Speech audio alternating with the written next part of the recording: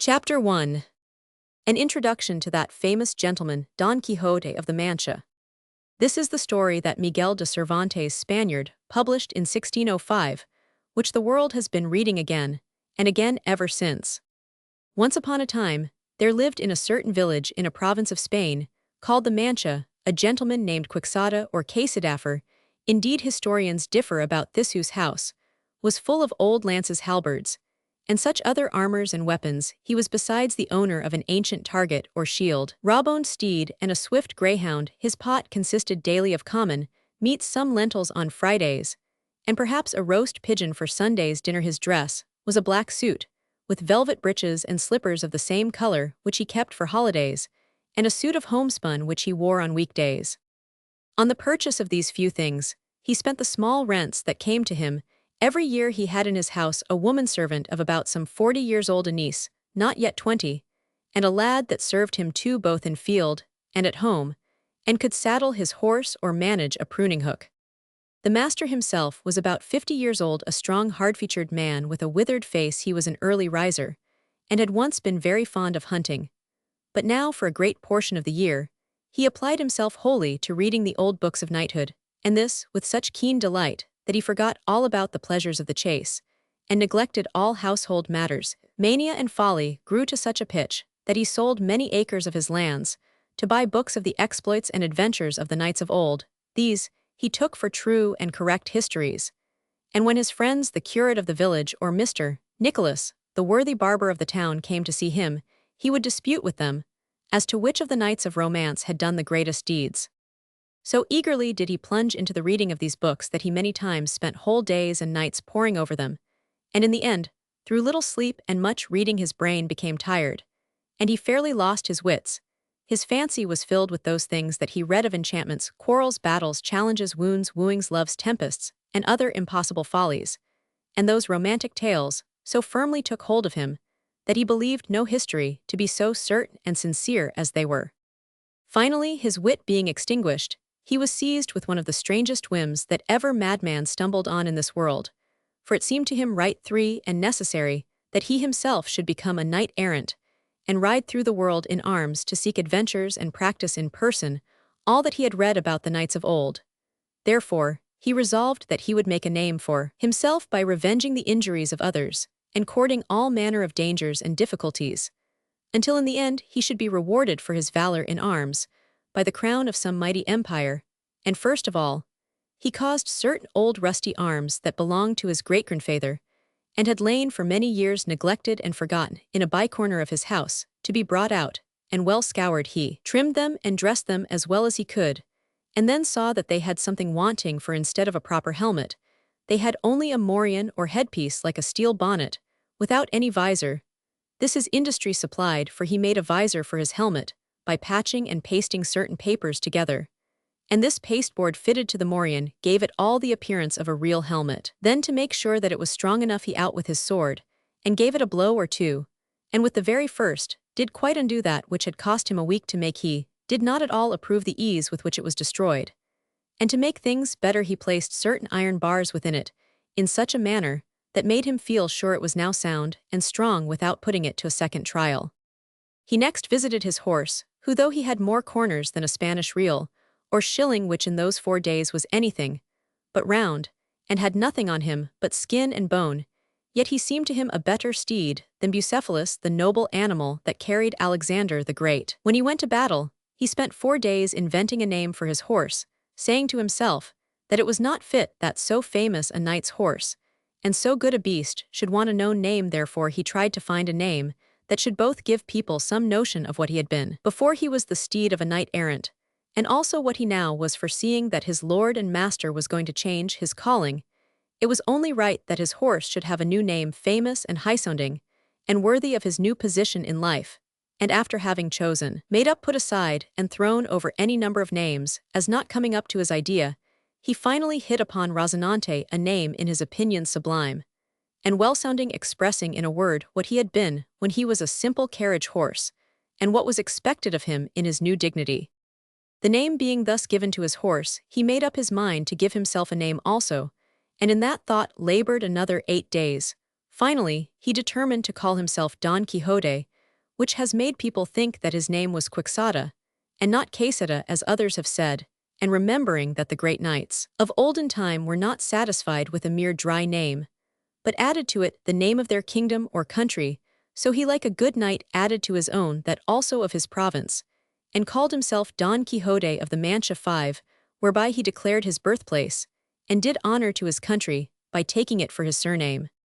His armor being scoured, his morion transformed into a helmet his horse named, and himself furnished with a new name, he considered that now he wanted nothing, but a lady on whom he might bestow his service and affection, for he said to himself, remembering what he had read in the books of knightly adventures, if I should by good hap encounter with some giant as knights errant ordinarily do, and if I should overthrow him with one blow to the ground, or cut him with a stroke in two halves, or finally overcome, and make him yield to me, it would be only right and proper that I should have some lady to whom I might present him.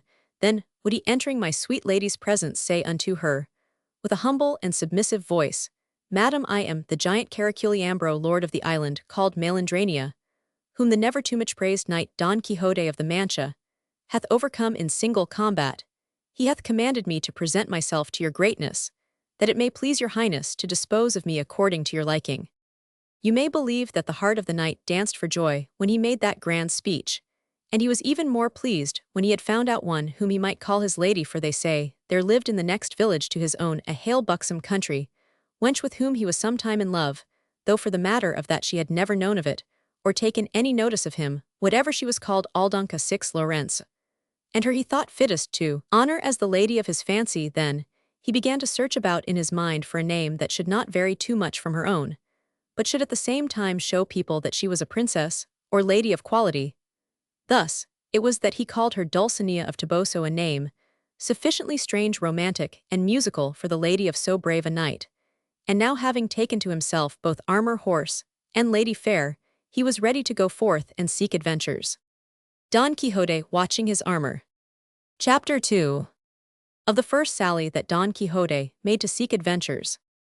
All his preparations being made, he could no longer resist the desire of carrying out his plans. His head, being full of the wrongs, he intended to put right the errors he wished to amend, and the evil deeds he felt himself called upon to punish, and therefore, without telling any living creature and unseen of anybody, somewhat before daybreak, it being one of the warmest days in Julia, armed himself from head to foot, mounted on Rozinante, laced on his strange helmet, gathered up his target, seized his lance, and through the back door of his yard, sallied forth into the fields, marvelously ate, cheerful and content to see how easily he had started on his new career.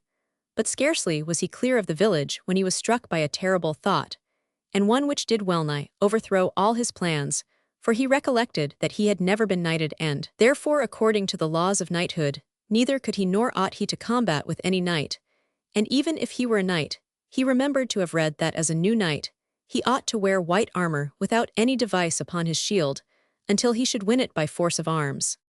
These thoughts made him waver a little in his plan, but more for the reason that his head was full of his folly than for any other. He determined to cause himself to be knighted by the first he met, as others had done of whom he had read in the books which had so turned his brain. As to the white armor, he resolved at the first opportunity to scour his own, until it should be whiter than ermine, and having satisfied himself with these intentions, he pursued his way without following any other road than that which his horse was pleased to choose, believing that to be the most correct way of meeting with knightly adventures.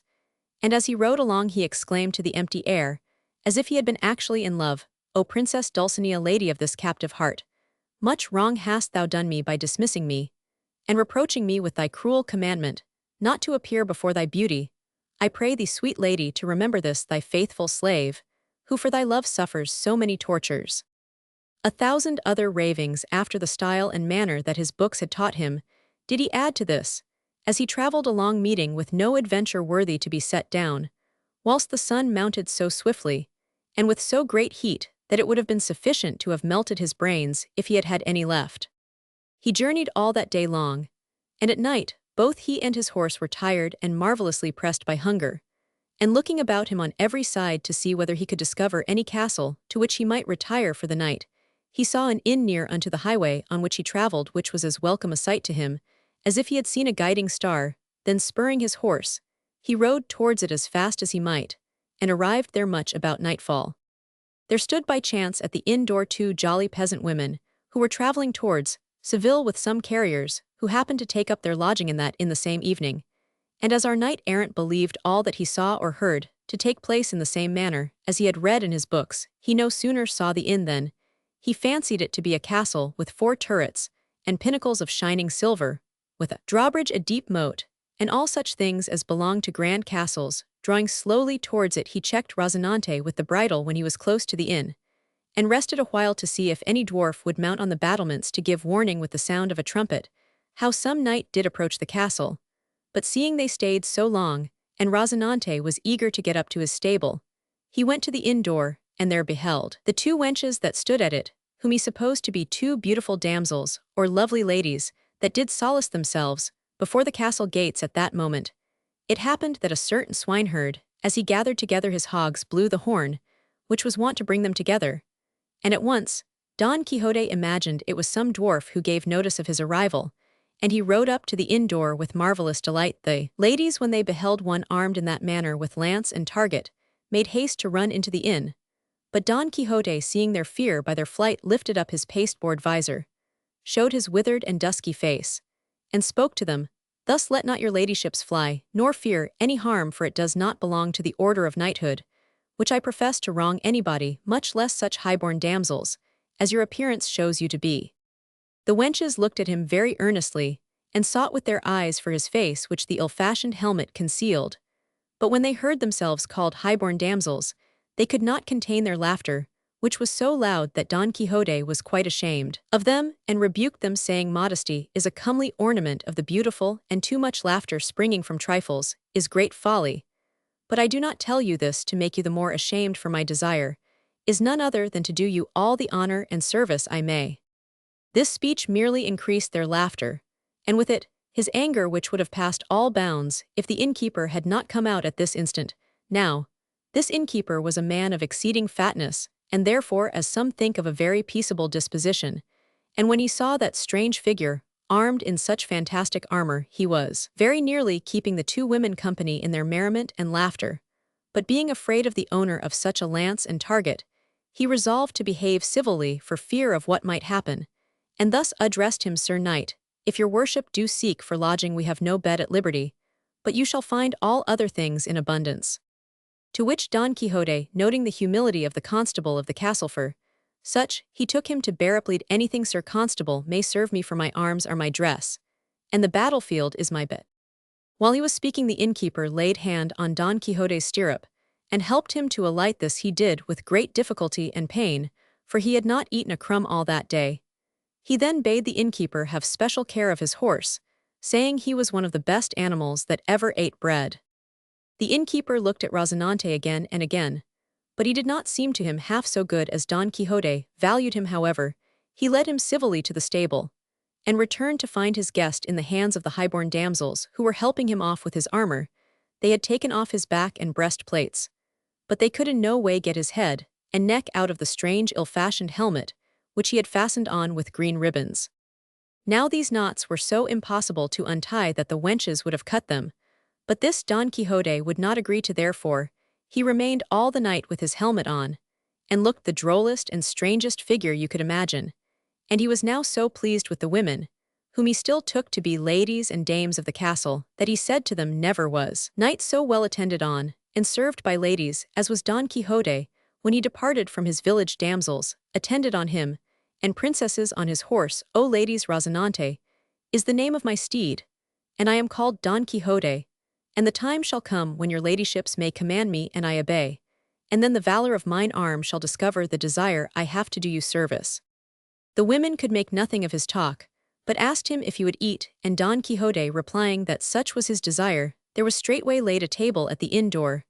The host brought out a portion of badly boiled haddocks, and a black greasy loaf, which was all the inn could supply.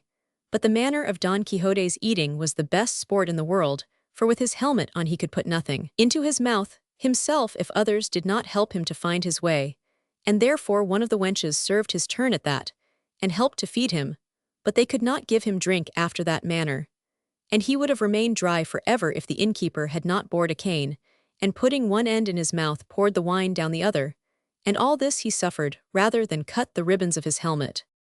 And as he sat at supper, the swineherd again sounded his horn, and Don Quixote was still firm in the belief that he was in some famous castle, where he was served with music, and that the stale haddock was fresh trout, the bread of the finest flour, the two wenches high-born damsels, and the innkeeper the constable of the castle.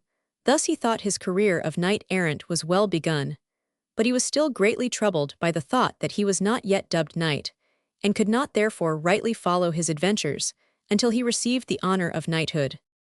Chapter 3. Of the pleasant manner of the knighting of Don Quixote. When he had finished his sorry supper, he took his host with him to the stable, and shutting the door threw himself down upon his knees before him, saying, I will never rise from this place, where I am Sir Constable, until your courtesy shall grant unto me a boon, that I mean to demand of you something which will add to your renown, and to the profit of all the human race. The innkeeper, seeing his guest at his feet, and hearing him speak these words, stood confounded at the sight, not knowing what he would say or do next, and tried to make him arise, but all was in vain, until he had promised him that he would grant him any gift that he sought at his hands. Señor, said Don Quixote, rising from his knees, I did never expect less from your great magnificence, and now I will tell you that the boon which I demand of you, and which you have so generously granted, is that tomorrow in the morning you will dub me knight. This night I will watch mine armor in the chapel of your castle, and in the morning, as I have said, the rest of my desires shall be fulfilled, that I may set out in a proper manner throughout the four parts of the world, to seek adventures to the benefit of the poor and needy, as is the duty of knighthood, and of knights errant. The knighting of Don Quixote.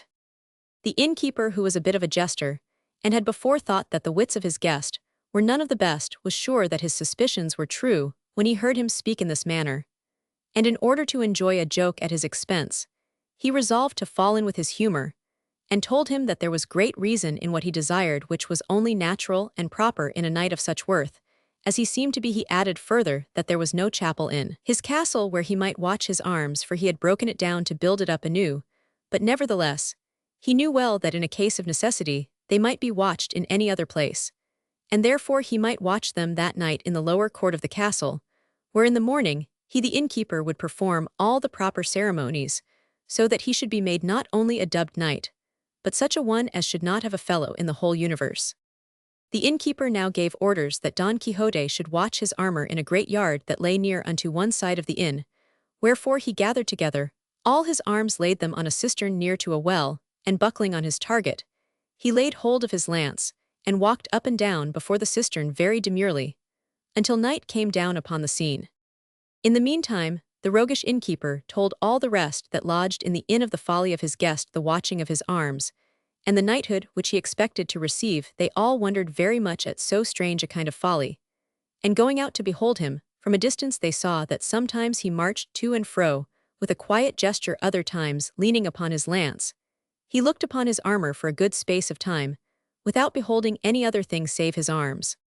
Although it was now night, yet was the moon so clear that everything which the knight did was easily seen by all beholders. And now one of the carriers that lodged in the inn resolved to give his mules some water, and for that purpose it was necessary to move Don Quixote's armor that lay on the cistern. Seeing the carrier approach, Don Quixote called to him in a loud voice, O thou, whosoever thou art, bold knight, who dares to touch the armor of the bravest adventurer that ever girded sword, look well what thou doest, and touch them not if thou meanest not to leave thy life in payment for thy meddling. The carrier took no notice of these words, though it were better for him if he had, but laying hold of the armor threw it piece by piece into the middle of the yard. When Don Quixote saw this, he lifted up his eyes towards heaven, and addressing his thoughts as it seemed to his lady Dulcinea, he said, Assist me, dear lady, in this insult offered to thy vassal, and let not thy favor and protection fail me in this, my first adventure. Uttering these and other such words, he let slip his target or shield, and lifting up his lance with both hands, he gave the carrier so round a knock on his pate that it overthrew him onto the ground. And if he had caught him a second, he would not have needed any surgeon to cure him. This done, he gathered up his armor again, and laying the pieces where they had been before, he began walking up and down near them with as much quietness as he did at first. But very soon afterwards, another carrier, without knowing what had happened for his companion, yet lay on the ground, came also to give his mules water, and coming to take away the armor to get at the cistern, Don Quixote let slip again his target, and lifting his lance brought it down on the carrier's head, which he broke in several places.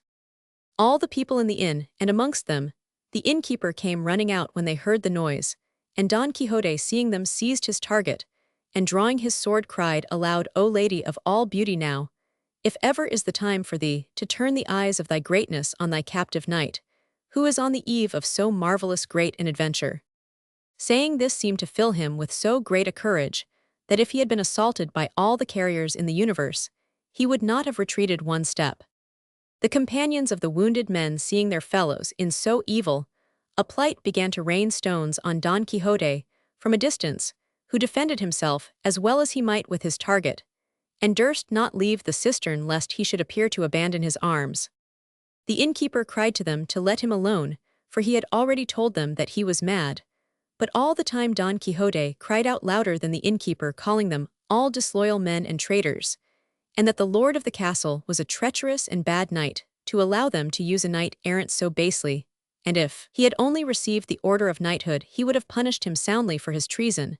Then calling to the carriers he said, As for you base and rascally ruffians, you are beneath my notice, throw at me, approach, draw near, and do me all the hurt you may, for you shall ere long receive the reward of your insolence. These words, which he spoke with great spirit and boldness, struck a terrible fear into all those who assaulted him, and partly moved by his threats, and partly persuaded by the innkeeper, they left off throwing stones at him, and he allowed them to carry away the wounded men, while he returned to his watch with great quietness and gravity. The innkeeper did not very much like Don Quixote's pranks, and therefore determined to shorten the ceremony, and give him the order of knighthood at once, before anyone else was injured approaching him. Therefore, he made apologies for the insolence of the base fellows who had thrown stones at him, and explained that it was not with his consent, and that he thought them well punished for their impudence.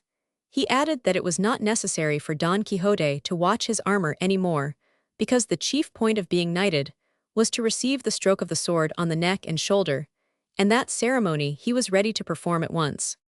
All this Don Quixote readily believed, and answered that he was most eager to obey him, and requested him to finish everything as speedily as possible, for he said as soon as he was knighted, if he was assaulted again, he intended not to leave one person alive in all the castle, except those which the constable should command, whom he would spare for his sake.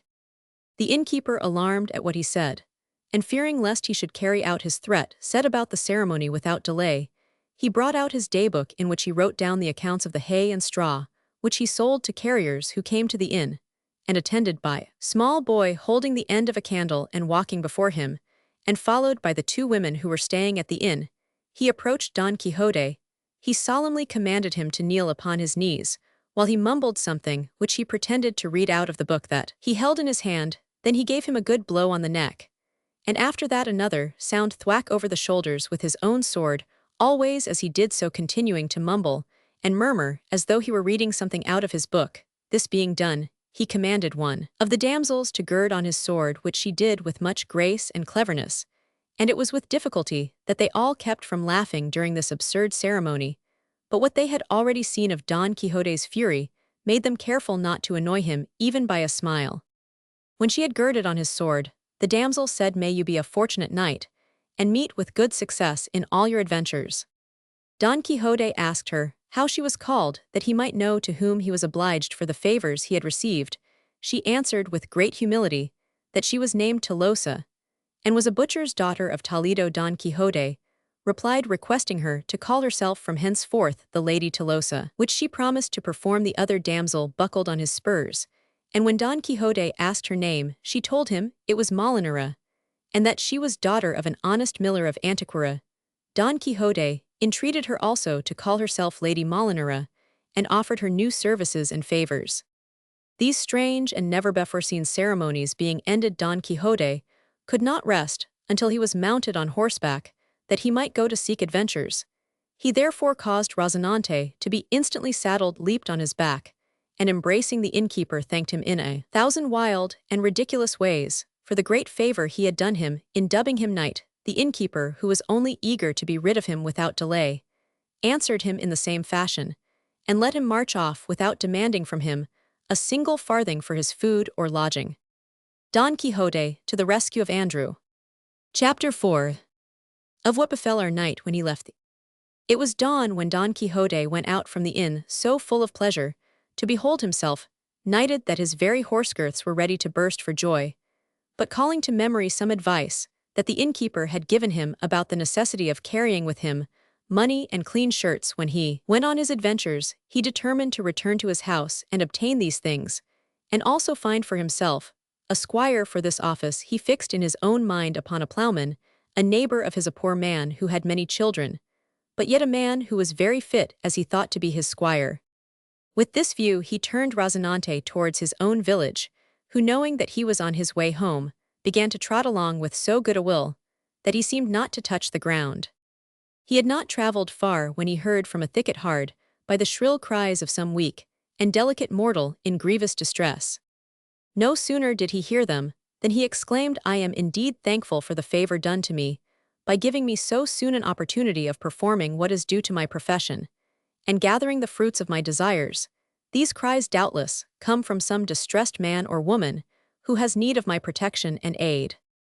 Then turning the reins, he guided Rozinante towards the place whence the voice seemed to proceed, and within a few paces after he had entered into the thicket, he saw a mare tied up to one oak, and to another was tied a youth all naked from the middle upward of about 15 years of age.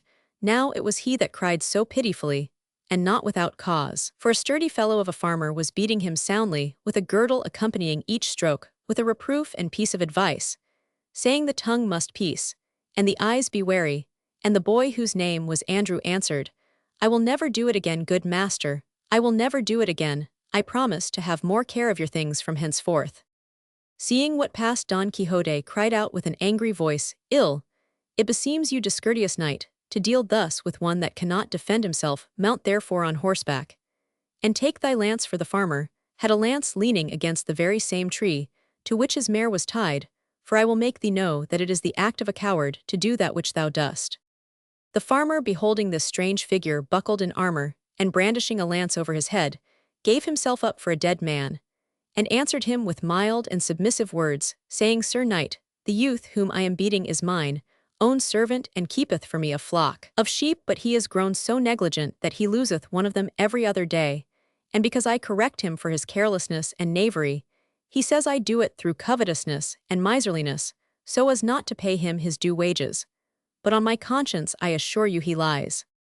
"What, the lie in my presence, rascally clown?" cried Don Quixote. "By the sun that shines above us, I will run thee through and through with my lance." Base Carl, pay him instantly without another word, or I will finish and destroy thee in a moment. Loose him forthwith." The farmer, hanging down his head, made no reply, but released poor Andrew, of whom Don Quixote demanded how much his master owed him. The boy answered that it was 9 months' wages at 7 reals a month. Casting it up, Don Quixote found that it amounted to 63 reals, and commanded the farmer to pay the money at once, unless he had a mind to die for it. This the farmer, who was in a terrible fright, promised to do, but said he, "The worst of it is, Sir Knight, that I have no money here. Let Andrew come with me to my house, and I will pay him his wages to the last reel." "I go with him," said the boy. "Evil befall me if I do." "No, sir, I don't intend to do that, for as soon as ever we were alone, he would flay me alive." "He will not dare to do it," said Don Quixote, "for my command is sufficient to make him respect me, and on condition that he will swear to me to carry out his promise by the order of knighthood, which he hath received, I will set him free and assure thee of the payment." "Good your worship," said the youth, "mark well what you say, for this man, my master, is no knight, nor did he ever receive any order of knighthood. He is John Haljudo the Rich, and lives at Quintenor." "That is no matter," said Don Quixote, "for there may be knights of the Haljudos." "The good knight speaks well, friend Andrew," said his master. "Do me but the pleasure to come with me, and I swear by all the orders of knighthood that are in the world to pay thee as I have said to the last reel." "With this," said Don Quixote, "I will rest satisfied, and see that thou fulfillest it as thou hast sworn. If not, I swear again to thee by the same oath to return and seek thee out once more, and chastise thee, and I will find thee out, though thou didst hide thyself closer than a lizard. And if thou desirest to know who it is that commands thee thus, know that I am the valiant Don Quixote of the Mancha, the righter of wrongs, and the scourge of injustice." Saying this, the knight clapped spurs to his Rozinante, and was quickly gone from him. The farmer followed him with his eyes, and seeing that he was beyond the wood and quite out of sight, he returned to Andrew, and said, "Come to me, child, for I will pay thee what I owe thee as that righter of wrongs hath commanded." "Upon my word," said Andrew, "you do well to fulfill the good knight's commandments, and I pray that he may live 1,000 years, for he is so brave, and so just a judge, that if you pay me not he will come back, and do all he promised." "I also do believe the same," said the farmer, "but for the much love I bear thee I will increase the debt, that I may add to the payment." And seizing him by the arm, he tied him again to the oak, where he gave him so many blows, as to leave him for dead. "Call now Master Andrew," said he, "for thy righter of wrongs, and thou shalt see that he cannot undo this, though I think I have not finished the doing of it, for I have yet a desire to flay thee alive as thou didst fear." But he untied him at last, and gave him leave to go and seek out his judge to the end, that he might execute the sentence he had pronounced. Andrew departed somewhat discontented, swearing to search for the valiant Don Quixote of the Mancha, and relate to him point for point all that had passed, that the farmer might be repaid sevenfold. Nevertheless, he wept as he went along, and his master remained behind laughing, and thus did the valiant Don Quixote right this wrong. As for the knight, it appeared to him that he had made a very happy and noble beginning to his feats of arms, and as he rode towards his village, he recited to himself in a low voice these words: "Well mayest thou call thyself happy above all other women of the earth, O above all beauties beautiful Dulcinea of Toboso, since it has fallen to thy lot to hold submissive to thy will a knight so renowned and valorous, as is, and ever shall be Don Quixote of the Mancha, who, as all the world knows, but yesterday received the order of knighthood, and today hath destroyed the greatest outrage, and wrong that injustice and cruelty could commit today, hath he wrested the scourge from the hand of the pitiless foe, who so cruelly beat the delicate infant." Soon afterwards he came to a spot where the road branched into four, and there came into his fancy the crossways he had read of, where the knights errant used to ponder which of the roads they should take, and that he might imitate them, he let slip the reins on Rozinante's neck, submitting his will to that of his steed, who followed his first intention, which was to return home to his own stable. And having travelled some 2 miles, Don Quixote discovered a great troop of people, who, as it was afterwards known, were certain merchants of Toledo, that rode towards Murcia to buy silks. They were 6 in number, and came with their parasols or sun umbrellas, and 4 serving men a horseback, and 3 lackeys. Scarce had Don Quixote perceived them, when he straight imagined them to be a new adventure, and so that he might imitate as far as possible the passages which he had read in his books, he settled himself with a gallant air, and resolute, bearing firmly in his stirrups, grasped his lance, brought his target over his breast, and stood waiting, posted in the middle of the road, for those whom he took to be knights errant like himself. And when they were so near that they might hear and see him, he lifted up his voice, and said, "Let all the world stand, and pass no further, if all the world will not confess that there is not in all the world a more beautiful damsel than the Empress of the Mancha, the peerless Dulcinea of Toboso." The merchants stopped at the sound of these words, to behold the marvelous and ridiculous shape of him that spake them, and at once suspected the madness of the speaker. Curious to know the meaning of the confession, he demanded from them. One of the merchants, who was a bit of a wag and very sharp-witted, said to Don Quixote, "Sir Knight, we know not who that good lady may be you speak of. Show her therefore to us, and if she be as beautiful as you report, we will with right good will, and without further trouble, confess the truth of what you demand." "If I did show her to you," replied Don Quixote, "what merit would there be in confessing a truth, which is clear to all beholders? The importance of my demand is that without seeing her, you must believe it, which if you refuse to do, I challenge you all to battle, ye proud preposterous crew. And now come on one by one, as the order of knighthood requires, or all at once, as is the custom and base usage of those of your breed. Here I await you, confiding in the right I have on my side." "Sir Knight," replied the merchant, "I request you in the name of all the princes here present, that in order that we may not burden our conscience by confessing a thing which we have never beheld nor heard, you will be pleased to show us some portrait of the lady, although it be no bigger than a grain of wheat, for I do believe that we are already so much on your side, that though her portrait showed her to us asquint of one eye, and wearing a hump on her back, we should say all that you wish in her favor." "Infamous rabble," replied Don Quixote, mightily enraged, "she is neither crooked nor humpbacked, but is straighter than a spindle of Guatemala. Dearly shall you pay for the foul words you have uttered against so immense a beauty as my lady." So saying, he lowered his lance against him, who had spoken with such wrath and fury, that if Rozinante had not tripped and fallen in the midst of his career, it would have fared ill with the rash merchant. But alas, Rozinante fell, his master went rolling some distance across the field, and though he struggled to arise, yet was he never able, so encumbered was he by his lance target, spurs, helmet, and the weight of his old-fashioned armor. And while he strove to rise, he shouted, "Fly, not cowardly brood tarry, a little, ye base caitiffs, for not by any fault of mine, but of my horse am I thus discomfited." One of the lackeys with the company, hearing these saucy speeches of the poor overthrown knight, could not forbear returning him an answer on his ribs, and coming up to him, he seized his lance, and having broken it into pieces, began with one of them to belabor him, so that in spite of his armor, he pounded him like wheat in a Roman 1099. His masters called out to him to let the gentleman be, but the lackey was angry, and would not give up the game, and running for the other pieces of the broken lance, he shivered them all over the poor fallen knight, who never closed his mouth, but cried out against them for brigands and murderers, for such he took them to be. At last the lackey was tired out, and the merchants followed on their way, talking about the poor belabored knight who, when he saw himself alone again, made trial to arise. But if he could not do so when sound and well, how could he after being pounded, and almost beaten to a jelly? And yet he still considered himself fortunate, for he persuaded himself that this disgrace was one of those things that must of occasion happen to a knight-errant, and though he could not rise on account of being mauled and bruised from head to foot, he put it all down to the carelessness of his steed Rozinante. The destruction of Don Quixote's library. Chapter 5. How Don Quixote returned home, and what happened to his library, and how he sallied forth a second time to seek adventures.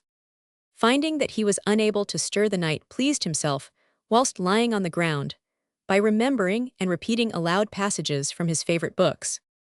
He was reciting the ballad of the Marquis of Mancha, in which a noble knight has an adventure similar to his own, when there chanced to pass by a laboring man, a neighbor of Don Quixote's, who was going to take a load of wheat to the Roman 1099. He, seeing a man stretched on the ground, came over to him, and asked who he was, and what mishap had befallen him.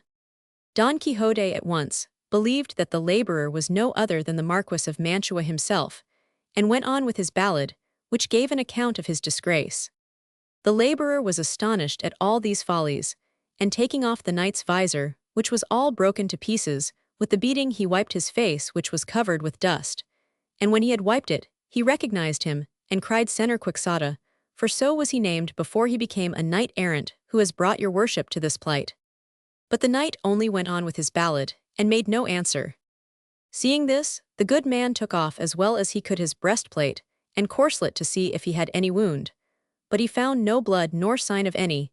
He tried to raise him from the ground, which he did at last with much ado. Then he mounted him upon his ass, which seemed a safer carriage than the knight's steed. Gathering up his arms, even to the fragments of the lance, he fastened them upon Rozinante, whose bridle he took hold of as well as of the ass halter. And so they journeyed towards the village, Don Quixote continuing to mutter his nonsensical stories. In this manner they arrived at last at their village about sunset, but the laborer waited until it grew somewhat dusk, so that folk should not see the knight so simply mounted. When he entered the village and went to Don Quixote's house, he found all in uproar there, for the curate and the barber, Don Quixote's great friends, were there, and his housekeeper was crying to them at the top of her voice, "What think ye has befallen my master? For 2 days both he and his horse, together with the target, lance, and armor, have been missing. Woe is me, I am cert those horrid books of knighthood have turned his brain, for I have often heard him say that he would become a knight-errant, and go and seek adventures throughout the world."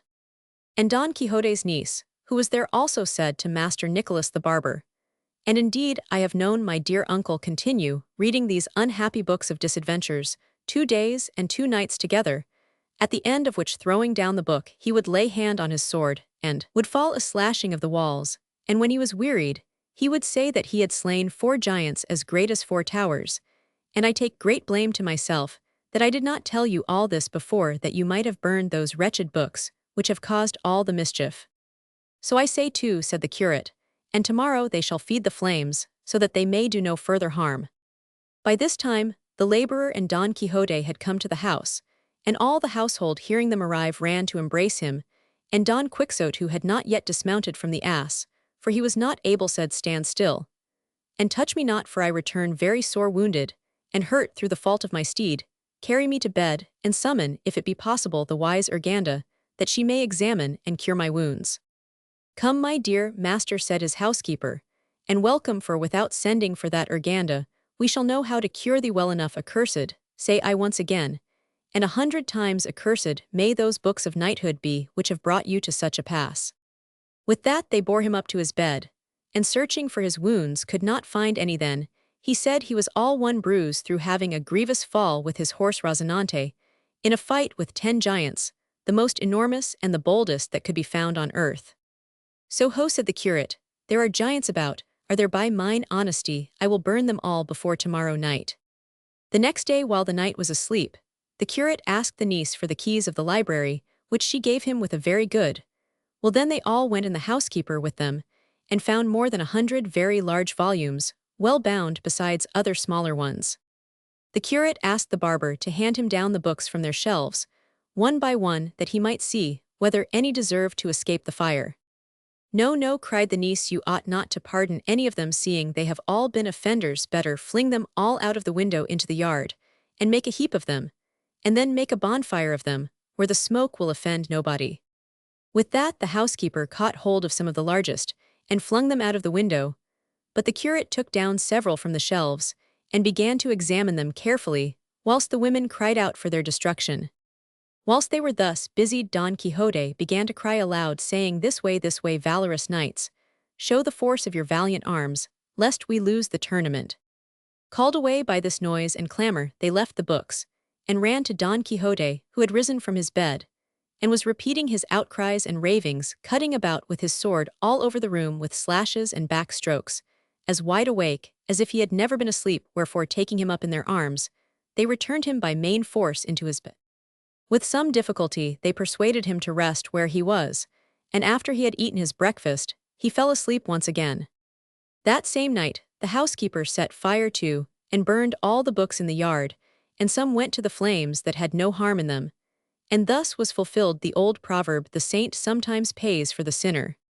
Now one of the remedies which the curate and the barber suggested for their friend's malady was to wall up and close his library, so that when he rose he should not find the books, and they might tell him the enchanters had carried them off, room and all.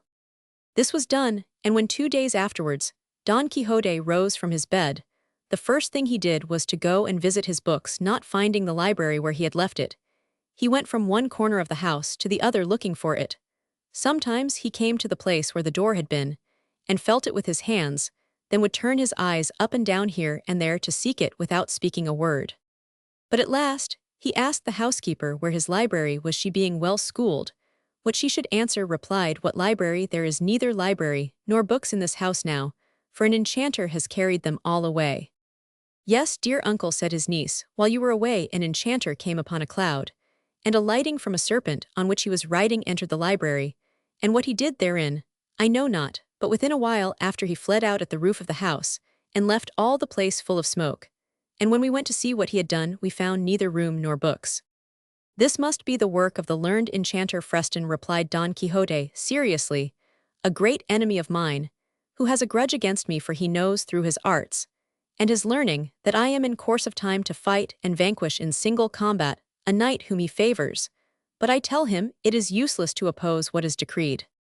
Who doubts that, dear uncle, said his niece, but why mix yourself up in these quarrels? Better stay at home peacefully, for remember the proverb says, many who go for wool come back shorn. O niece of mine, said Don Quixote, how little dost thou understand the matter. Before I am shorn, I will pluck the beards of all who think to touch but a hair of me. To these words the women made no reply, because they saw his anger increase. For 15 days after this, he remained quietly at home without showing any signs of repeating his follies. And during this time, he had many arguments with his friends the curate and the barber about his favorite knights errant. At the same time, he was persuading a certain Labor, his neighbor, an honest man, but one of very shallow wit, to go away with him, and serve him as squire in the end. He gave him so many fair words and promises that the poor fellow determined to go with him. Don Quixote, among other things, told him that he ought to be very pleased to depart with him, for at some time or other an adventure might befall which should in the twinkling of an eye win him an island, and leave him governor thereof on the faith of these, and other like promises, Sancho Panza, for so he was called, forsook his wife and children, and took service as squire to his neighbor. Don Quixote then set about to provide himself with money. This he did by selling one thing, pawning another, and making bad bargains all round. At last, he got a pretty sum, and having patched up his broken helmet as best he could, he told Sancho Panza the day and hour on which he meant to start. He also charged him to provide himself with a wallet, which Sancho promised to do, and said that he also meant to take a very good ass named Dapple along with him, which he had of his own, because he was not used to travel much afoot. In the matter of the ass, Don Quixote hesitated a little, calling to mind whether ever he had read that any knight-errant was ever attended by a squire mounted on a spack, but no such case occurred to his memory.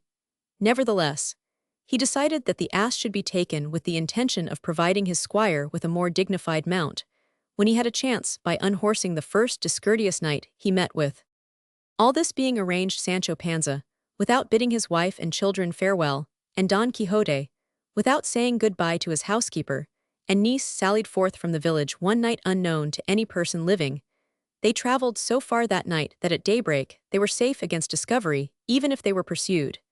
And Sancho Panza rode along on his beast like a patriarch, with his wallet and bottle full of a huge desire to see himself governor of the island, which his master had promised him. Chapter 6. Of the dreadful and never-to-be-imagined adventure of the windmills, and of the fearful battle which the gallant Biscan fought with Don Quixote. Whilst they were journeying along, Sancho Panza said to his master, "I pray you have good care, Sir Knight, that you forget not that government of the island which you have promised me, for I shall be able to govern it, be it never so great." And Don Quixote replied, "Thou must understand, friend Sancho, that it was a custom very much used by ancient knights errant to make their squires governors of the islands and kingdoms they conquered, and I am resolved that so good a custom shall be kept up by me, and if thou livest, and I live, it may well be that I might conquer a kingdom within 6 days, and crown thee king of it." By the same token, said Sancho Panza, "if I were a king, then should Joan my wife become a queen, and my children princes." "Who doubts of that?" said Don Quixote.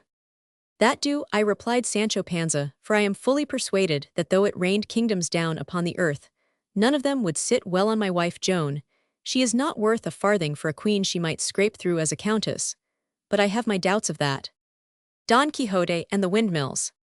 As they were talking, they caught sight of some 30 or 40 windmills on a plain. As soon as Don Quixote saw them, he said to his squire, "Fortune is guiding our affairs better than we could desire, for behold, friend Sancho, how there appear 30 or 40 monstrous giants with whom I mean to do battle, and take all their lives with their spoils. We will begin to be rich, for this is fair war, and it is doing great service to clear away these evil fellows from off the face of the earth." "What giants?" said Sancho, amazed. "Those thou seest there," replied his master with the long arms. "Take care, sir," cried Sancho, "for those we see yonder are not giants, but windmills, and those things which seem to be arms are their sails, which being whirled round by the wind make the mill go." "It is clear," answered Don Quixote, "that thou art not yet experienced in the matter of adventures. They are giants, and if thou art afraid, get thee away home, whilst I enter into cruel and unequal battle with them." So saying, he clapped spurs to Rozinante, without heeding the cries by which Sancho Panza warned him that he was going to encounter not giants, but windmills, for he would neither listen to Sancho's outcries nor mark what he said, but shouted to the windmills in a loud voice, "Fly, not cowards and vile creatures, for it is only one knight that assaults you." A slight breeze having sprung up at this moment, the great sail-arms began to move, on seeing which Don Quixote shouted out again, "Although you should wield more arms than had the giant Briareus, I shall make you pay for your insolence." Saying this, and commending himself most devoutly to his lady Dulcinea, whom he desired to aid him in this peril, covering himself with his buckler, and setting his lance in rest, he charged at Rozinante's best gallop, and attacked the first mill before him. Thrusting his lance through the sail, the wind turned it with such violence that it broke his weapon into shivers, carrying him and his horse after it, and having whirled them round, finally tumbled the knight a good way off, and rolled him over the plain sorely damaged. Sancho Panza hastened to help him as fast as his ass could go, and when he came up, he found the knight unable to stir. Such a shock had Rozinante given him in the fall. "Bless me," said Sancho, did I not tell you that you should look well what you did, for they were none other than windmills, nor could any think otherwise, unless he had windmills in his brains. Peace, friend Sancho, said Don Quixote, for the things of war are constantly changing, and I think this must be the work of the same sage Freston, who robbed me of my library and books, and he hath changed these giants into windmills to take from me the glory of the victory. But in the end his evil arts shall avail but little against the goodness of my sword. May it prove so, said Sancho, as he helped his master to rise and remount Rozinante, who poor steed was himself, much bruised by the fall. The next day they journeyed along towards the Pass of Lapis, a romantic spot, at which they arrived about 3 o'clock in the afternoon. Here, said Don Quixote to his squire, we may hope to dip our hands up to the elbows in what are called adventures. But take note of this, that although thou seest me in the greatest dangers of the world, thou art not to set hand to thy sword in my defence, unless those who assault me be base or vulgar people. If they be knights, thou mayest not help me. I do assure you, sir, said Sancho, that herein you shall be most punctually obeyed, because I am by nature a quiet and peaceful man, and have a strong dislike to thrusting myself into quarrels. Whilst they spoke thus, 2 friars of the order of St. Benedict, mounted on large mules big enough to be dromedaries, appeared coming along the road. They wore travelling masks to keep the dust out of their eyes, and carried large sun umbrellas. After them came a coach, with 4 or 5 ahorsebec, travelling with it, and 2 lackeys ran hard by it. In the coach was a Biscayan lady, who was going to Seville. The friars were not of her company, though all were going the same way.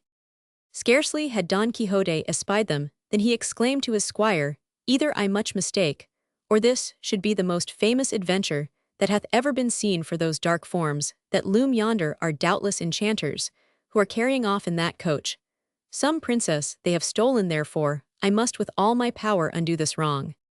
This will be worse than the adventure of the windmills, said Sancho. Do you not see that they are Benedictine friars, and the coach will belong to some people travelling? I have told thee already, Sancho, answered Don Quixote, that thou art very ignorant in the matter of adventures. What I say is true, as thou shalt see.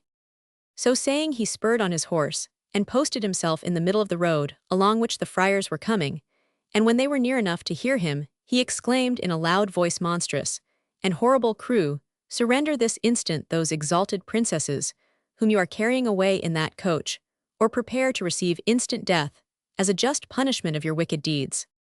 The friars drew rein, and stood amazed at the figure and words of Don Quixote, to whom they replied, Sir Knight, we are neither monstrous nor wicked, but 2 religious men Benedictines travelling about our business, and we know nothing about this coach, or about any princesses. No soft words for me, cried Don Quixote, for I know you well, treacherous knaves. And without waiting for their reply, he set spurs to Rozinante, and laying his lance on his thigh, charged at the first friar with such fury and rage, that if he had not leaped from his mule, he would have been slain, or at least badly wounded. The second friar, seeing the way his companion was treated, made no words, but fled across the country swifter than the wind itself. Sancho Panza, on seeing the friar overthrown, dismounted very speedily off his ass, and ran over to him, and would have stripped him of his clothes. But 2 of the friar's servants came up, and asked him why he was thus despoiling their master. Sancho replied that it was his due by the law of arms, as lawful spoils gained in battle by his lord and master Don Quixote. The lackeys, who knew nothing of battles or spoils, seeing that Don Quixote was now out of the way speaking with those that were in the coach, set both at once upon Sancho, and threw him down, plucked every hair out of his beard, and kicked and mauled him without mercy, leaving him at last stretched on the ground, senseless and breathless. As for the friar, he mounted again, trembling and terror-stricken, all the colour having fled from his face, and spurring his mule, he joined his companion, who was waiting for him hard by. While this was happening, Don Quixote was talking to the lady in the coach, to whom he said, Dear lady, you may now dispose of yourself, as you best please, for the pride of your robbers is laid in the dust by this my invincible arm, and that you may not pine to learn the name of your deliverer, know that I am called Don Quixote of the Mancha, knight errant adventurer, and captive of the peerless and beauteous Lady Dulcinea of Toboso, and in reward of the benefits you have received at my hands, I demand nothing else, but that you return to Toboso there to present yourself in my name before my lady, and tell her what I have done to obtain your liberty. All this was listened to by a Biscayan squire, who accompanied the coach, he hearing that the coach was not to pass on, but was to return to Toboso, went up to Don Quixote, and laying hold of his lance said to him, "Get away with thee, Sir Knight, for if thou leave not the coach I will kill thee as sure as I am a Biscan." "If," replied Don Quixote haughtily, "thou wert a gentleman, as thou art not, I would ere this have punished thy folly and insolence, caitiff creature." "I know, gentleman," cried the enraged Biscan, "throw down thy lance, and draw thy sword, and thou shalt soon see that thou least." "That shall be seen presently," replied Don Quixote, and flinging his lance to the ground, he drew his sword, grasped his buckler tight, and rushed at the Biscan. The Biscan, seeing him come on in this manner, had nothing else to do but to draw his sword. Luckily for him, he was near the coach, whence he snatched a cushion to serve him as a shield, and then they fell on one another as if they had been mortal enemies. Those that were present tried to stop them, but the Biscan shouted out that if he were hindered from ending the battle, he would put his lady, and all who touched him, to the sword. The lady, amazed and terrified, made the coachman draw aside a little, and sat watching the deadly combat from afar.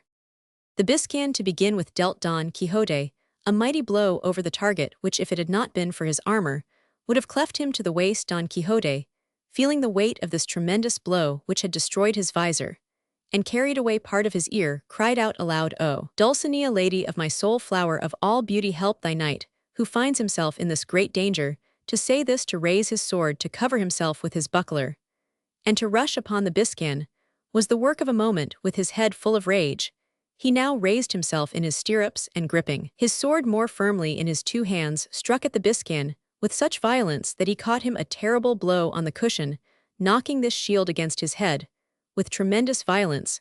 It was as though a mountain had fallen on the Biscan and crushed him, and the blood spouted from his nose and mouth and ears. He would have fallen straightway from his mule if he had not clasped her round the neck. But he lost his stirrups then, let go his arms, and the mule, frightened at the blow, began to gallop across the fields, so that after 2 or 3 plunges it threw him to the ground. Don Quixote leaped off his horse, ran towards him, and setting the point of his sword between his eyes, bade him yield, or he would cut off his head. The lady of the coach now came forward in great grief, and begged the favor of her squire's life. Don Quixote replied with great stateliness, "Truly, fair lady, I will grant thy request, but it must be on one condition, that this squire shall go to Toboso, and present himself in my name to the peerless lady Dulcinea, that she may deal with him as she thinks well." The lady, who was in great distress, without considering what Don Quixote required, or asking who Dulcinea might be, promised that he should certainly perform this command. Then said Don Quixote, "On the faith of that pledge, I will do him no more harm." Seeing the contest was now over, and his master about to remount Rozinante, Sancho ran to hold his stirrups, and before he mounted, taking him by his hand, he kissed it, and said, "I desire that it will please you, good my lord Don Quixote, to bestow on me the government of that island, which in this terrible battle you have won." To which Don Quixote replied, "Brother Sancho, these are not the adventures of islands, but of cross roads, wherein nothing is gained but a broken pate, or the loss of an ear. Have patience a while, for the adventures will come whereby I can make thee not only a governor but something higher." Sancho thanked him heartily, and kissed his hand again and the hem of his mailed shirt. Then he helped him to get on Rozinante, and leaped upon his ass to follow him. And Don Quixote, without another word, to the people of the coach, rode away at a swift pace, and turned into a wood that was hard by, leaving Sancho to follow him as fast as his beast could trot. Chapter 7. Of what passed between Don Quixote and the goatherds, and of the unfortunate adventure with the Yangusian carriers. As they rode along, Don Quixote turned to his squire, and said to him, "Tell me now in very good earnest, didst thou ever see a more valorous knight than I am throughout the face of the earth? Didst thou ever read in histories of any other that hath or ever had more courage in fighting, more dexterity in wounding, or more skill in overthrowing?" "The truth is," replied Sancho, "that I have never read any history whatever, for I can neither read nor write. But what I dare wager is, that I never in my life served a bolder master than you are, and I only trust that all this boldness does not land us within the 4 walls of the jail." "Peace, friend Sancho," said Don Quixote, "when didst thou read of a knight-errant that was brought before the judge, though he killed ever so many people?" "I have read nothing, as you know, good master, but a truce to all this, let me attend to your wound for you. 49. are losing a good deal of blood in that ear, and I have got some lint, and a little white ointment in my wallet. Don Quixote and the goatherds. That said Don Quixote would have been unnecessary if I had remembered to make a bottleful of the balsam of Fierabras, for with only one drop of it, both time and medicines are saved.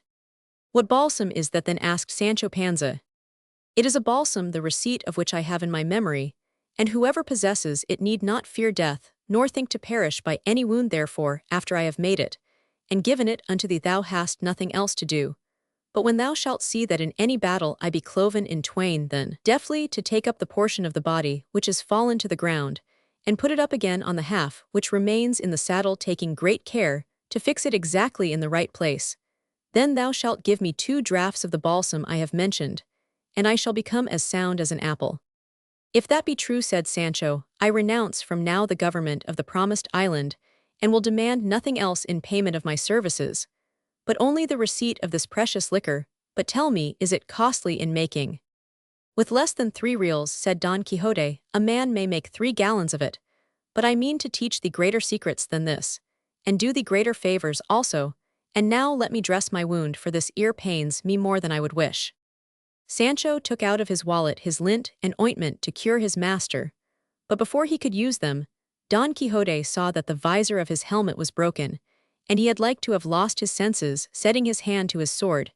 He cried, I swear an oath to lead the life which was led by the great Marquis of Mantua when he swore to revenge the death of his nephew Baldwin, which was not to eat off a tablecloth, nor to comb his hair, nor to change his clothes, nor to quit his armor, and other things, which though I cannot now remember I take as said, until I have had complete revenge on him that hath done this outrage. Look your worship, Sir Don Quixote, said Sancho, when he heard these strange words, you must note that if the Biscan has done what you told him, and presented himself before my lady Dulcinea of Toboso, then he has fully satisfied his debt, and deserves no other penalty, unless he commits a new fault. Thou hast spoken well and hit the mark truly, answered Don Quixote, and therefore in respect of that I set the oath aside. But I make it, and confirm it again, that I will lead the life I have said, until I take by force another helmet as good as this from some other knight. Such oaths are but mischief, said Sancho discontentedly, for tell me now, if by chance we do not come across a man armed with a helmet, what are we to do? But consider that armed men travel not these roads, but only carriers and wagoners, who not only wear no helmets, but never heard them named all the days of their life.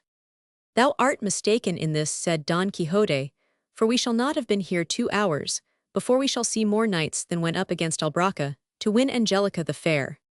So be it, said Sancho, and may all turn out well for us, that the time may come for the winning of that island, which is costing me so dear.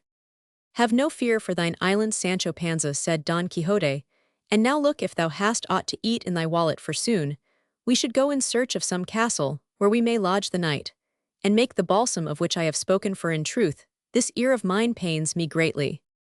I have got here an onion and a bit of cheese, and a few crusts of bread, but such coarse food is not fit for so valiant a knight as your worship.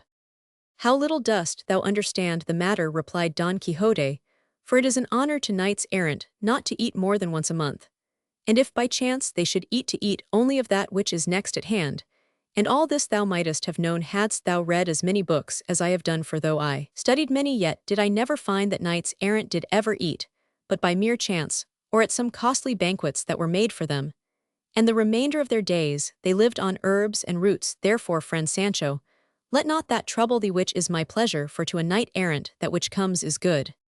Pardon me, sir, said Sancho, for since I can neither read nor write, as I have already told you, I have not fallen in rightly with the laws of knighthood.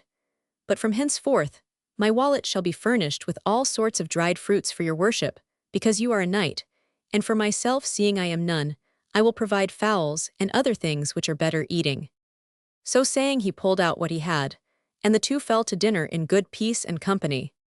But being desirous to look out for a lodging for that night, they cut short their meagre and sorry meal, mounted at once Ehorsebek, and made haste to find out some dwellings before night did fall.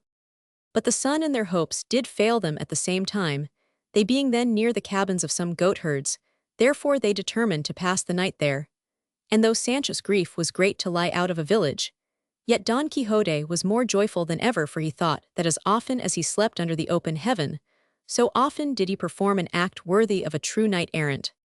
They were welcomed by the goatherds very cordially, and Sancho, having put up Rozinante and his ass the best way he could, made his way towards the smell given out by certain pieces of goat's flesh, which were boiling in a pot on the fire, and though he longed that very instant to see if they were ready, he did not do so, for he saw the goatherds were themselves taking them off the fire, and spreading some sheepskins on the ground, and were laying their rustic table as quickly as might be. Then, with many expressions of good will, they invited the two to share in what they had. Those who belonged to the fold, being 6 in number, sat round on the skins, having first, with rough compliments, asked Don Quixote to seat himself upon a trough, which they placed for him turned upside down.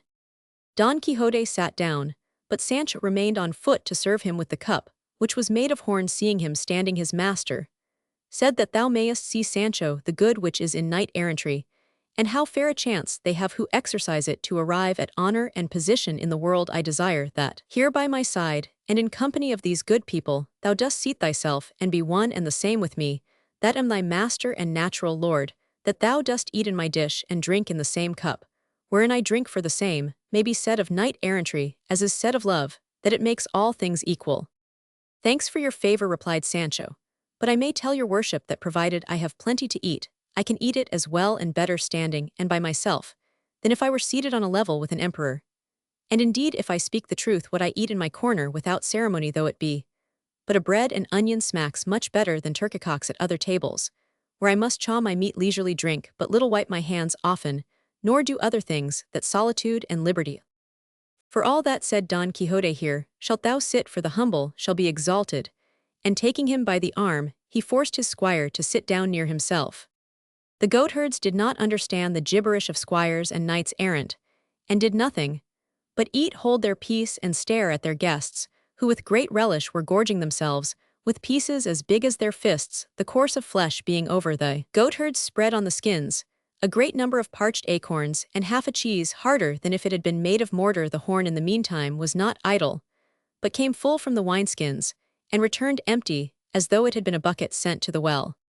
After Don Quixote had satisfied his appetite, he took up a fistful of acorns, and beholding them earnestly, began in this manner: Happy time and fortunate ages were those which our ancestors called golden, not because gold so much prized in this our iron age was gotten in that happy time without any labors, but because those who lived in that time knew not these two words, thine and mine. In that holy age all things were in common, no man needed to do aught but lift up his hand and take his food from the strong oak, which did liberally invite them to gather his sweet and savory fruit. The clear fountains and running rivers did offer them transparent water in magnificent abundance, and in the hollow trees did careful bees erect their commonwealth, offering to every hand without interest the fertile crop of their sweet labors.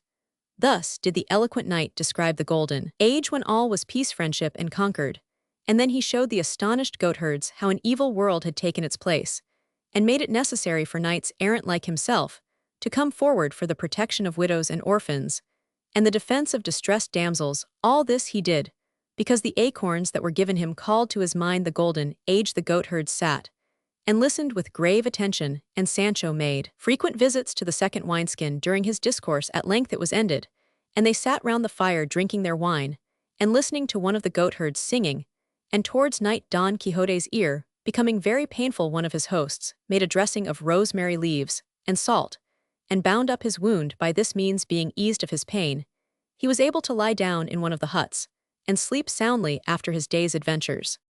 Don Quixote spent several days among the goatherds, and at length, when his wound was better, he thanked them for their hospitality, and rode away in search of new adventures, followed by the faithful Sancho. They came to a halt in a pleasant meadow rich with beautiful grass, by the side of a delightful and refreshing stream, which seemed to invite them to stop and spend there the sultry hours of noon, which were already becoming oppressive.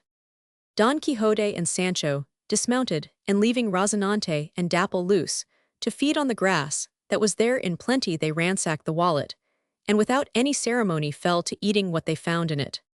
Sancho had neglected to tie up Rozinante, and as luck would have it, a troop of Galician ponies belonging to some young Usian carriers, whose custom it is to rest at noon with their teams in spots and places where grass and water abound were feeding in the same valley. It must be believed that Rozinante supposed that the grass the ponies were feeding on was better than his own, but be that as it may, he started off at a little swift trot to feed among them. They resented his appearance, and as he sought to enter their ranks and feed among them, they received him with their heels and teeth with such vigor that in a trice he had burst his girth, and his saddle was stripped from his back. But the worst of all was that the carriers taking part with their own ponies ran up with stakes, and so belabored him that they brought him to the ground in a sore plight. Upon this, Don Quixote and Sancho, who witnessed the basting of Rozinante, came running up all out of breath, and Don Quixote said to Sancho, "From what I see, friend Sancho, these be no knights, but base rascally fellows of low breeding. I say this, that thou mayest freely aid me in taking vengeance for the wrong which they have done to Rozinante before our eyes." "What vengeance can we take," replied Sancho, "when there are more than 20, and we are but 2, nay perhaps but 1.5. "I count for 100, said Don Quixote, and without further parley, he drew his sword and flew upon the Yangusians, boldly followed by Sancho Panza. With his first blow Don Quixote pierced a buff coat, that one of them wore, wounding him grievously in the shoulder. Then the Yangusians, finding themselves so rudely handled by 2 men, only they being so many, betook themselves to their stakes, and hemming in their adversaries in the midst of them, they laid on with great fury. In fact, the second thwack brought Sancho to the ground, and the same fate soon befell Don Quixote, whose dexterity and courage availed him nothing, for he fell at the feet of his unfortunate steed, who had not yet been able to arise. Then, seeing the mischief they had done, the Yangusians loaded their team with as much haste as possible, and went their way, leaving the adventurers in a doleful plight and a worse humor. The manner of Don Quixote's travel to the inn. Chapter 8. How Don Quixote arrived at an inn which he imagined to be a castle, and there cured himself and Sancho with the balsam of Fierabras. For some time after the Yangusian carriers had gone on their way, Don Quixote and Sancho Panza lay on the ground groaning, and saying nothing. The first that came to himself was Sancho Panza, who cried in a weak and pitiful voice, "Sir Don Quixote, O Sir Don Quixote." "What wouldst thou, brother Sancho?" answered Don Quixote in the same faint and grievous tone as Sancho. "I would, if it were possible," said Sancho Panza, "that your worship should give me a couple of mouthfuls of that balsam of Fierabras. If so be that your worship has it at hand, perhaps it will be as good for broken bones as for wounds." "If I had it here," sighed Don Quixote, "we should lack nothing, but I swear to thee, Sancho Panza, on the faith of a knight-errant, that before 2 days pass, unless fortune forbids, I will have it in my possession." "I pray you," asked Sancho, "in how many days do you think we shall be able to move our feet?" "I cannot say," said the battered knight, "but I take on myself the blame of all, for I should not have drawn my sword against men that are not knights. Therefore, brother Sancho, take heed of what I tell thee, for it mightily concerns the welfare of us both. And it is this, that, when thou seest such rabble offer us any wrong, wait not for me to draw sword upon them, for I will not do it in any wise, but put thou thy hand to thy sword, and chastise them at thy pleasure." But Sancho Panza did not much relish his master's advice, and replied, "Sir, I am a peaceable, sober, and quiet man, and can let pass any injury whatever, for I have a wife and children to take care of. Therefore, let me also say a word to your worship, that by no manner of means shall I put hand to sword either against clown or against knight. And from this time forth, I forgive whatever insults are paid to me, whether they are, or shall be paid by persons high, or low, rich, or poor, gentle, or simple." On hearing this, his master said, "Would that I had breath enough to be able to speak easily, and that the pain I feel in this rib were less, that I might make thee understand, Sancho, the mistake thou art making. How can I appoint thee governor of an island, when thou wouldst make an end of all by having neither valor nor will to defend thy lands or revenge thine injuries?" "Alas," groaned Sancho, "I would that I had the courage and understanding of which your worship speaks, but in truth at this moment I am more fit for plasters than preachments. See, if your worship can rise, and we will help Rozinante, although he deserves it not, for he was the chief cause of all this mauling. Fortune always leaves one door open in disasters, and your dapple will now be able to supply the want of Rozinante, and carry me hence to some castle, where I may be healed of my wounds, nor shall I esteem such riding a dishonor, for I remember to have read that old Silenus tutor, and guide of the merry god of laughter, when he entered the city of 100 gates, rode very pleasantly mounted on a handsome ass. "That may be," replied Sancho, "but there is a difference between riding a horseback and being laid athwart like a sack of rubbish." "Have done with your replies," exclaimed Don Quixote, "and rise as well as thou art able, and sit me on top of thine ass, and let us depart hence before the night comes, and overtakes us in this wilderness." Then Sancho, with 30 groans and 60 sighs, and 120 curses, lifted up Rocinantujo, if he had had a tongue, would have complained louder than Sancho himself, and, after much trouble, set Don Quixote on the ass. Then tying Rocinante to his tail, he led the ass by the halter, and proceeded as best he could to where the highroad seemed to lie. And fortune, which had guided their affairs from good to better, led him onto a road on which he spied an inn, which, to his annoyance, and Don Quixote's joy, must needs be a castle. Sancho protested that it was an inn, and his master that it was a castle, and their dispute lasted so long that they had time to arrive there before it was finished, and into this inn or castle Sancho entered without more parley with all his team. The innkeeper, seeing Don Quixote laid athwart of the ass, asked Sancho what ailed him. Sancho answered that it was nothing, only that he had fallen down from a rock, and had bruised his ribs somewhat. The innkeeper's wife was by nature charitable, and she felt for the sufferings of others, so she hastened at once to attend to Don Quixote, and made her daughter, a comely young maiden, help her in taking care of her guest. There was also serving in the inn an Asturian wench, broad-cheeked, flat-pated, with a snub nose, blind of one eye, and the other not very sound. This young woman, who was called Maritornes, assisted the daughter, and the two made up a bed for Don Quixote, in a garret which had served for many years as a straw loft. The bed, on which they placed him, was made of 4 roughly plain boards on 2 unequal trestles, a mattress which in thinness might have been a quilt, so full of pellets that if they had not through the holes shown themselves to be wool, they would to the touch seem to be pebbles. There was a pair of sheets made of target leather, and as for the coverlet, if anyone had chosen to count the threads of it, he could not have missed one in the reckoning. On this miserable bed did Don Quixote lie, and presently the hostess and her daughter plastered him over from head to foot, Maritornes holding the candle for them.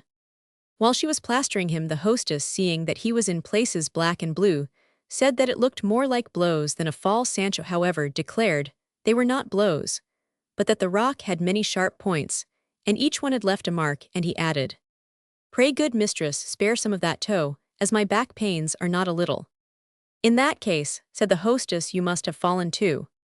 "I did not fall," said Sancho Panza, "but with the sudden fright I took on seeing my master fall, my body aches, as if they had given me 1,000 blows, and I now find myself with only a few bruises less than my master Don Quixote." "What is this gentleman's name?" asked Maritornes. "Don Quixote of the Mancha," answered Sancho Panza, "and he is a knight-errant, and one of the best and strongest that have been seen in the world these many ages." "What is a knight-errant?" asked the wench. "Art thou so young in the world that thou knowest it not?" answered Sancho Panza. "No, then, sister mine, that a knight-errant is a thing which in 2 words is found cudgelled, and an emperor today, he is the most miserable creature in the world, and the most needy tomorrow he will have 2 or 3 crowns of kingdoms to give to his squire." "How is it then," said the hostess, "that thou hast not gotten at least an earldom, seeing thou art squire to this good knight?" "It is early yet," replied Sancho, "for it is but a month since we set out on our adventures. But believe me, if my master Don Quixote gets well of his woundser, his fall, I should say I would not sell my hopes for the best title in Spain."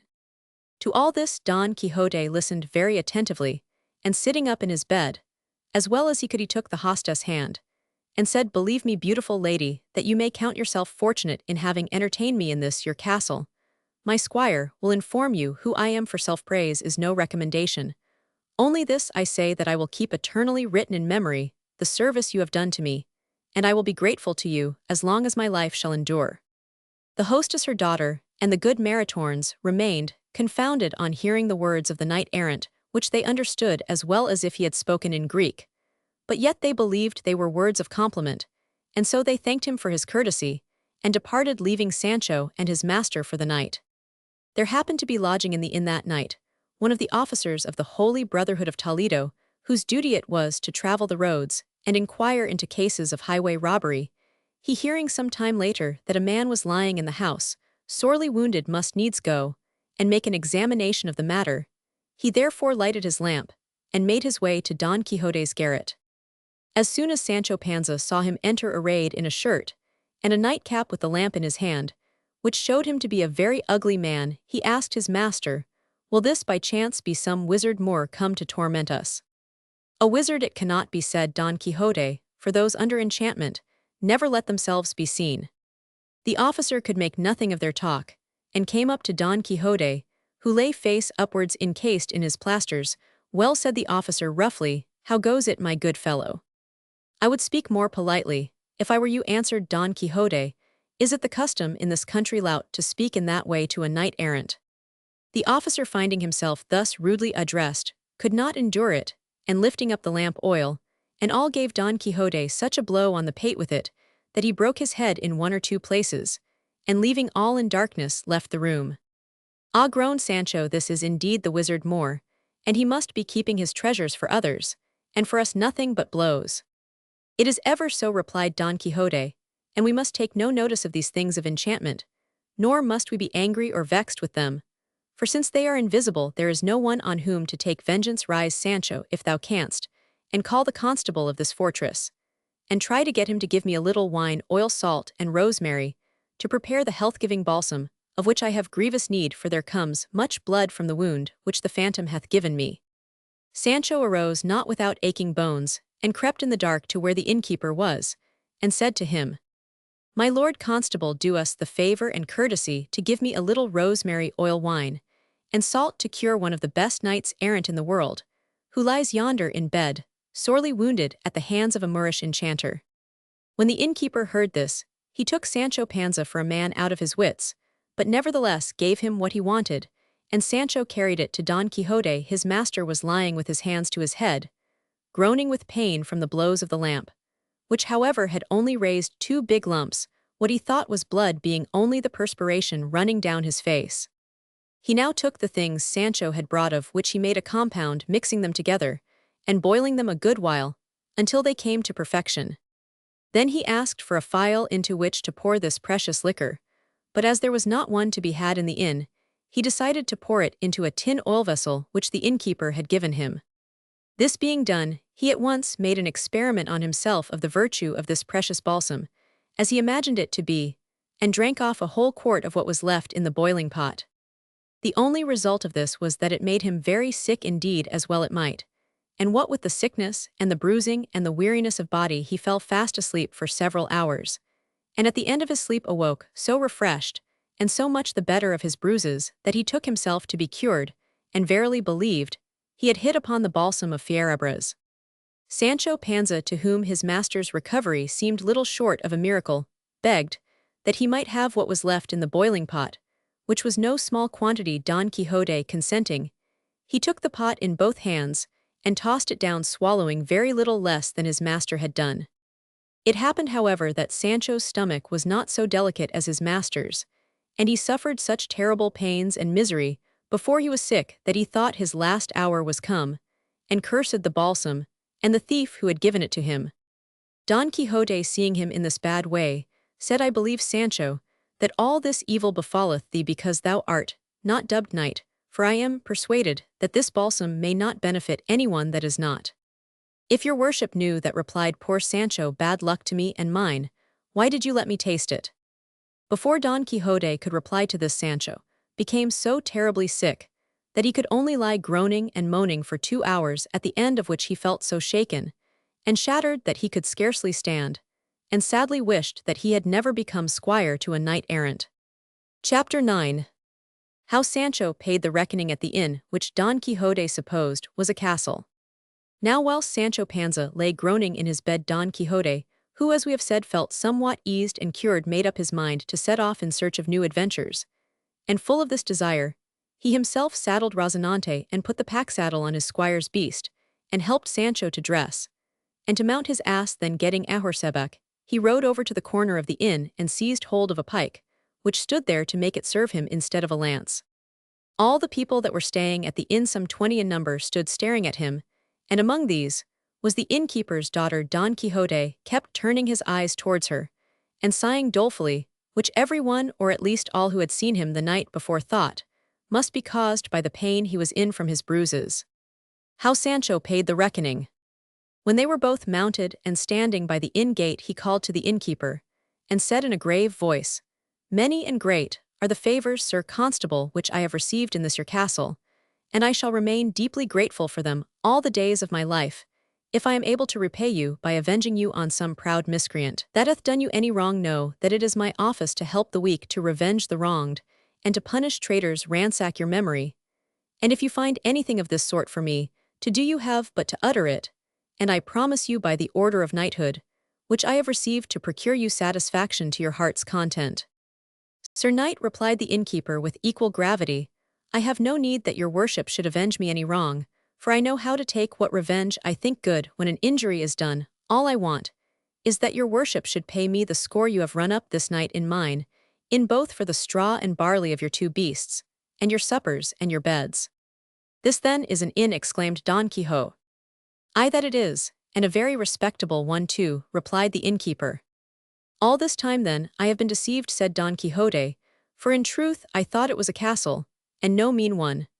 But since it is indeed an inn and no castle, all that can be done now is to ask you to forgive me any payment, for I cannot break the laws of knights errant, of whom I know for cert that they never paid for lodging or aught else in the inns where they stayed, for the good entertainment that is given them is their due reward for the sufferings they endure seeking adventures, both day and night, winter and summer afoot, and ahorseback in thirst and hunger, in heat and cold, being exposed to all the storms of heaven and the hardships of earth." "All that is no business of mine," retorted the innkeeper. "Pay me what you owe me, and keep your tales of knights errant for those who want them. My business is to earn my living." "You are a fool and a saucy fellow," said Don Quixote angrily, and spurring Rozinante and brandishing his lance, he swept out of the inn-yard before anyone could stop him, and rode on a good distance without waiting to see if his squire was following. The innkeeper, when he saw him go without paying, ran up to get his due from Sancho Panza, who also refused to pay, and said to him, "Sir, seeing I am squire to a knight-errant, the same rule and reason for not paying at inns and taverns hold as good for me as for my master." The innkeeper grew angry at these words, and threatened that if he did not pay speedily, he would get it from him in a way he would not like. Sancho replied that by the order of knighthood, which his lord and master had received, he would not pay a penny though it cost him his life. But his bad fortune so managed it that there happened to be at the inn at this time 4 woolcomers of Segovia, and 3 needlemakers of Cordova, and 2 neighbors from Seville, all merry fellows, very mischievous and playesome. And as if they were all moved with one idea, they came up to Sancho, and pulling him down off his ass, one of them ran in for the innkeeper's blanket, and they flung him into it. But looking up, and seeing that the ceiling was somewhat lower than they needed for their business, they determined to go out into the yard, which had no roof but the sky, and there placing Sancho in the middle of the blanket, they began to toss him aloft, and to make sport with him by throwing him up and down. The outcries of the miserable be-tossed squire were so many and so loud that they reached the ears of his master, who, standing a while to listen, what it was believed that some new adventure was at hand, until he clearly recognized the shrieks to come from poor Sancho. Immediately turning his horse, he rode back at a gallop to the inn gate, and finding it closed, rode round the wall to see if he could find any place at which he might enter. But he scarcely got to the wall of the inn-yard, which was not very high, when he beheld the wicked sport they were making with his squire. He saw him go up and down with such grace and agility that, had his anger allowed him, I make no doubt he would have burst with laughter. He tried to climb the wall from his horse, but he was so bruised and broken that he could by no means alight from his saddle, and therefore from on top of his horse. He used such terrible threats against those that were tossing Sancho that one could not set them down in writing.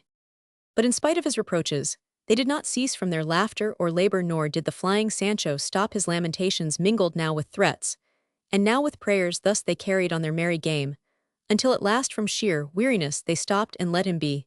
And then they brought him his ass, and helping him to mount, it wrapped him in his coat, and the kind-hearted Maritorn, seeing him so exhausted, gave him a pitcher of water, which that it might be the cooler she fetched from the well.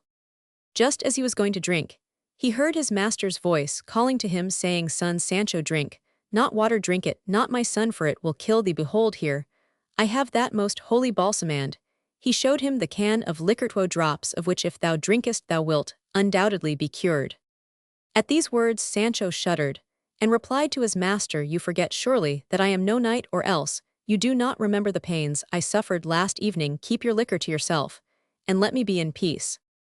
At the conclusion of this speech he began to drink, but finding it was only water he would not taste it, and called for wine which Maritornes very kindly fetched for him, and likewise paid for it out of her own purse.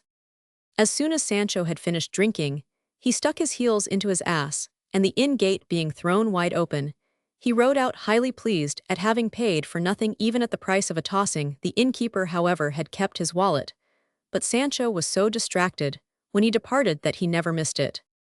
When Sancho reached his master, he was almost too jaded and faint to ride his beast. Don Quixote, seeing him in this plight, said to him, "Now I am certain that yon castle or inn is without doubt enchanted for those who made sport with thee so cruelly. What else could they be but phantoms and beings of another world, and I am the more sure of this because when I was by the wall of the inn yard, I was not able to mount it, or to alight from Rozinante, and therefore I must have been enchanted, for, if I could have moved, I would have avenged thee in a way to make those scoundrels remember the jest, for ever, even although to do it, I should have had to disobey the rules of knighthood.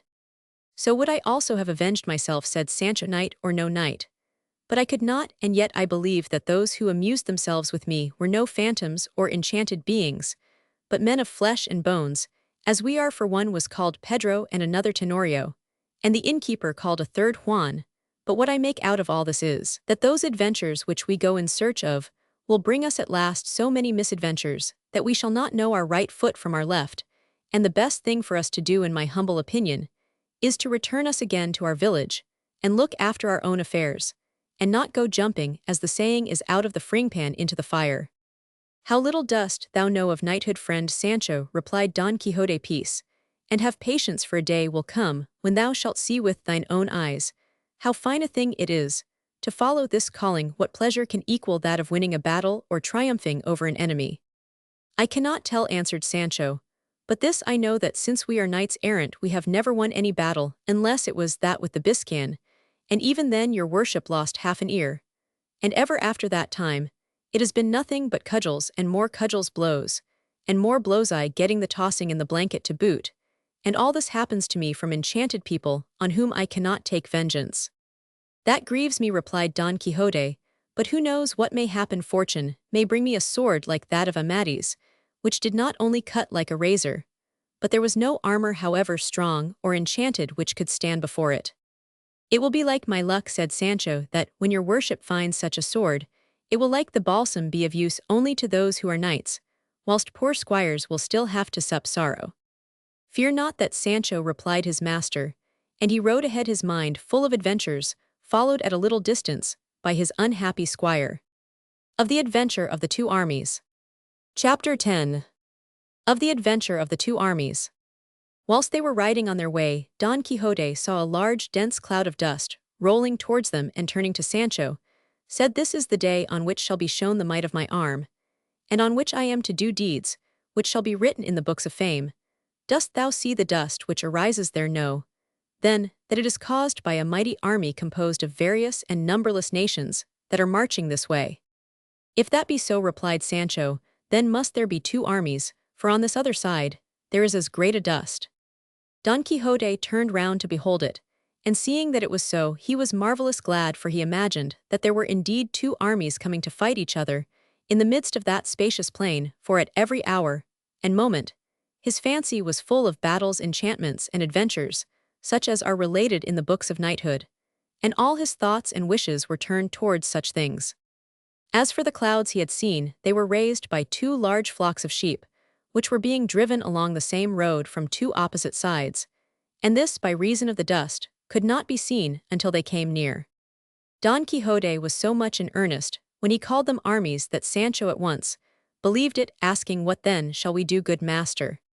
"What?" cried Don Quixote, "why, favor and help those who are in distress, and need. Thou must know, Sancho, that this which comes on our front is led by the mighty Emperor Alifamfarin, lord of the great island of Trapabana.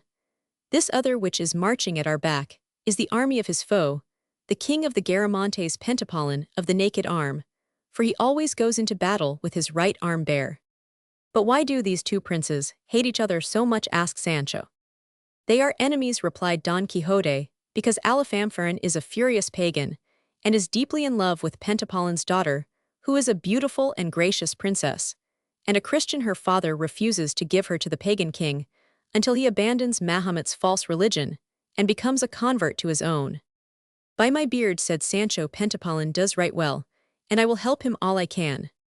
Then thou wilt, but do thy duty, said Don Quixote, for it is not necessary to be a dubbed knight to engage in battles such as these.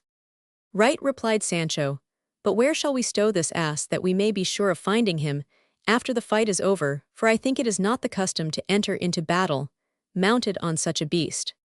That is true, said Don Quixote, but thou mayest safely leave it to chance whether he be lost or found, for after this battle we shall have so many horses that even Rozinante runs a risk of being changed for another.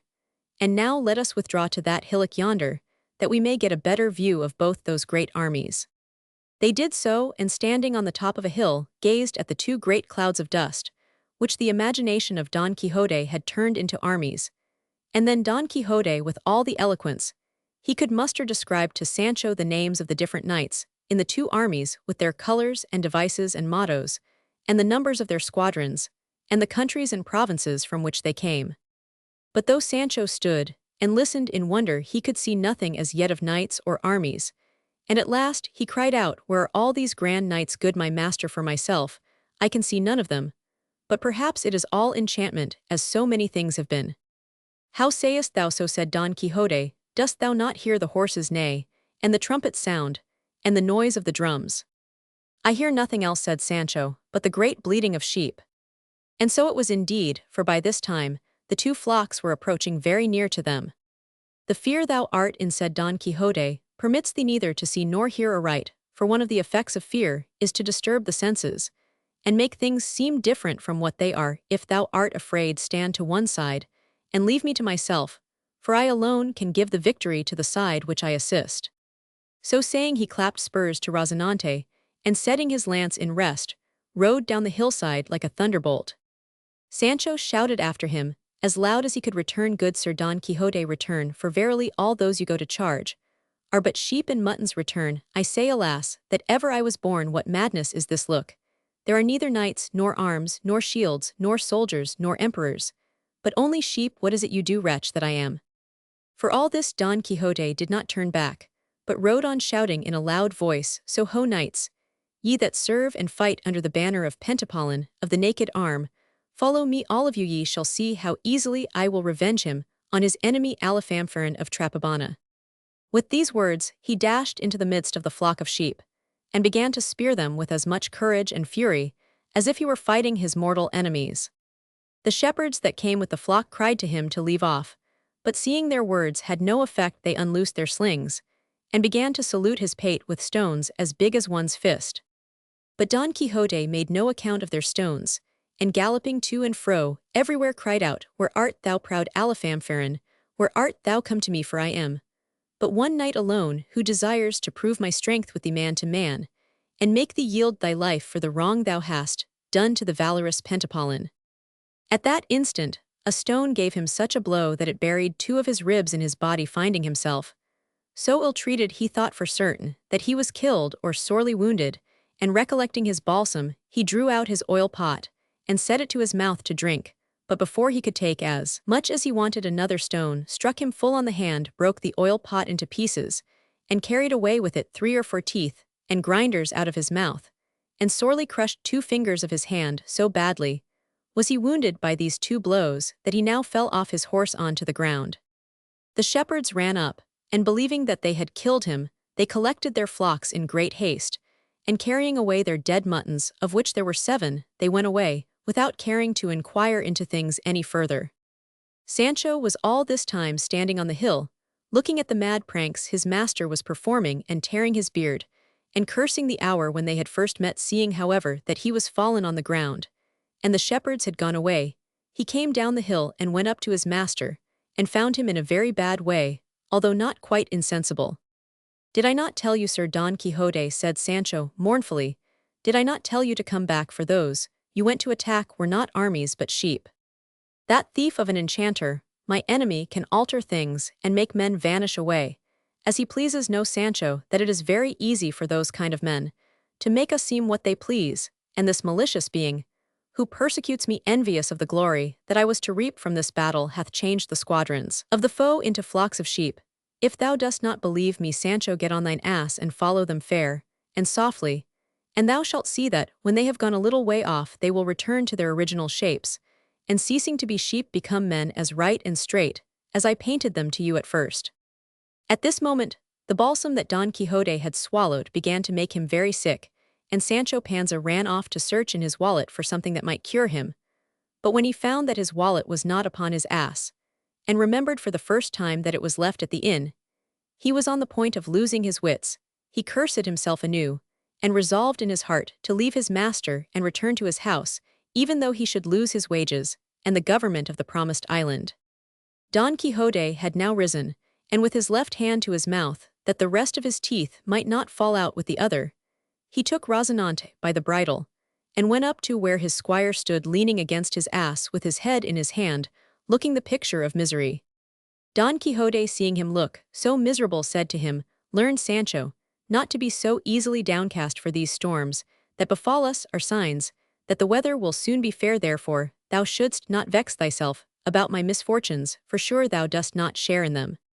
"How not?" replied Sancho. "Mayhap he they tossed in a blanket yesterday was not my father's son, and the wallet which is missing today with all my chattels is not that my misfortune." "What is the wallet missing, Sancho?" said Don Quixote. "Yes, it is missing," answered Sancho. "In that case, we have nothing to eat today," said Don Quixote.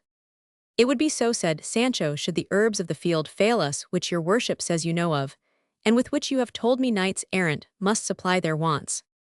"Nevertheless," answered Don Quixote, "I would rather just now have a hunch of bread or a cottage loaf, and a couple of pilchards' heads, than all the herbs that Dioscorides has described. But before thou mountest, then lend me here thy hand, and see how many teeth and grinders are lacking on this right side of my upper jaw, for there I feel the pain." Sancho put his fingers in, and feeling about asked, "How many grinders did your worship have before on the side?" "Four," replied Don Quixote, "besides the wisdom tooth, all whole and sound." "Mind well what you say, sir," answered Sancho. "For say I, if not five," said Don Quixote, "for in all my life I never had tooth or grinder drawn from my mouth, nor has any fallen out, or been destroyed by decay." "Well then, in this lower part," said Sancho, "your worship has but two grinders and a half, and in the upper, neither a half nor any, for all is as smooth as the palm of my hand." "Unfortunate," I exclaimed Don Quixote, "for I would rather they had deprived me of my arm, as long as it were not my sword arm. Know, Sancho, that a mouth without grinders is like a mill without a grindstone, and a tooth is more to be prized than a millstone. But all this must we suffer who profess the stern rule of knights errant. Mount, friend, and lead the way, for I will follow thee what pace thou pleasest." Of a Wonderful Adventure. Chapter 11.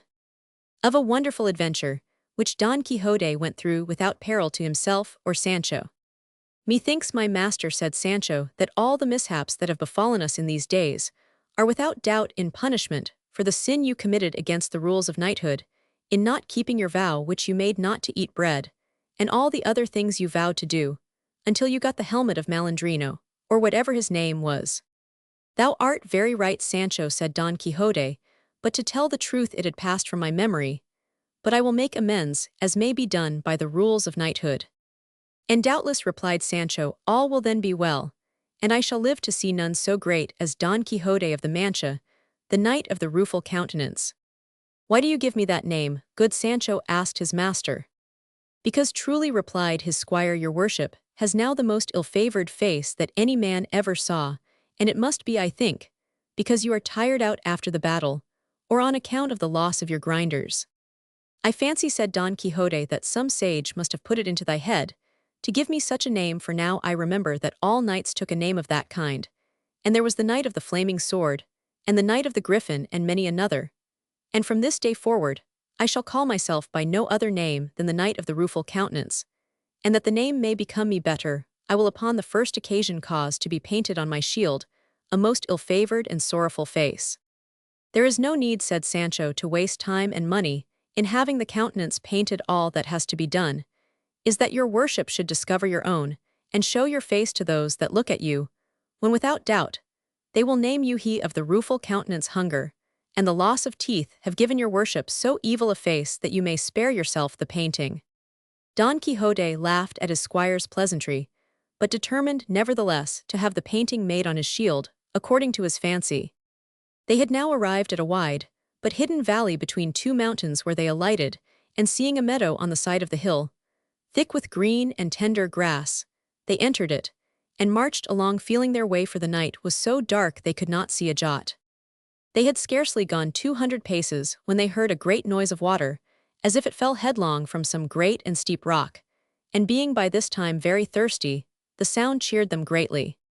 Stopping to listen, whence it came they heard another loud noise, which drowned all their joy, especially Sancho's, who, as I have said, was by nature timid, and easily frightened.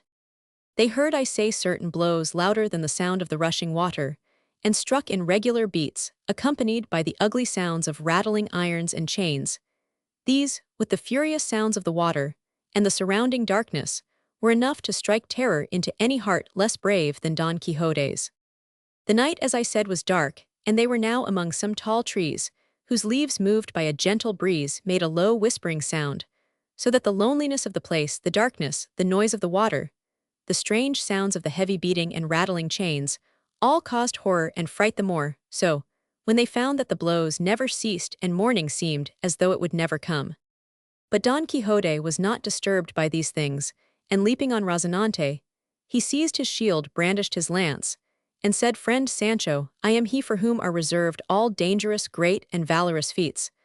I am he who shall cause the feats of the knights of the Round Table to be forgotten. Mark well, trusty and loyal squire, the darkness of this night, the strange stillness, the dull confused trembling of the leaves, the dreadful noise of the water, which seems as though it were leaping down from the steep mountains of the moon, the constant thumping of the blows, which wounds and pains our ears, which altogether, and each by itself, are enough to strike terror, fear, and amazement into the mind of Mars, how much more in his, that is not accustomed to such adventures.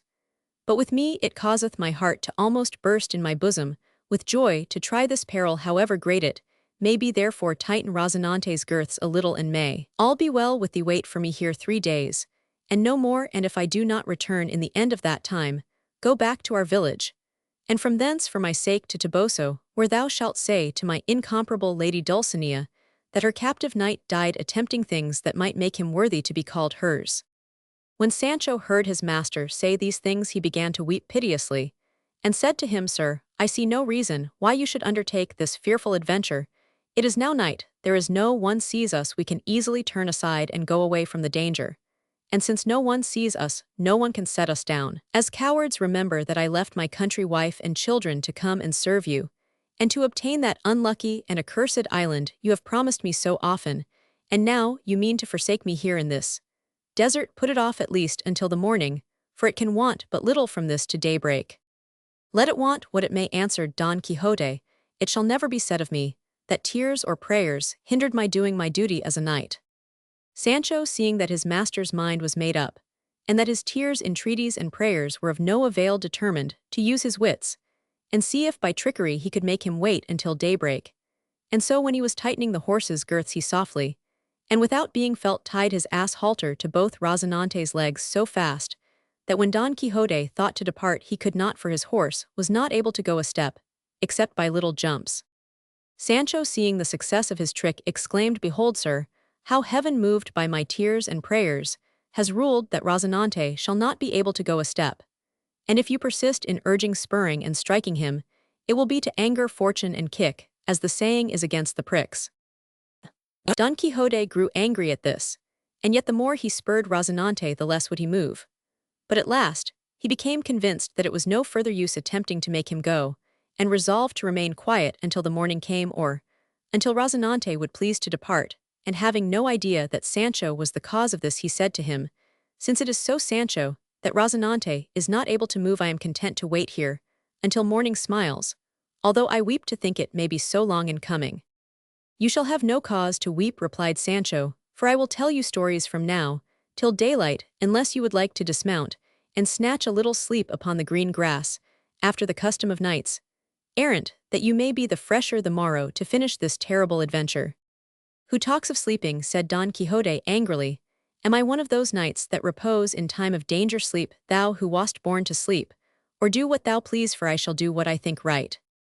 "Good sir, be not angry," said Sancho, "for I did not mean that," and coming as near to his master as he durst, he placed one hand on the pommel of his saddle, and crept as near as he could, so great was the fear he had of those blows, which all the while did sound without ceasing. After many hours spent in conversation, the dawn approached, and Sancho, seeing this, unloosed Rozinante very carefully.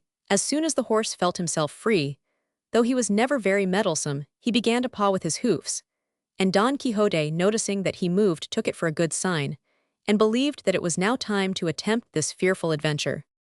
And now the sun had risen, and everything appeared distinctly, and Don Quixote saw that he was among some tall chestnut trees that cast a very dark shadow. He perceived that the hammering did not cease, but could not discover what caused it, and so without delay, he spurred Rozinante, and turning back again to Sancho to bid him farewell, commanded him to stay for him there 3 days at the longest, and that if he returned not then, to take it for certain that he had ended his days in that perilous adventure. He again repeated to him the message which he had to carry to Lady Dulcinea, and assured him that if he came safe out of this dreadful peril, the squire might hold the promised island as more than certain. Here Sancho began to weep afresh at the pitiful words of his good master, and determined not to abandon him until the last end of this adventure. And thereupon Don Quixote rode forward towards the terrible noises, Sancho following him on foot, leading by the halter his good Dapple, who was the constant companion of his good or evil fortune. Having gone a good distance among those chestnuts and shady trees, they came to a little meadow, which lay at the foot of some high rocks, down which a mighty rush of water descended. At the foot of the rocks were some houses, so roughly built that they seemed more like ruins than houses, from whence came the din and clatter of the strokes, which still never ceased. Rozinante started at the noise of the water and the hammering, and being made quiet by Don Quixote, drew near little by little to the houses. Don Quixote murmured devoutly the name of his beloved Lady Dulcinea, and Sancho, never apart from his master's side, stretched out his neck and eyes as far as he could to see if he could make out what it was that caused them so much terror and dismay. And when they had gone about another 100 paces, they turned a corner, and there before their eyes was the cause of that hideous and terrible noise that had kept them all the night so miserable and frightened. This was nothing worse than a mill for fulling cloth, whose 6 great iron maces or pestles, driven by the water wheels, kept on day and night falling and rising from their troughs with successive hammering blows, and this had caused the terrible noise which had so terrified the adventurers. When Don Quixote saw what it was, he stood mute, and ashamed. Sancho beheld him, and saw that he hung his head on his breast. Don Quixote looked also at his squire, and saw that his cheeks were swollen with laughter, with evident signs that he was in danger of bursting. Don Quixote's melancholy was not so great that he could help smiling a little at seeing Sancho, and Sancho, when he saw his master beginning to laugh, burst out loud and long with such force that he had to put his hands to his sides to prevent them splitting. 4 times he ended, and 4 times he started again. But what chiefly enraged Don Quixote was that he began to repeat in a jesting manner, imitating his master friend Sancho, "I am he for whom are reserved all dangerous, great, and valorous feats." And he went on repeating the greater part of what Don Quixote had said when they first heard the fearsome sounds. This was more than Don Quixote could bear, and lifting up the end of his lance, he gave him 2 such blows on the back that if he had caught them on his pate, they would have freed his master from paying him any more wages. Sancho, seeing that he had carried the jest too far, said very humbly, "Please, good master, I did but jest." "But why dost thou jest? I tell thee I do not jest," replied Don Quixote. "Come here, Master Merriman, and tell me, am I, being as I am a knight, to distinguish noises, and to know which are those of mills, and which are of giants? Turn me those 6 hammers into giants, and cast them at me one by one or all together. And if I do not turn all their heels up, then mock me as much as thou pleasest." "No more, good sir," said Sancho, "for I confess I have been somewhat too laughsome. But henceforth you may be sure that I will not once unfold my lips to jest at your doings, but only to honor you as my master and lord. By doing so thou shalt live on the face of the earth, for next to our parents, we are bound to respect our masters as if they were our fathers." Chapter 12. The Great Adventure and Rich Winning of the Helmet of Mambrino. It now began to rain, and Sancho would have entered one of the fulling mills for shelter, but Don Quixote had taken such a dislike to them on account of the jest of which he had been the victim that he would not go near them. Turning to the right, he made a way into a highroad, not unlike the one on which they had traveled the day before. Very shortly, Don Quixote espied a man ahorseback, who wore on his head something that glittered like gold. Scarce had he seen him when he turned to Sancho, and said, "Methinks, Sancho, that there is no proverb that is not true, for all proverbs are sentences taken out of experience itself, which is the universal mother of all sciences, and there is a proverb which says, when one door shuts another opens. I say this, because if fortune closed the door for us last night, deceiving us in the adventure of the fulling mills today, it opens wide the door to a better and more certain adventure. For here, if I be not deceived, there comes one towards us, that wears on his head the helmet of Mambrino, about which I made the oath thou knowest of. The rich winning of the helmet of Mambrino. See well what you say, sir, and better what you do, said Sancho, for I would not meet with more fulling mills to hammer us out of our senses. Peace, fellow, cried Don Quixote, what has a helmet to do with fulling mills? I know not, replied Sancho, but if I might speak as I used to, I would give you such reasons that your worship should see that you were mistaken in what you say. How can I be mistaken in what I say, cried Don Quixote, tell me, seest thou not that knight who comes riding towards us on a dapple grey horse, with a helmet of gold on his head? That which I see and make out, replied Sancho, is nothing but a man on a grey ass like mine, carrying on his head something which shines.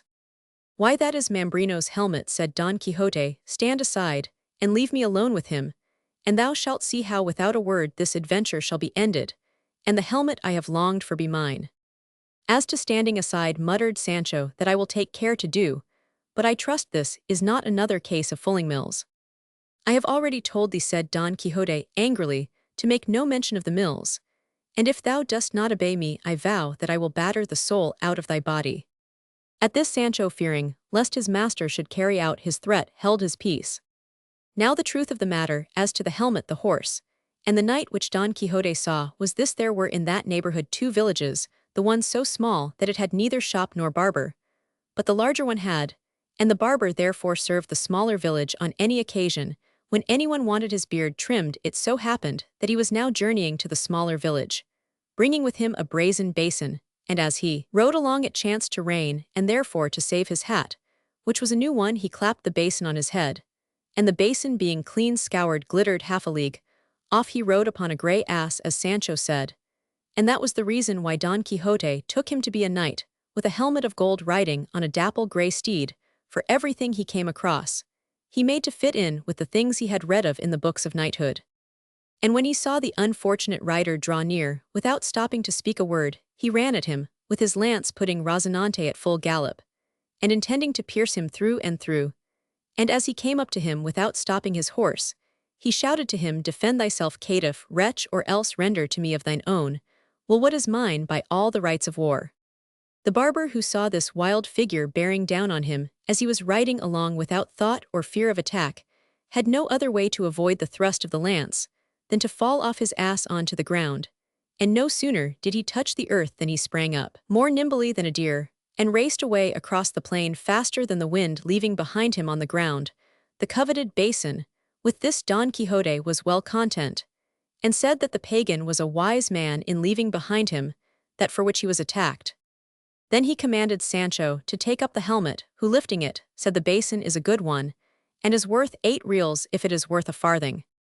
He gave it to his master, who placed it upon his head, turning it about from side to side in search of the visor, and seeing he could not find it, said, "Doubtless the pagan, for whom this helmet was first forged, had a very great head, and the worst of it is that half of the helmet is wanting." When Sancho heard him call the basin a helmet, he could not contain his laughter, but presently remembering his master's anger, he checked himself in the midst of it. "Why dost thou laugh, Sancho?" said Don Quixote. "I laugh," said he, "to think of the great head the pagan owner of this helmet had, for it is all the world like a barber's basin." "Know, Sancho, that I imagine," replied Don Quixote, "that this famous piece of the enchanted helmet must by some strange accident have fallen into someone's hands that knew not its great worth, and seeing that it was of pure gold, he hath melted down one half and made of the other half this, which seems as thou sayest to be a barber's basin. But be that as it may, to me, who know its value, its transformation makes no matter. I will have it altered at the first village where I can find a smith, and meanwhile I will wear it as well as I can, for something is better than nothing, all the more as it will do to protect me against any blow from a stone. That is, said Sancho, if they do not shoot from a sling as they shot in the battle of the two armies, when they made their mark on your worship's grinders, and broke the oil pot, wherein you carried that blessed balsam. I do not much care for the loss of the balsam, replied Don Quixote, for as thou knowest, Sancho, I have the receipt for it in my memory.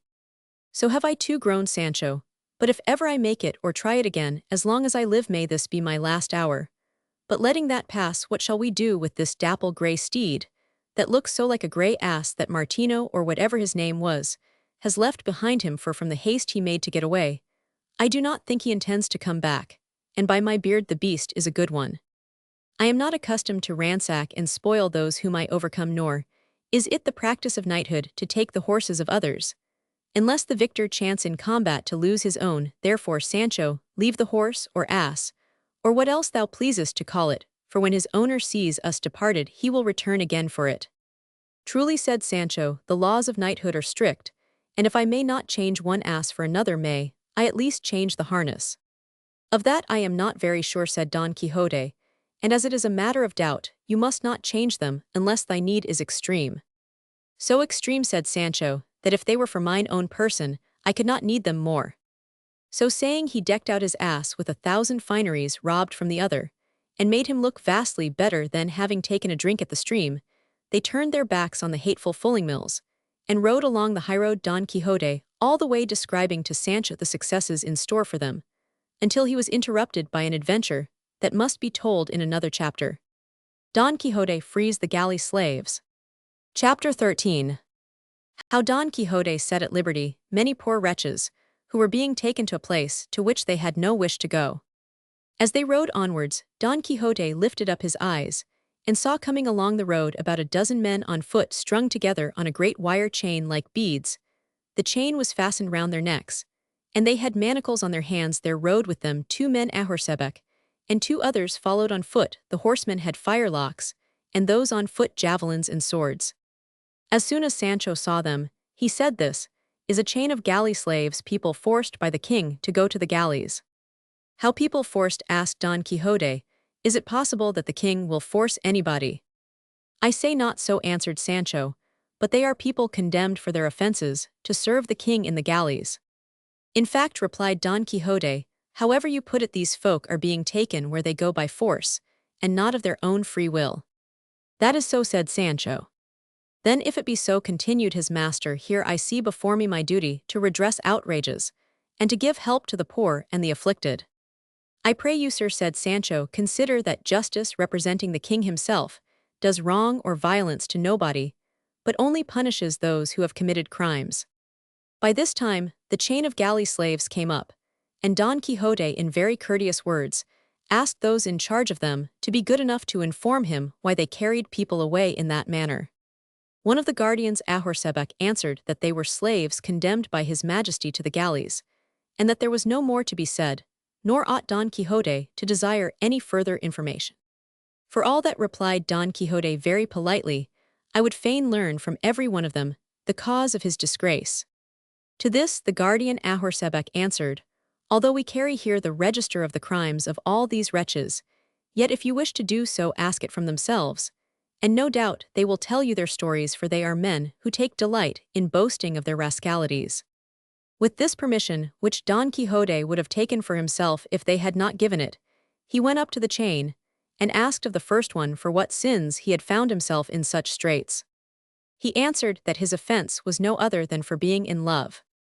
For that and no more, cried Don Quixote, but if folk are sent there for being in love, I should have been pulling an oar there long ago. My love was not of the kind your worship imagines, replied the galley slave, for mine was that I loved overmuch a basket stuffed with fine linen, which I embraced so lovingly, that if the law had not taken it from me by violence, I should not of my own free will have forsaken it, till now I was taken in the act, and sent for 3 years to the galleys. Don Quixote now inquired of the second his cause of offense, but he answered him not a word, seeming too downcast and melancholy to speak.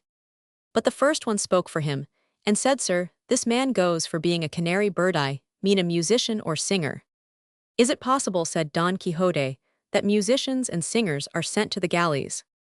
Yes, indeed, said the slave, there is nothing worse than to sing in anguish. I do not understand it, said Don Quixote, but I have heard say that he who sings scares away sorrow. But one of the guards interrupted him, and said, Sir Knight, among these wretches to sing in anguish means to confess on the rack. They put this poor wretch to the torture, and he confessed that he was a stealer of beasts, and because he has confessed, he is condemned to the galleys for 6 years. And he is sad and pensive, because the other thieves maltreat abuse, and despise him, for as they say, a nay has as many letters as a yea. And it is good luck for a criminal when there are no witnesses and proofs, and his fate depends on his own tongue, and in my opinion there is much reason in that. I think so likewise, said Don Quixote, and he passed on to where the third slave stood, and put to him the same question as to the others. The man replied very coolly, saying, I go to the galleys, because I wanted 10 ducats. I will give thee 20 with all my heart, to free thee from that misfortune, said Don Quixote.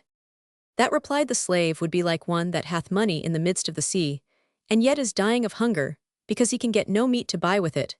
If I had had the 20 ducats your worship offers me at the right time, I would have greased the lawyer's pen with them, and so sharpened the advocate's wit, that instead of being trailed along here like a greyhound, I should now have been walking about in the marketplace of Toledo.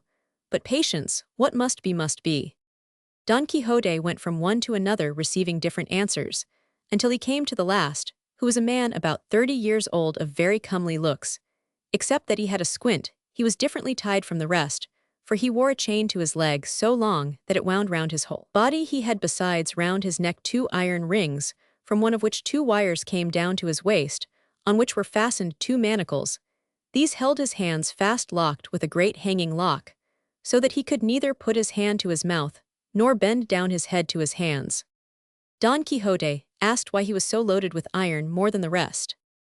The guard answered that it was because he had committed more crimes than all the rest put together, and that he was such a desperate scoundrel, that although they carried him tied up in that fashion, they were not sure of him, but feared that he might make an escape. He goes, continued the guard, to the galleys for 10 years.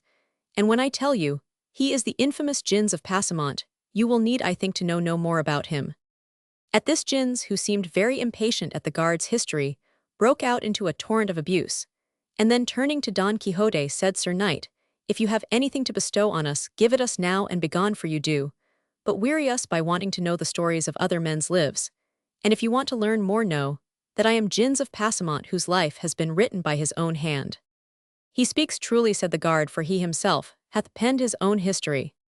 And how is the book called? Asked Don Quixote. It is called The Life of Gins of Passamont, replied the slave. And is it yet ended? Inquired the knight.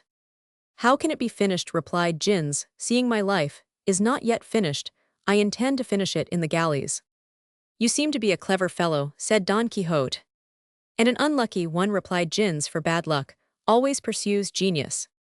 It pursues knaves, interrupted the guard, and at this Gins burst out again into abuse and bad language, which ended in the guard threatening to beat him with his rod if he did not hold his peace. At this Don Quixote put himself between them, and entreated the guard not to use him, hardly seeing that it was not much that one who carried his hands so tied should have his tongue free. Then turning himself towards the slaves, he said, I have gathered from all you have said, dear brethren, that although they punish you for your faults, yet the pains you suffer do not please you, and that you march towards them with a very ill will. All this prompts me to do that for you for which I was sent into the world, and for which I became a knight errant, and to which end I vowed at all times to succor the poor, and help those that are oppressed. But as it is prudent not to do by foul means what can be done by fair, I will entreat these gentlemen your guardians that they will unloose you, and let you depart in peace, for it seems to me a harsh thing to make slaves of those who are born free. And turning to the guards, he continued, these things I ask of you in a peaceable and quiet manner, and if you grant my request, I shall give you my thanks. But if you will not do it willingly, then shall this lance and sword of mine, guided by the invincible valor of mine arm, force you to do my. This is pretty fooling, replied the guard. Would you have us release to you those the king has imprisoned? Go your way, good sir, settle the basin on your head more straightly, and study to find out, if you have wits enough, how many feet a cat has.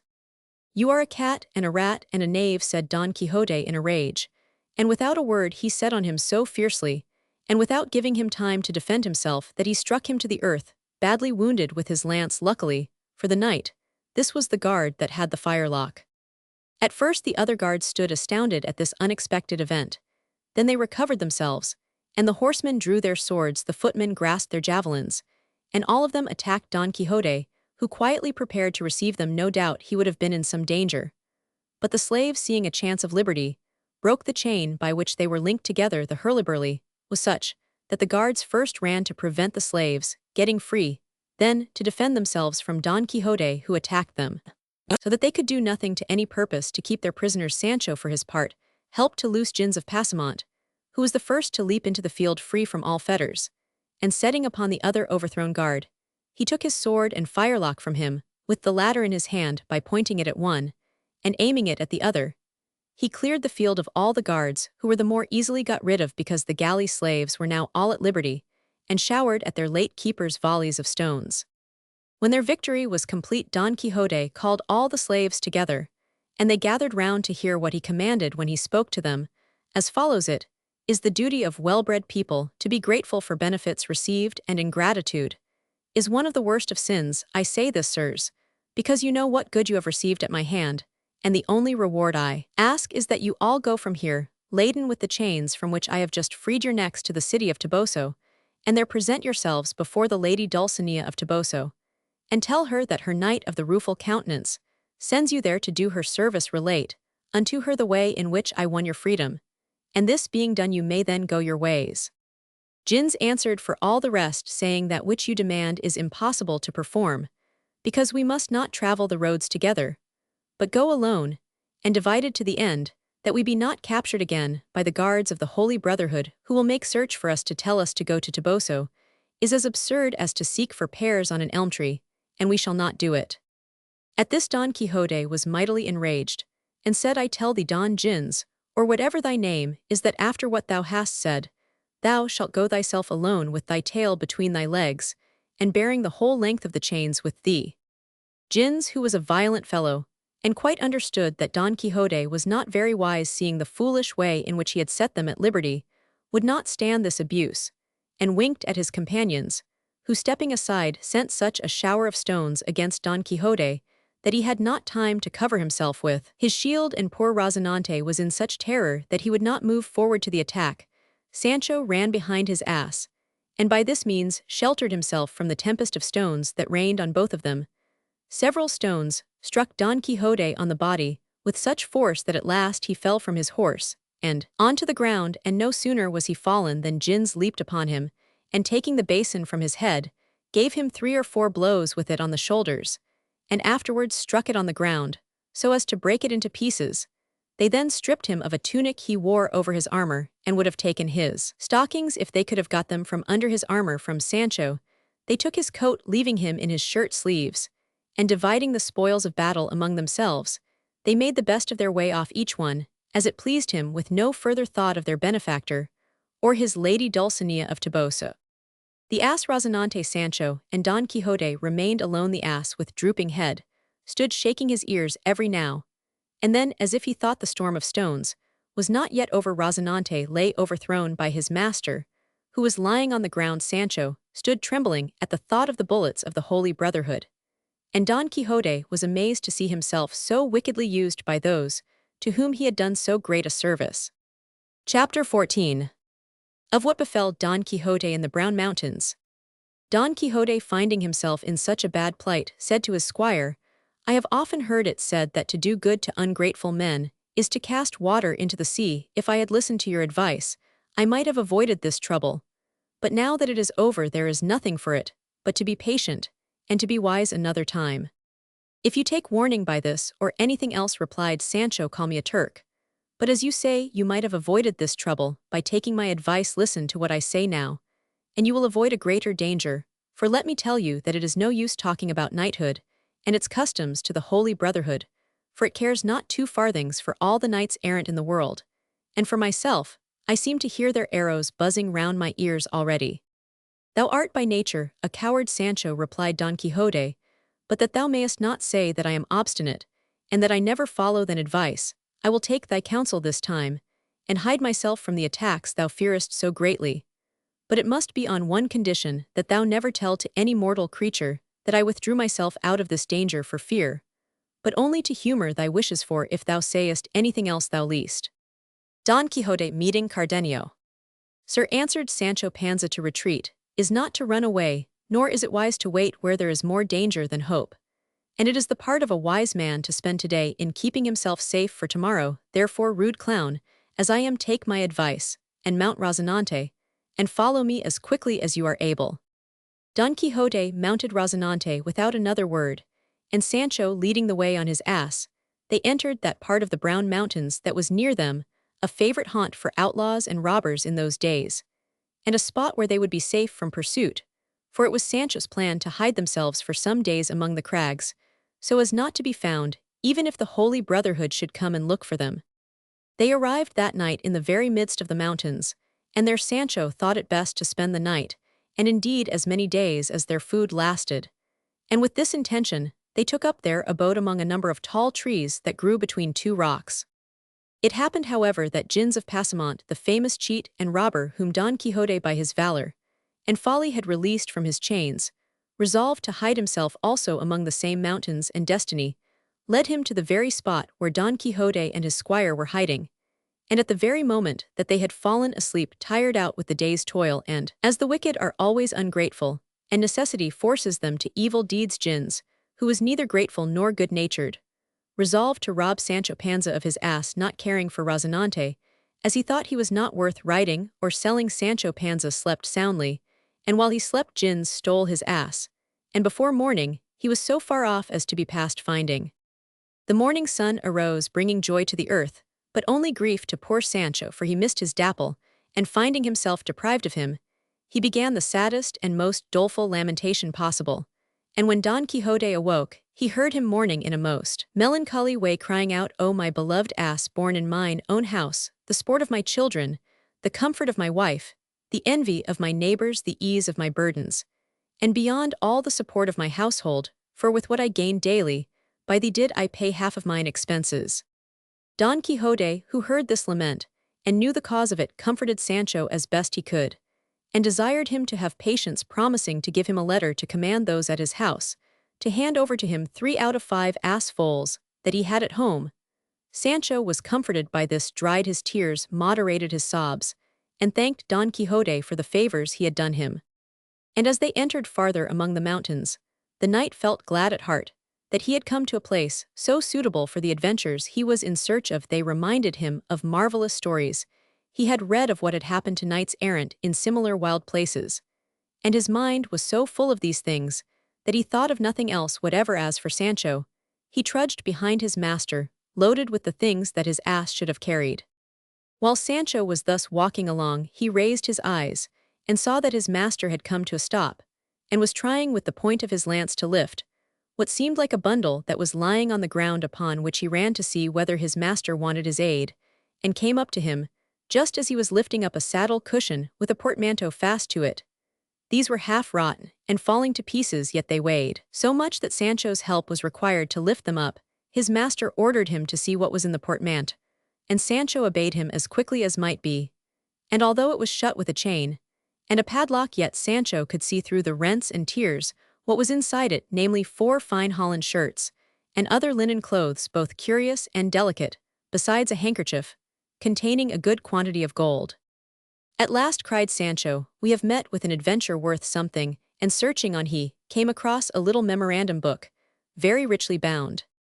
Don Quixote asked him for this, but bade him keep the money for himself. For this rich favor, Sancho kissed his hands, and taking all the linen, he crammed it into their provision bag. Don Quixote, having considered a while, said, methinks, Sancho, that some traveler having lost his way must have passed over the mountains, and being met by thieves they slew him, and buried him in this secret place. It cannot be so, answered Sancho, for if they had been thieves, they would not have left the money behind them. Thou sayest true, said Don Quixote, and therefore I cannot guess what can have happened, but stay, we will look at the pocketbook, and see whether there is anything written in it by which we may discover what we want to know. He opened it, and the first thing he found in it was a poem which was all about the author's love for some fair Chloe who would not care for him. Don Quixote read this aloud to Sancho. Nothing can be learned from these verses, said the squire, unless by that clue which is there we may get some help. "What clue is there here?" said Don Quixote. "I thought your lordship mentioned a clue there." "I did not say clue, but Chloe," replied Don Quixote, which no doubt is the name of the lady of whom the author of this poem complains. After looking through the book again, Don Quixote found a despairing love letter, and several other verses and letters full of laments and misery, from which he came to the conclusion that the owner of the book was some sad rejected lover. The Knight of the Rueful Countenance was very desirous to know who was the owner of the portmanteau, believing from what he had seen that he must be a man of some position, whom the disdain and cruelty of a fair lady had driven to desperate courses.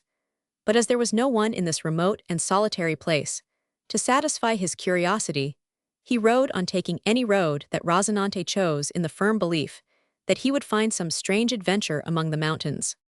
And as he rode, he saw a man on top of a little mountain leaping from rock to rock, and tuft to tuft with marvelous agility.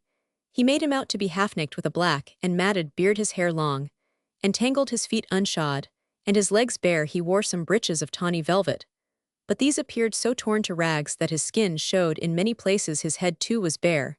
And although he ran by with all haste, yet was the knight able to mark all these things, but he could not follow him because it was not in Rozinante's power, being in a weak state, and naturally very slow and steady-going, to travel over these rough places at any speed. Don Quixote at once came to the conclusion that he was the owner of the portmanteau, and resolved to go in search of him, even if he should have to spend a whole year in the mountains, till he found him. So he commanded Sancho to go on one side of the mountain, while he went the other, and said he, "One of us may thus come across this man, who has vanished so suddenly out of our sight."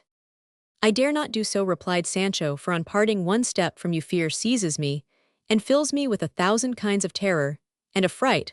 Let me say once for all that henceforth I do not stir a finger's breadth from your presence."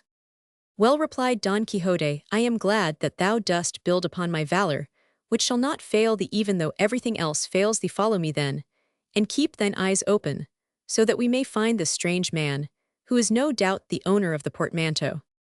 "Surely," said Sancho, "it were better not to find him, for if we should meet him, and he turned out to be the owner of the money, we should have to return it to him. Let us rather keep it faithfully, until some one turns up to claim it, when perhaps I shall have spent it all, and in that case I shall be free from blame." "In that thou art mistaken, Sancho," replied Don Quixote, "for now that we have a suspicion who the owner is, we are bound to search him out, and restore him his money." So saying, Don Quixote led the way, and in a little time they came upon a dead mule half devoured by dogs and crows, and as they were looking at it, they heard a whistle such as shepherds use, and there appeared at their left hand a great number of goats, and behind them on the top of the mountain was the goatherd, who was quite an old man. Don Quixote called to him, and begged him to come down to where they stood, and the goatherd, after looking at them for a few minutes, in surprise at seeing them in this lonely spot, descended to where they stood. "I wager," he said, as he came towards them, "that you are wondering how the mule came there, that lies dead in that bottom. Well, it has been lying there these 6 months. Tell me, have you come across his master as yet?" "We have fallen in with nobody," replied Don Quixote, "but a saddle cushion, and a portmanteau, which we found not far from here." "I have also found the same portmanteau," said the goatherd, "but I would never take it up nor approach it, for fear some ill luck should come upon me, or lest someone should accuse me of theft." "Tell me, my good fellow," said Don Quixote, "do you know who is the owner of these things?"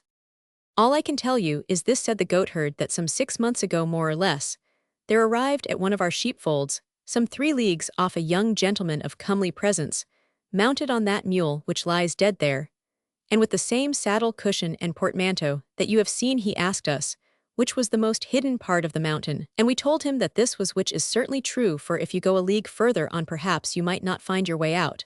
And indeed I marvel how you found your way in so readily."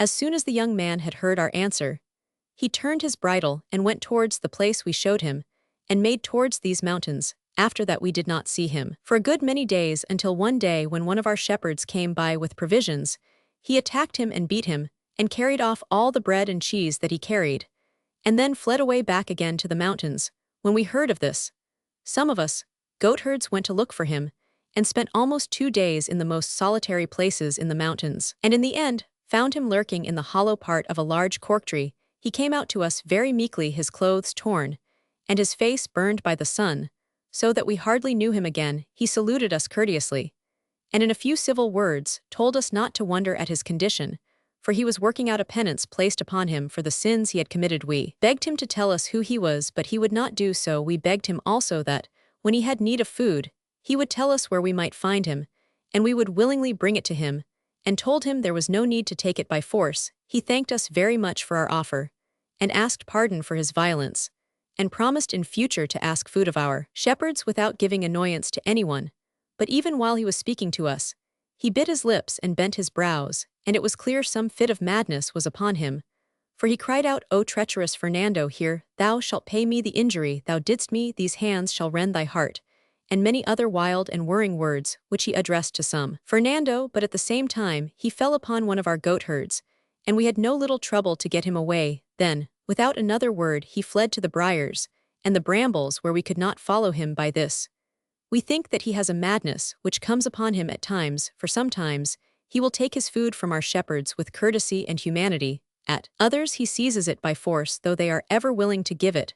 We have thought to take him by force to the town of Almodovar, to see if he can be cured, or to find out if he has any relatives to whom we can restore him. This, sirs, is all that I can tell you of what you have asked me. And for certain, he it is who is the owner of the things you have found. Don Quixote was greatly amazed by what he had heard and determined to search for him through the mountains, without leaving a corner or cave unsought, until he had found him. The Story of Cardenio. Chapter 15. The Story of Cardenio. Fortune favored Don Quixote in his search for the strange owner of the portmanteau, for even as he was speaking to the goatherd, he appeared at that very instant through a gorge of the mountain, murmuring to himself words which one could not have understood near at hand, much less afar off. His clothes were such as have been described, only differing in this, that when he drew near Don Quixote, noticed that he wore a leather jerkin which, though tattered and torn, was perfumed with amber. From this, he guessed that the man who wore such garments was a person of quality. On coming towards them, the youth addressed them in a hoarse tone, but with great courtesy, and Don Quixote returned his greetings with equal kindness, and alighting from Rozinante went to meet him, and clasping him in his arms embraced him, as though he had known him for a very long time. Then the stranger, whom we may call the tattered one, addressed the knight of the rueful countenance in the following words: "Truly, good sir, whoever you may be, for I know you not, I thank you with all my heart for your grace and courtesy towards me, and wish only that I could repay you some of the kindness you shower on me. So great is my desire to serve you," replied Don Quixote, "that I was fully resolved never to part out of these mountains, until I had found you, and heard from your own lips whether there was any remedy for your grief, for it is a consolation in sorrow to have someone to condole with you, and I entreat you, sir, tell me who you are and what has brought you to live and die in these solitudes like a brute beast, for I swear by the high honor of knighthood which I have received, that if you will tell me everything, I will either help you in all good earnest to overcome your troubles, or if that cannot be, then I will assist in lamenting them." The tattered one looked at Don Quixote from head to foot, and stared at him in amazement for a long time. At length he said, "If you have anything to eat, give it to me, and after I have eaten, I will do all that you ask in return for the kindness you show me." Sancho and the goatherd then gave him what food they had, and this he devoured with the eagerness of a wild beast, so that he seemed to swallow the food rather than chew it. And whilst he ate, the others left him in peace. Having ended his dinner, he made signs to them to follow him, which they did, and he took them to a little meadow hard by that place at the back of the mountain. Arriving there, he laid himself down on the grass, the others doing the same, and he began as follows: "If it is your pleasure, sirs, to hear of my misfortunes, you must promise me that you will not interrupt the thread of my sad story by questions, or anything else, for directly you do, I shall stop telling it." Don Quixote promised in the name of them all, and the tattered one commenced his story. "My name is Cardenio, the place of my birth one of the best cities in Andalusia, my lineage noble, my parents rich, and my misfortunes so great that I think no one was ever to be pitied, as I am. There dwelt in the same city, wherein I was born, a damsel, as noble and rich as I was, whose name was Lucinda. I loved, honored, and adored Lucinda from earliest childhood, and she loved me with all the earnestness of youth. Our parents knew of our love, and were not sorry to see it, and so we grew up in mutual esteem and affection. Ah, how many letters have I written, and how many verses have I penned, and how many songs has she inspired! At length the time came when I could wait no longer, and I went to ask her of her father for my lawful wife. He answered that he thanked me for the desire I showed to honor him, and to honor myself with his loved treasure. But that my father being alive, it was by strict right his business, to make that demand, for if it were not done with his good will, and pleasure, Lucinda was not the woman to be taken or given by stealth. I thanked him for his kindness, and feeling there was reason in what he said, I hurried to my father, to tell him my desires. At the moment I entered his room, he was standing with a letter open in his hand, and before I could speak to him, he gave it to me, saying as he did so, by that letter, Cardenio, you may learn the desire that the Duke Ricardo has to do you favor. This Duke Ricardo, you must know, gentlemen, is a grandee of Spain, whose dukedom is situated in the best part of all Andalusia. I took the letter and read it, and it was so very kind that it seemed to me wrong that my father should not do what he asked, for he wanted me as a companionate, as a servanto, his eldest son, and offered to advance me in life if he should find me worthy. I read the letter, and could see that it was no time now to speak to my father, who said to me, Cardenio, thou must be ready in 2 days to depart, and to do all that the Duke desires, and be thankful that such a future lies open before thee.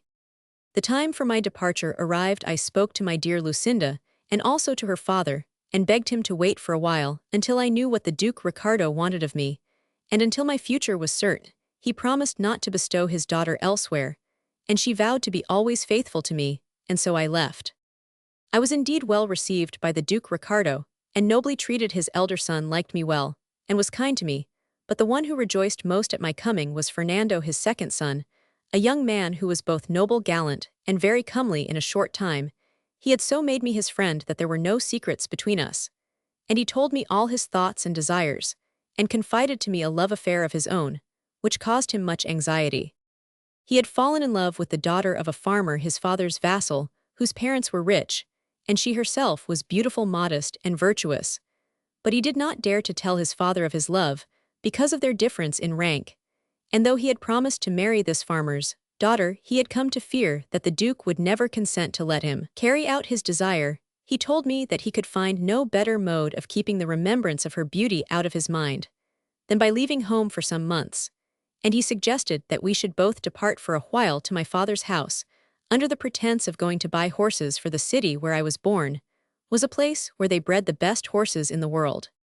When I heard of his wishes, I did all I could to strengthen them, and urged him to carry out his plan, which offered me a chance of seeing once more my dear Lucinda. At last the Duke gave him leave and ordered me to go with him. We arrived at my native city, and my father gave him the reception due to his rank. I again saw Lucinda. My love for her increased, though indeed it had never grown cold, and to my sorrow, I told Don Fernando all about it, for I thought by the laws of friendship it was not right to hide anything from him. I described her beauty, her grace, and her wit with such eloquence that my praises stirred in him a desire to see a damsel enriched by such rare virtues. To my misfortune, I yielded to his wish, and took him with me one night to a window where Lucinda and I were wont to speak together. He stood mute as one beside himself, and from that moment he could speak nothing but praises of my Lucinda. Yet I confess that I took no pleasure in hearing her thus praised, because it roused in me a strange feeling of jealousy. I did not fear the faith and honor of Lucinda, but at the same time I felt a hidden terror of the future. Now Don Fernando continued as my friend to read all the letters I sent to Lucinda, or she to me, under the pretense that he took great delight in the wit of both of us, and it fell out that Lucinda asked me to send her a book of the knightly adventures of Amadis of Gaul. No sooner did Don Quixote hear the name of one of his favorite heroes than he interrupted the story, saying, "If, my good sir, you had told me that your lady Lucinda was a reader of knightly adventures, you need not have said anything else to make me acknowledge her wit. Waste no further words on her beauty and worth, for now I assert that from her devotion to books of knighthood, the lady Lucinda is the fairest and most accomplished woman in all the world." Pardon my interruption, but when I hear anything said of the books of knights errant, I can no more keep from speaking of them than the sunbeams can help giving forth warmth. Therefore forgive me and proceed. While Don Quixote was speaking, Cardenio held his head down, his face grew sullen, and he bit his lip when he looked up. He seemed to have forgotten all about his story, and in a burst of rage said, "A plague on all your books of knighthood! Amadis was a fool, and the Queen Madissima was a wicked woman." "By all that is good," replied Don Quixote in great anger, "for this queen was a favorite heroine of his. It is a villainy to say such a thing. The Queen Madissima was a very noble lady, And whoever says or thinks the contrary lies like an arrant coward. And this I will make him no ahorsebek, or a foot armed, or disarmed by night or day, as he liketh best. Cardenio stood gazing at Don Quixote strangelifer. Now the mad fit was on him, and, hearing himself called liar and coward, he caught up a stone that was near him, and gave the knight such a blow with it, that he threw him backwards on the ground. Sancho Panza, seeing his master so roughly handled, set upon the madman with his fists, but the tattered one overthrew him with one blow, and trampled him under his feet like dough. After this, he departed into the wood very quietly. Sancho got up and wanted to take vengeance on the goatherd, who he said should have warned them about the madman. The goatherd declared he had done so, and Sancho retorted that he had not, and from words they got to blows, and had seized each other by the beards, when Don Quixote parted them, saying that the goatherd was in no way to blame for what had happened. He then again inquired where Cardenio was likely to be found, and the goatherd repeated what he had said at first, that his abode was uncertain, but that if they went much about in those parts, they would be sure to meet with him either mad or sane. Chapter 16. Of the strange adventures that happened to the Knight of the Mancha in the Brown Mountains, and of the penance he did there, in imitation of Beltenebros. Don Quixote took leave of the goatherd, and mounting once again on Rocinante, he commanded Sancho to follow him, who obeyed, but with a very ill will. They travelled slowly, entering the thickest and roughest part of the mountains, and at last Sancho Panza, who was growing very impatient, burst out, "Good Sir Don Quixote, let me speak what is on my mind, for it is a hard thing to go about looking for adventures all one's life, and find nothing but tramplings under the feet, and tossings in blankets, and stoning and blows and buffets." "Speak on," replied his master, "for I will hear what thou hast to say." Then replied Sancho, "I would know what benefit your worship could reap by taking the part of the Queen Majimasas, or whatever you call her, for, if you had let it pass, I believe the madman would have finished his tale, and I should have escaped a beating." Don Quixote doing penance. "In faith, Sancho," replied Don Quixote, "if thou knewest as well as I do how honorable a lady was Queen Madasima, thou wouldst rather say, I behaved with great patience. Cardenio knew not what he was saying to call her wicked, and must have been out of his senses." "So say I," said Sancho, "and you ought not to take notice of the words of a madman." "Against sane and mad," replied Don Quixote, "is every knight errant bound to stand up for the honor of women, whoever they may be. Be silent therefore, and meddle not with what does not concern thee. Understand that all I do is guided by the rules of knighthood, which are better known to me than to any knight that ever lived." "Sir," replied Sancho, "is there any rule of knighthood which obliges us to wander among the mountains looking for a madman, who, if he is found, will probably break our heads again?" "Peace, I say, Sancho," once again exclaimed Don Quixote, "for thou must know that it is not only the desire of finding the madman that brings me into these wilds, but because I have in mind to carry out an adventure that shall bring me eternal fame and renown over the whole face of the earth." "Is it a dangerous adventure?" asked Sancho. "That is according as it turns out," replied Don Quixote, "but I will keep you no longer in the dark about it. You must know that Amadis of Gaul was the most perfect of all the knights errant, and as he was the morning star, and the son of all valiant knights, so am I wise in imitating all he. Roman 999, and I remember that when his lady Oriana disdained his love, he showed his wisdom, virtue, and manhood by changing his name to Beltenebros, and retiring to a wild country, there to perform a penance. And as I may more easily imitate him in this, than in slaying giants, beheading serpents, killing monsters, destroying armies, and putting navies to flight, and because this mountain seems to fit for the purpose, I intend myself to do penance here." "But what is it that your worship intends to do in this out-of-the-way spot?" asked Sancho. "Have not I told thee already," replied his master, "that I mean to copy Amadis of Gaul, by acting here the part of a despairing, mad, and furious lover. I believe," continued Sancho, "that the knights who went through these penances must have had some reason for so doing. But what cause has your worship for going mad? What lady hath disdained you? How has the lady Dulcinea of Toboso ever treated you unkindly?" "That is just the point of it," said Don Quixote, "for a knight errant to go mad for good reason has no merit in it. But the whole kernel of the matter is to go mad without a cause. Therefore, Sancho, waste no more time, for mad I am, and mad I shall remain until thou return again with the answer to a letter which I mean to send with thee to my lady Dulcinea. If the answer is such as I deserve, my penance will end. But if the contrary, I shall run mad in good earnest. But tell me, Sancho, hast thou kept safely the helmet of Mambrino? Really, Sir Knight, answered Sancho, I cannot listen patiently to some things your worship says, and I sometimes think all you tell me of knighthood is nothing but a pack of lies, for to hear your worship say that a barber's basin is Mambrino's helmet, and not to find out your mistake in 4 days, makes one wonder whether one is standing on one's head or one's heels. I carry the basin right enough in my baggage, all battered and dented, and intend to take it home, and put it to rights and soap my beard in it, when I return to my wife and children.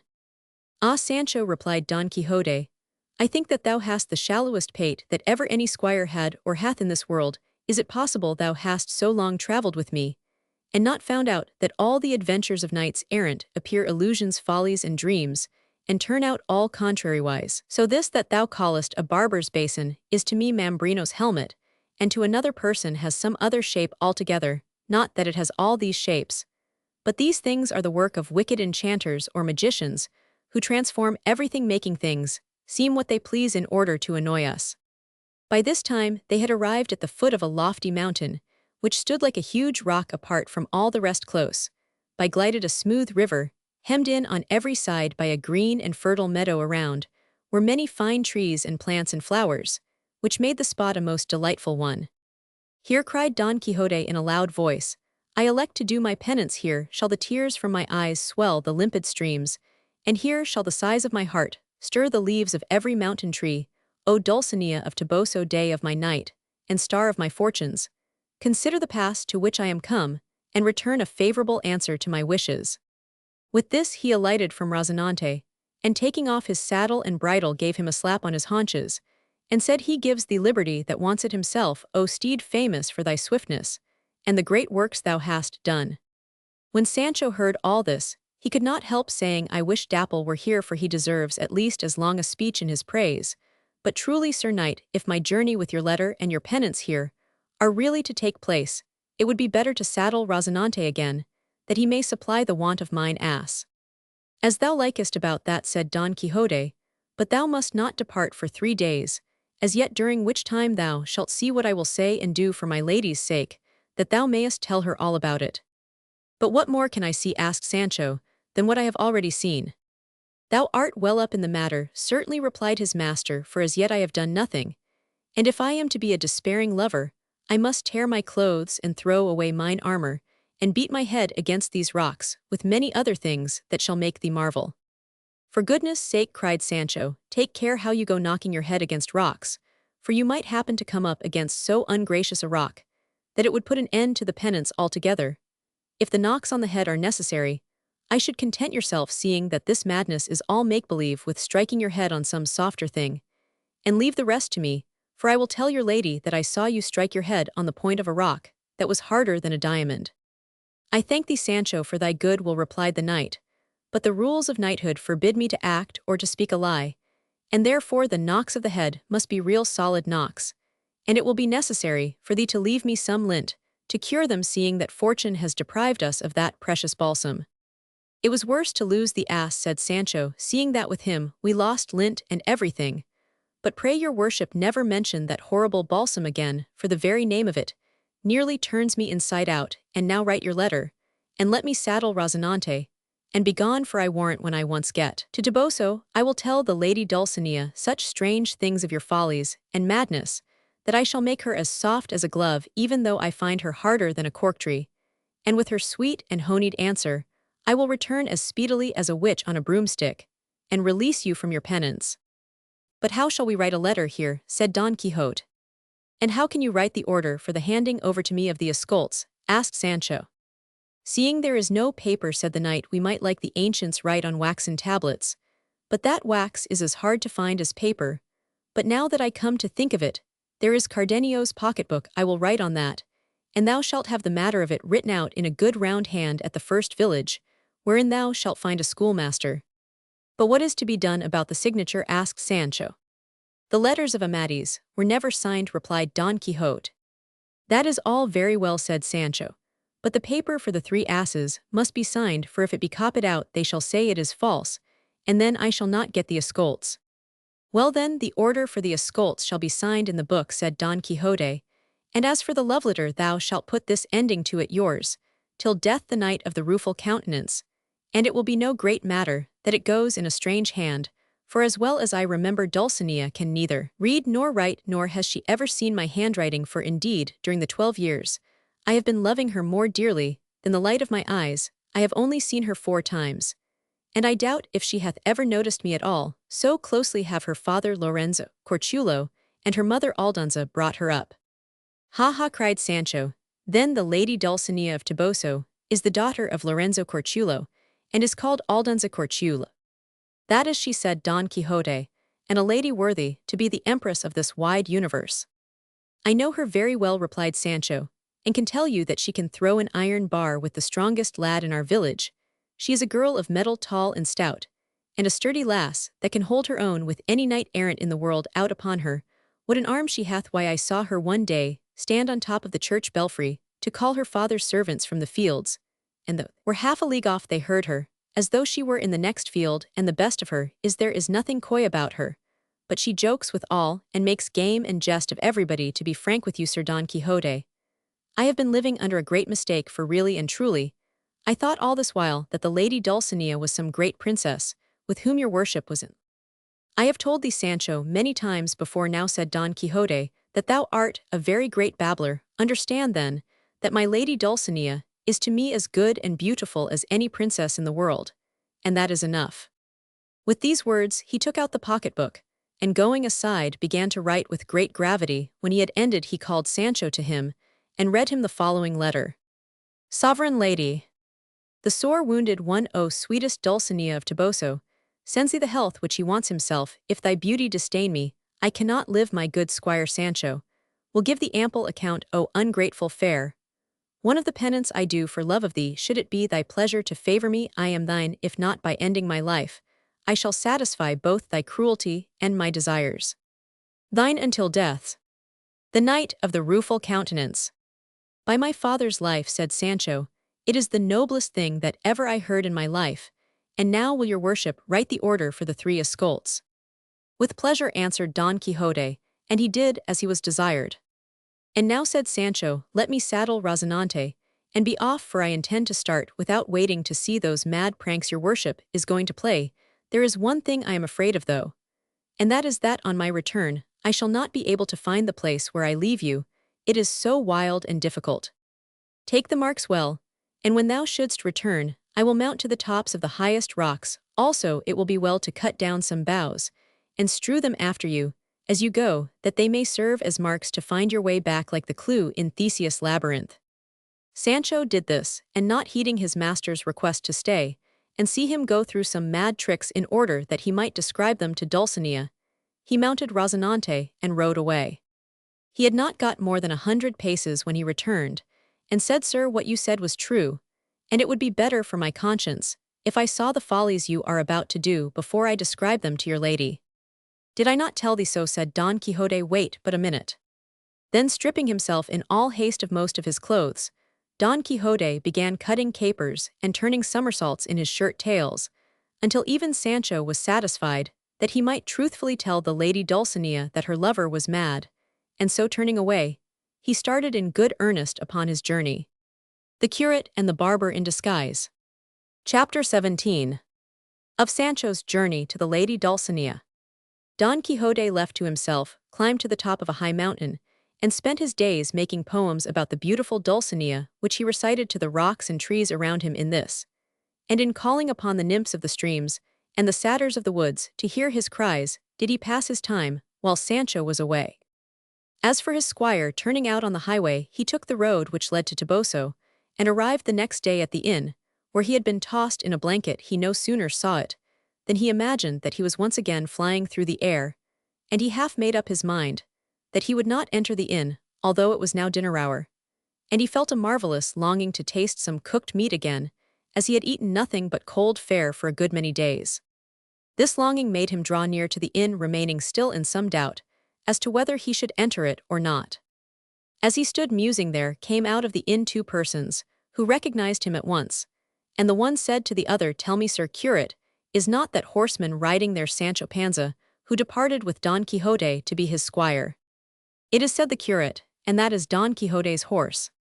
They knew him well enough, for they were Don Quixote's friends, the curate, and the barber who not so long ago had helped to burn his books and wall up his library. So wanting to learn news of Don Quixote, they went up to him and said, "Friend Sancho Panza, where have you left your master?"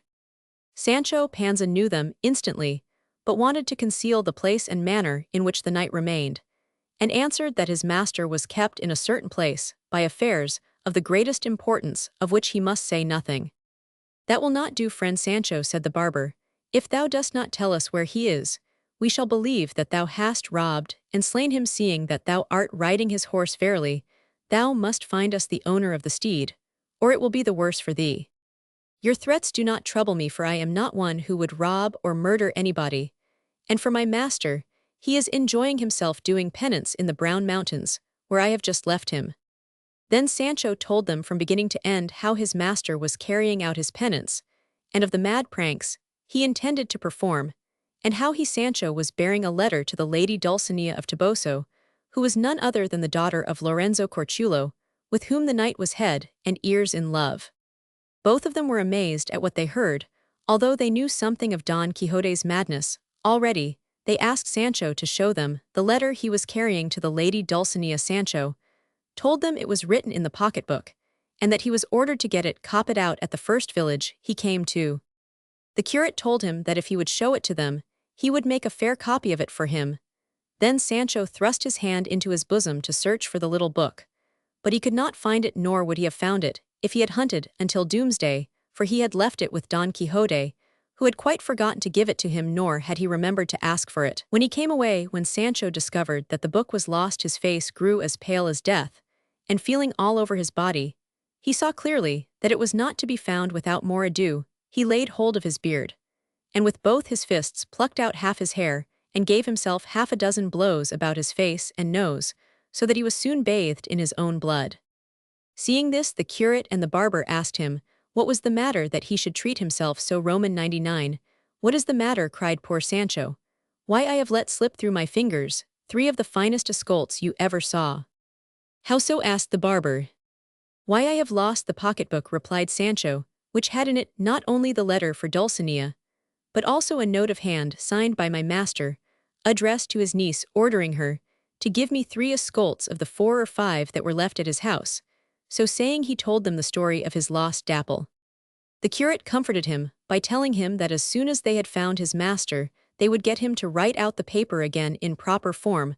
With this Sancho took courage, and said, if that could be done, all would be right, for he cared not much for the loss of Dulcinea's letter, as he knew it by heart. "Say it then, Sancho," said the barber, "and we will write it out." Then Sancho stood still and began to scratch his head and try to call the letter to memory. He stood first on one leg and then on the other, and looked first to heaven and then to earth while he gnawed off half his nails, and at the end of a long pause said, "I doubt if I can remember all, but it began, high and unsavory lady." "I warrant you," interrupted the barber, "it was not unsavory, but sovereign lady." "So it was," cried Sancho, "and then there was something about the wounded one sending health and sickness, and what not to the ungrateful fair, and so it scrambled along until it ended in yours, till death, the knight of the rueful countenance." They were both much amused at Sancho's good memory, and praised it highly, asking him to repeat the letter once or twice more to them, so that they might be able to write it down when they got a chance. 3 times did Sancho repeat it, and each time he made as many new mistakes. Then he told them other things about his master, but never a word about being tossed in a blanket, although he refused without giving any reason to enter the inn, though he begged them to bring him something nice and hot to eat, and some barley for Rozinante, when they had finished their own repast. With that they went into the inn, and after a while the curate brought him some meat, which Sancho was very glad to see. Now whilst the curate and the barber were in the inn, they discussed together the best means of bringing Don Quixote back to his home, and the curate hit upon a plan which fitted in well with Don Quixote's humor, and seemed likely to be successful. This plan was, as he told the barber to dress himself like a wandering damsel, while the barber took the part of her squire, and in this disguise they were to go to where Don Quixote was undergoing his penance, and the curate, pretending that he was an afflicted and sorely distressed damsel, was to demand of him a boon which as a valiant knight-errant he could not refuse. The service which the damsel was to ask was that Don Quixote would follow her, where she should lead him to right a wrong which some wicked knight had done her. Besides this, she was to pray him not to command her to unveil herself, or inquire as to her condition, until he had done her right against the wicked knight. And thus they hoped to lead Don Quixote back to his own village, and afterwards to cure him of his mad ideas.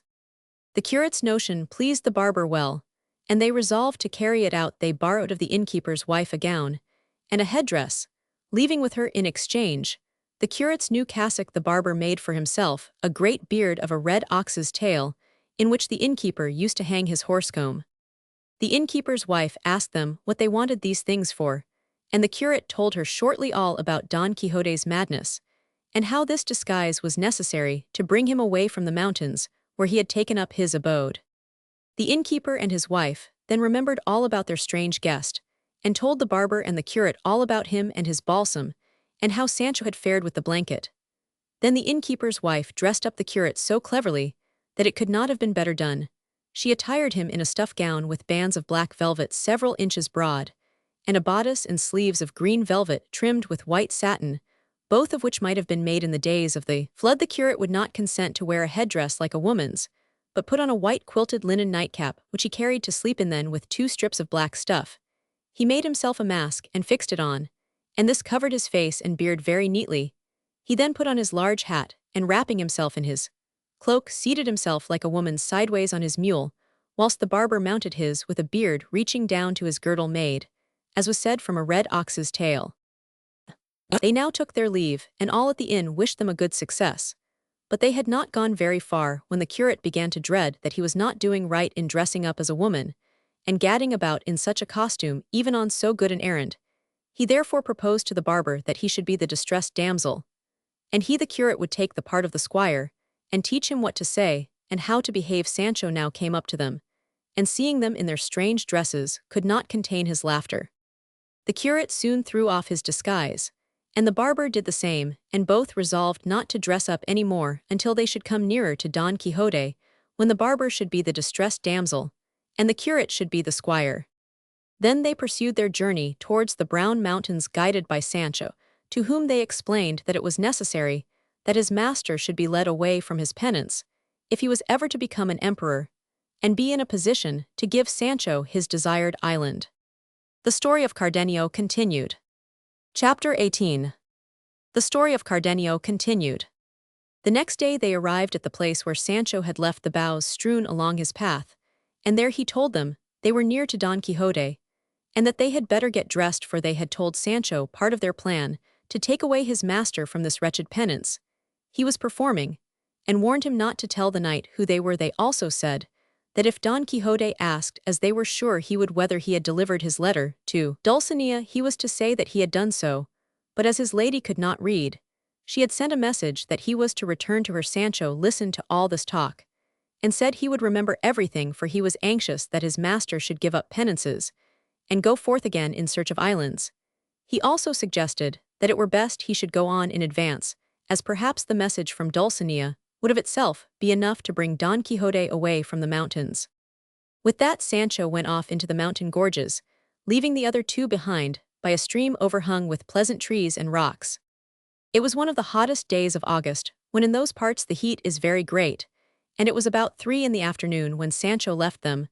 The 2 were resting in the shade at their ease, when they heard the sound of a voice not accompanied by any instrument, but singing very sweetly and melodiously. The song surprised them not a little, for this did not seem the place in which to find so good a singer.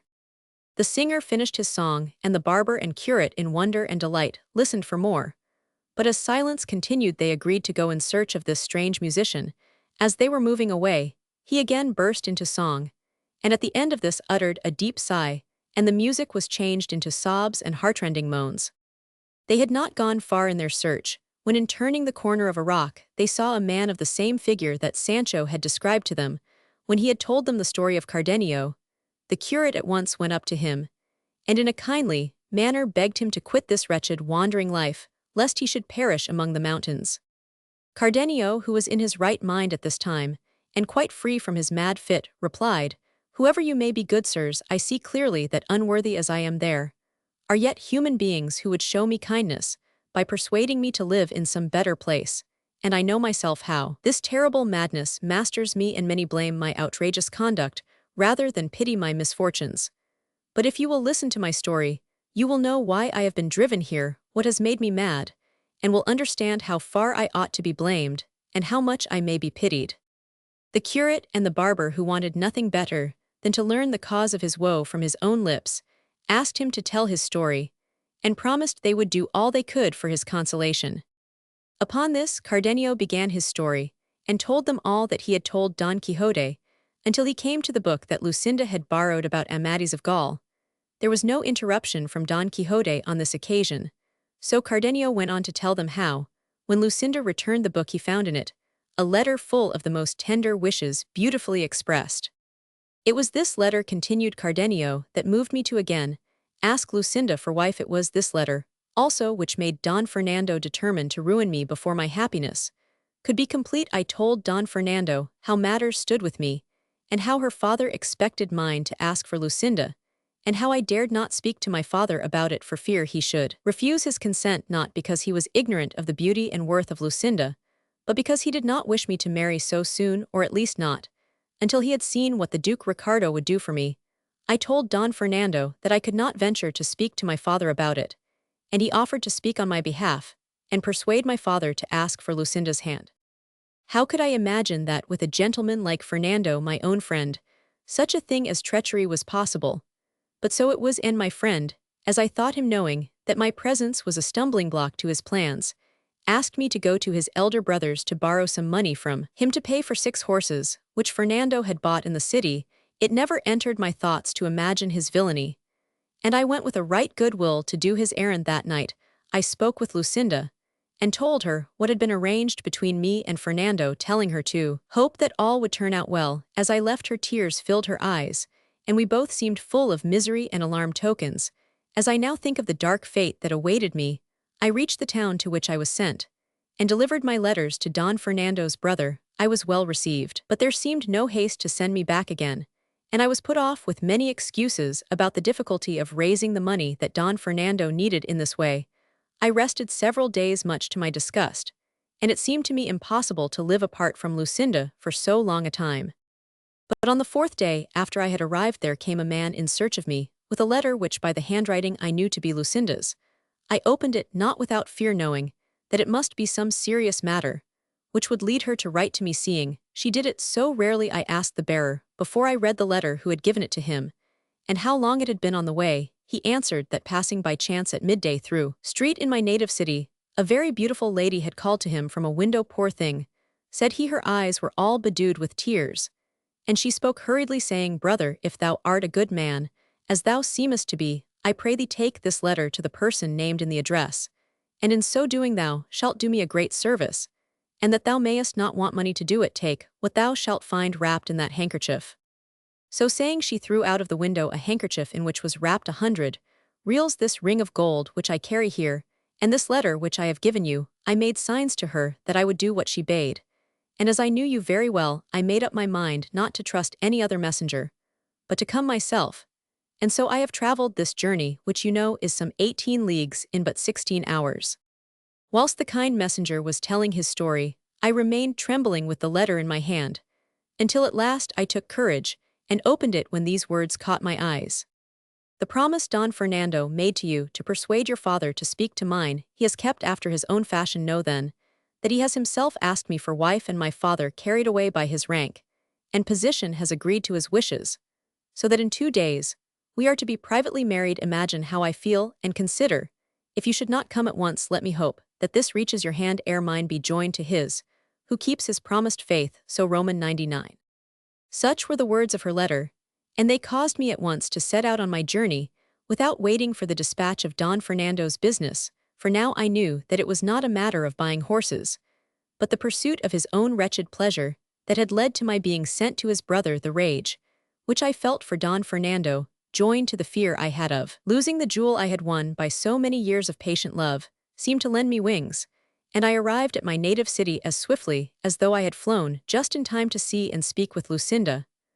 I entered the city secretly, and left my mule at the house of the honest man who had brought my letter, and went straight to the little iron gate where I had so often met Lucinda. There I found her, and as soon as she saw me she said in deep distress, Cardenio, I am attired in wedding garments. And in the hall there waits for me the traitor Don Fernando, and my covetous father with other witnesses, who shall see my death rather than my wedding. Be not troubled, dear friend, for if I cannot persuade them to give me my freedom, I can at least end my life with this dagger.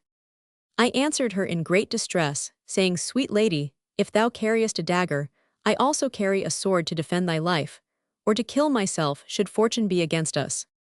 I believe she did not hear all I said, for she was hastily called away, and I aroused myself from my grief as best I could, and went into the house, for I knew well all the entrances and exits. Then, without being seen, I managed to place myself in a hollow formed by the window of the great hall, which was covered by two pieces of tapestry drawn together, whence I could see all that went on in the hall without anyone seeing me. The bridegroom entered the hall wearing his ordinary dress. His groomsman was a first cousin of Lucinda's, and no one else was in the room but the servants of the house. In a little while, Lucinda came out of her dressing room with her mother and two of her maids. My anxiety gave me no time to note what she wore. I was only able to mark the colors, which were crimson and white, and I remember the glimmer with which the jewels and precious stones shone in her headdress. But all this was as nothing to the singular beauty of her fair golden hair. When they were all stood in the hall, the priest of the parish entered, and taking each by the hand asked, Will you, Lady Lucinda, take the Lord Don Fernando for your lawful husband? I thrust my head and neck out of the tapestry, to hear what Lucinda answered. The priest stood, waiting for a long time before she gave it. And then, when I expected, nay, almost hoped that she would take out the dagger to stab herself, or unloose her tongue to speak the truth, or make some confession of her love for me, I heard her say in a faint and languishing voice, I will. Then Don Fernando said the same, and giving her the ring the knot was tied. But when the bridegroom approached to embrace her, she put her hand to her heart, and fell fainting in her mother's arms. It remains only for me to tell in what a state I was when in that, yes, I saw all my hopes at an end. I burned with rage and jealousy. All the house was in a tumult when Lucinda fainted, and her mother, unclasping her dress to give her air, found in her bosom a paper which Fernando seized and went aside to read by the light of a torch. Whilst he read it, he fell into a chair, and covered his face with his hands in melancholy discontent. Seeing everyone was in confusion, I ventured forth, not caring where I went, not having even a desire to take vengeance on my enemies. I left the house, and came to where I had left my mule, which I caused to be saddled. Then, without a word of farewell to anyone, I rode out of the city, and never turned my head to look back at it again. All night I traveled, and about dawn, I came to one of the entrances to these mountains, through which I wandered 3 days at random. I then left my mule and such things as I had, and took to living in these wilds. My most ordinary dwelling is in the hollow of a cork tree, which is large enough to shelter this wretched body. The goatherds who live among these mountains give me food out of charity. They tell me when they meet me in my wits, that at other times I rush out at them, and seize with violence the food they would offer me in kindness. I know that I do 1,000 mad things, but without Lucinda I shall never recover my reason, and I feel certain that my misery can only be ended by death. The discovery of Dorothea. Chapter 19. The story of Dorothea, who loved Don Fernando. As soon as Cardenio had finished his melancholy story, the curate was about to offer him some consolation, when he was stopped by hearing a mournful voice, calling out, Oh, that I could find an end to this life of misery! Alas, how much more agreeable to me is the company of these rocks and thickets, than the society of faithless man. Would that I had any one to advise me in difficulty, to comfort me in distress, or to avenge my wrongs. This was overheard by the curate and all who were with him, and thinking that the person who spoke must be hard by, they went to search, and had not gone 20 paces when they saw behind a large rock a boy sitting under an ash tree. He wore a peasant's dress, but as he was bending down to wash his feet in the brook, his head was turned from them. They approached softly, and without speaking, while his whole attention was employed in bathing his legs in the stream, they wondered at the whiteness and beauty of his feet, that did not seem formed to tread the furrows or follow the cattle or the plough, as his dress seemed to suggest. The curate, who was ahead of the rest, made signs to them to crouch down or hide themselves behind a rock. This done, they all gazed at the beautiful youth, who was clad in a grey jacket, and wore breeches and hose of the same cloth, with a grey hunting cap on his head. Having washed his delicate feet, he wiped them with a handkerchief which he took out of his cap, And in doing so, he raised his head, showing to those who were looking at him a face of such exquisite beauty that Cardenio murmured, "Since this is not Lucinda, it can be no earthly, but some celestial being."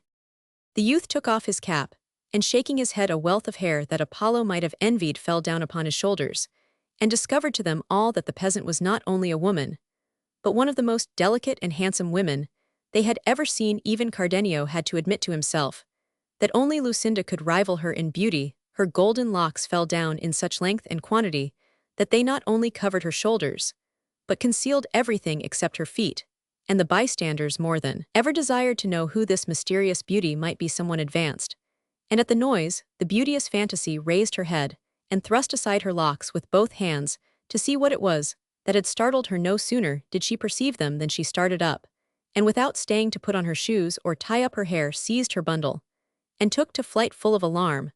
But she had not run 6 yards when her delicate feet, unable to bear the roughness of the stones, failed her, and she fell to the ground. They all ran to her assistance, and the curate who was first said, "Stay, madam, whosoever you are, those you see here have no desire to harm you, and there is therefore no necessity whatever for flight."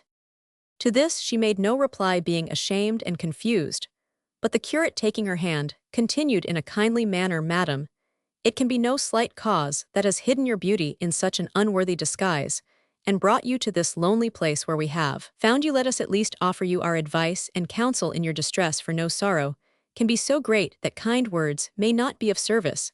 Therefore, madam, tell us something of your good or evil fortune, that we may help you in your troubles as best we can." At first, while the curate spoke, the disguised damsel stood rapt in attention, and gaped and gazed at them all as if she were some stupid villager who did not understand what was said. But finding that the curate understood something of her secret, she sighed deeply, and said, "Since these mountains cannot conceal me, and my poor hair betrays my secret, it would be vain for me to pretend things which you could not be expected to believe. Therefore, I thank you all, gentlemen, for your kindness and courtesy, and I will tell you something of my misfortunes, not to win your pity, but that you may know why it is I wander here alone, and in this strange disguise."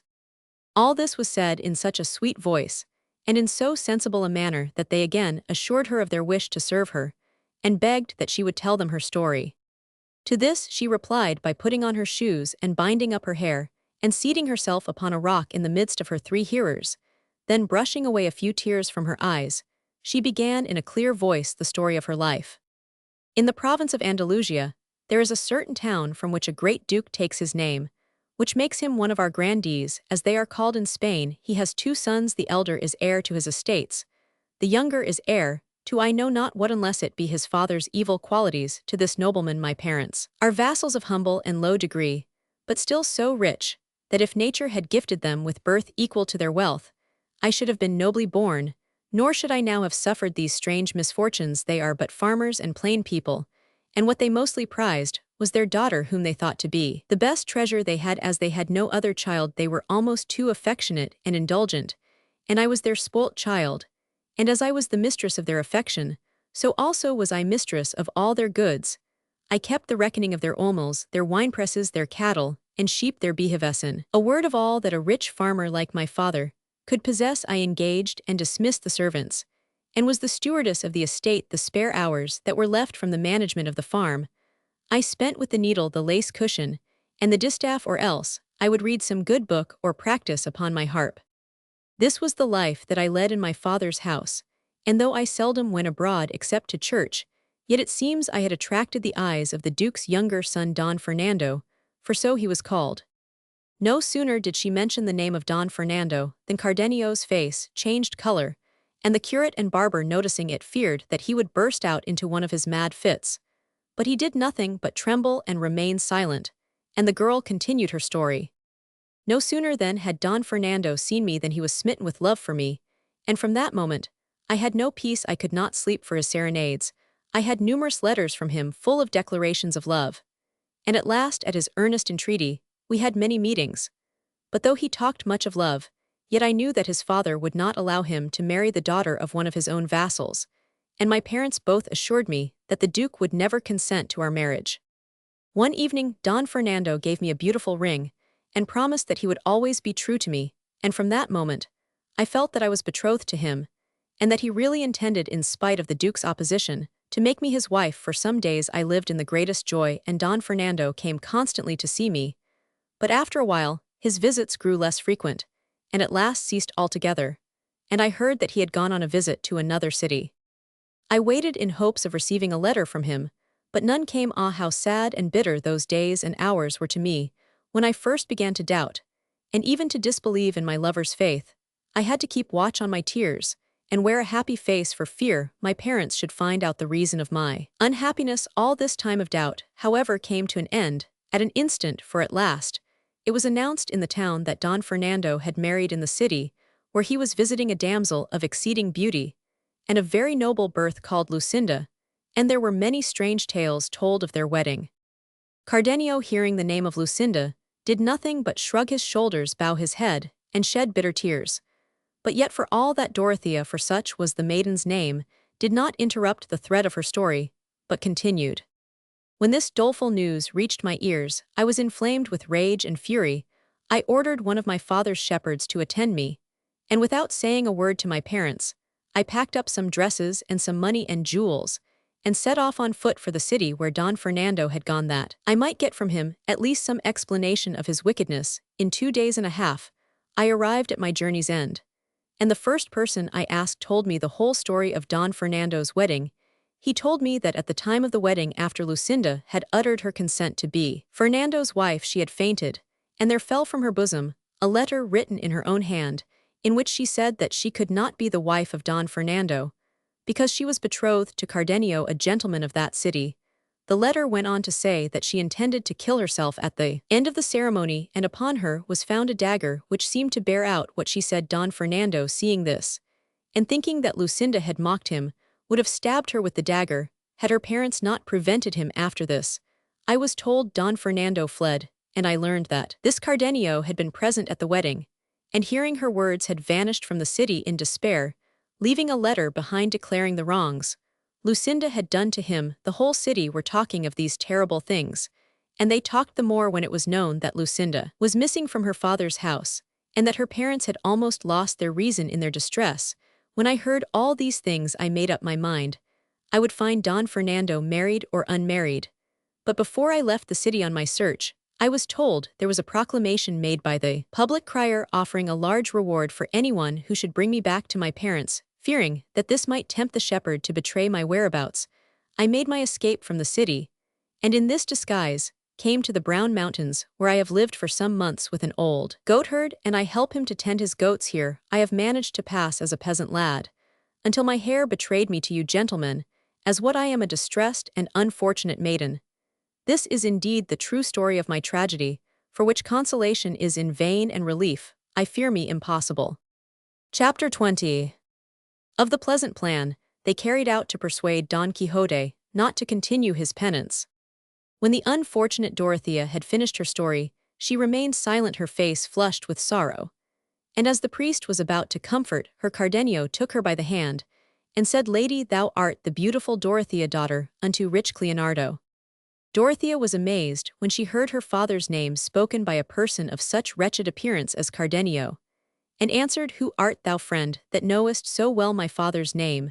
For unless I am mistaken, I did not once name him throughout all my story."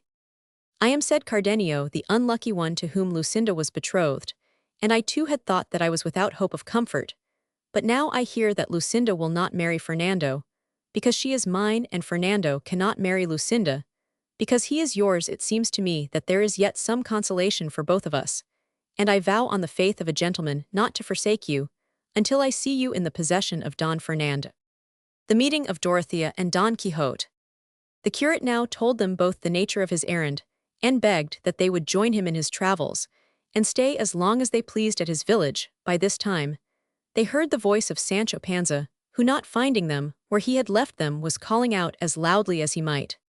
They went to meet him, and asked for Don Quixote. Sancho told them that he had found him almost naked to his shirt, lean and yellow, half dead with hunger, and sighing for the lady Dulcinea, and although he had told him that she commanded him to journey to Toboso, yet he declared that he had made up his mind not to appear before her until he had done feats worthy of her great beauty.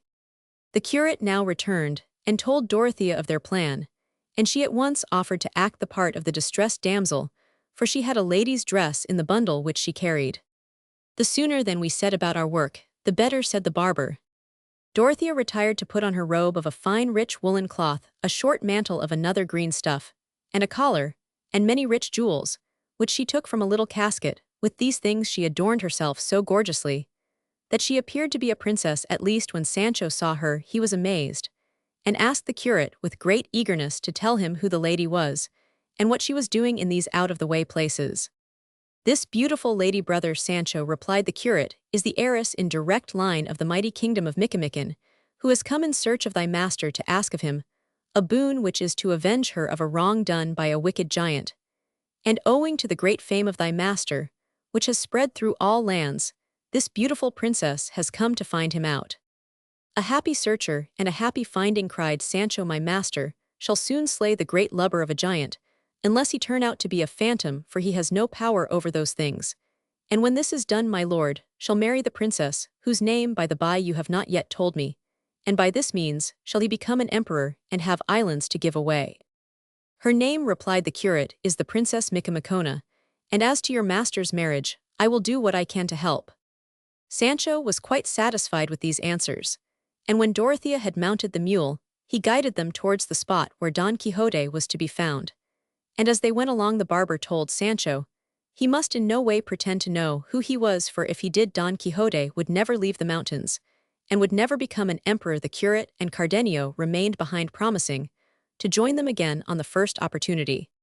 Having traveled about 3/4 of a league, they found Don Quixote clothed though still unarmed, sitting amidst the rocks. No sooner did Sancho tell Dorothea that this was his master than she whipped up her palfrey, closely followed by the well-bearded barber, who jumped from his mule and ran to help his lady alight. Quickly dismounting, she threw herself on her knees before Don Quixote, and refusing his efforts to raise her, spoke as follows: "Never will I rise from this position, most valiant and invincible knight, until you grant me a boon which will not only add to your honor and renown, but also assist the most injured and unfortunate damsel that ever the sun beheld. And if the valor of your mighty arm be equal to what I have heard of your immortal fame, you can indeed render aid to a miserable being who comes from a far distant land to seek your help." "Beauteous lady," replied Don Quixote, "I will not answer one word nor hear a jot of your affairs until you rise from the ground." "I will not rise, my lord," answered the unfortunate maiden, "until I have obtained from you the boon I beg." "Dear lady," replied Don Quixote, "it is granted, so that it be not anything that touches my duty to my king, my country, or the chosen queen of my heart." "Your kindness shall in no way affect them," replied Dorothea. At this moment Sancho came up, and whispered softly in his master's ear, "Sir, you may very well grant the request she asketh, for it is a mere nothing, it is only to kill a monstrous giant. And she that demands it is the Princess Micomicona, queen of the great kingdom of Micamican in Ethiopia." "Let her be what she will," said Don Quixote, "I will do my duty towards her." And then turning to the damsel, he said, "Rise, most beautiful lady, for I grant you any boon you shall please to ask of me." "Why then," said Dorothea, "what I ask of you is that you will at once come away with me to the place where I shall guide you, and that you promise me not to undertake any new adventure until you have revenged me on a traitor who has driven me out of my kingdom." "I grant your request," said Don Quixote, "and therefore, lady, you may cast away from this day forward all the melancholy that troubles you, for this mighty arm shall restore you to your kingdom." The distressed damsel strove with much ado to kiss his hand, but Don Quixote, who was a most courteous knight, would not permit it, and making her arise, treated her with the greatest respect. He now commanded Sancho to saddle Rozinante, and help him to arm himself, and this done, the knight was ready to depart. The barber, who had been kneeling all the while, had great difficulty to stop laughing aloud at all this, and his beard was in danger of falling off. He was glad to get up and help his lady to mount the mule, and when Don Quixote was mounted, and the barber himself had got upon his beast, they were ready to start. As for Sancho, who trudged along on foot, he could not help grieving for the loss of his dapple, but he bore it all with patience, for now he saw his master on the way to marry a princess, and so become at least king of Micamican, though it grieved him to think that that country was peopled by blackamoors, and that when he became a ruler, his vassals would all be. While this was going on, the curate and Cardenio had not been idle, for the curate was a cunning plotter, and had hit on a bright idea. he took from his pocket a pair of scissors, and cut off Cardenio's rugged beard, and trimmed his hair very cleverly, and when he had thrown his riding cloak over Cardenio's shoulders, he was so unlike what he was before that he would not have known himself in a looking-glass. This finished, they went out to meet Don Quixote and the others. When they came towards them, the curate looked earnestly at the knight for some time, and then ran towards him with open arms, saying in a good hour, "Is this meeting with my worthy countryman, the mirror of knighthood, Don Quixote of the Mancha, the champion of the distressed?" Don Quixote did not at first know him, but when he remembered the curate, he wanted to alight, saying, "It is not seemly, reverend sir, that I should ride whilst you travel on foot." But the curate would not allow him to dismount and give him his horse, but suggested that he might ride behind the lady's squire on his mule. "I did not think of that, good master curate," said Don Quixote, "but I know my lady the princess will for my sake order her squire to lend you the use of his saddle." "That I will," said the princess, "and I know my squire is the last man to grudge a share of his beast to this reverend father." "That is most certain," said the barber, and got off his steed at once. The curate now mounted, but the misfortune was that when the barber tried to get up behind the mule, which was a hired one, lifted up her legs, and kicked out with such fury that she knocked Mr. Nicholas to the ground, and as he rolled over his beard fell off and lay upon the earth. Don Quixote, seeing that huge mass of beard torn from the jaw without blood, and lying at a distance from the squire's face, said, "This, I vow, is one of the greatest miracles I ever saw in my life. The beard is taken off as clean by the heel of the mule as if it had been done by the hand of a barber." The curate, seeing the risk they ran of their plan being found out, came to where Master Nicholas was lying, and with one jerk clapped it on again, muttering, as he did so, some Latin words which he said were a charm for fixing on beards. By this means, to Don Quixote's amazement, the squire was cured again, and he asked the curate to tell him this charm, which he said, since it could heal a wound of this kind, must be good for even more dangerous injuries. The curate agreed to tell him the secret some other day, and having mounted the mule, the party rode slowly away towards the inn. Sancho Panza recovers his dapple. Chapter 21. Of the journey to the inn. The curate rode first on the mule, and with him rode Don Quixote, and the princess. The others, Cardenio the barber and Sancho Panza, followed on foot. And as they rode, Don Quixote said to the damsel, "Madam, let me entreat your highness to lead the way that most pleaseth you." Before she could answer, the curate said, "Towards what kingdoms would you travel? Are you for your native land of Micamican?" She, who knew very well what to answer, being no babe, replied, "Yes, sir, my way lies towards that kingdom." "If it be so," said the curate, "you must pass through the village where I dwell, and from thence your ladyship must take the road to Carthage, where you may embark, and if you have a prosperous journey, you may come within the space of 9 years to the lake Meona, I mean Meolides, which stands on this side of your highness' kingdom, some 100 days' journey or more." "You are mistaken, good sir," said she, "for it is not yet fully 2 years since I left there, and though I never had fair weather, I have arrived in time to see what I so longed for, the presence of the renowned Don Quixote of the Mancha, whose glory was known to me as soon as my foot touched the shores of Spain." "No more," cried Don Quixote, "I cannot abide to hear myself praised, for I am a sworn enemy to flattery, and though I know what you speak is but truth, yet it offends mine ears. And I can tell you this at least, that whether I have valor or not, I will use it in your service, even to the loss of my life. But let me know, master curate, what has brought you here." "You must know, then," replied the curate, "that Master Nicholas the barber and myself travelled towards Seville to recover certain sums of money, which a kinsman of mine in the Indies had sent me.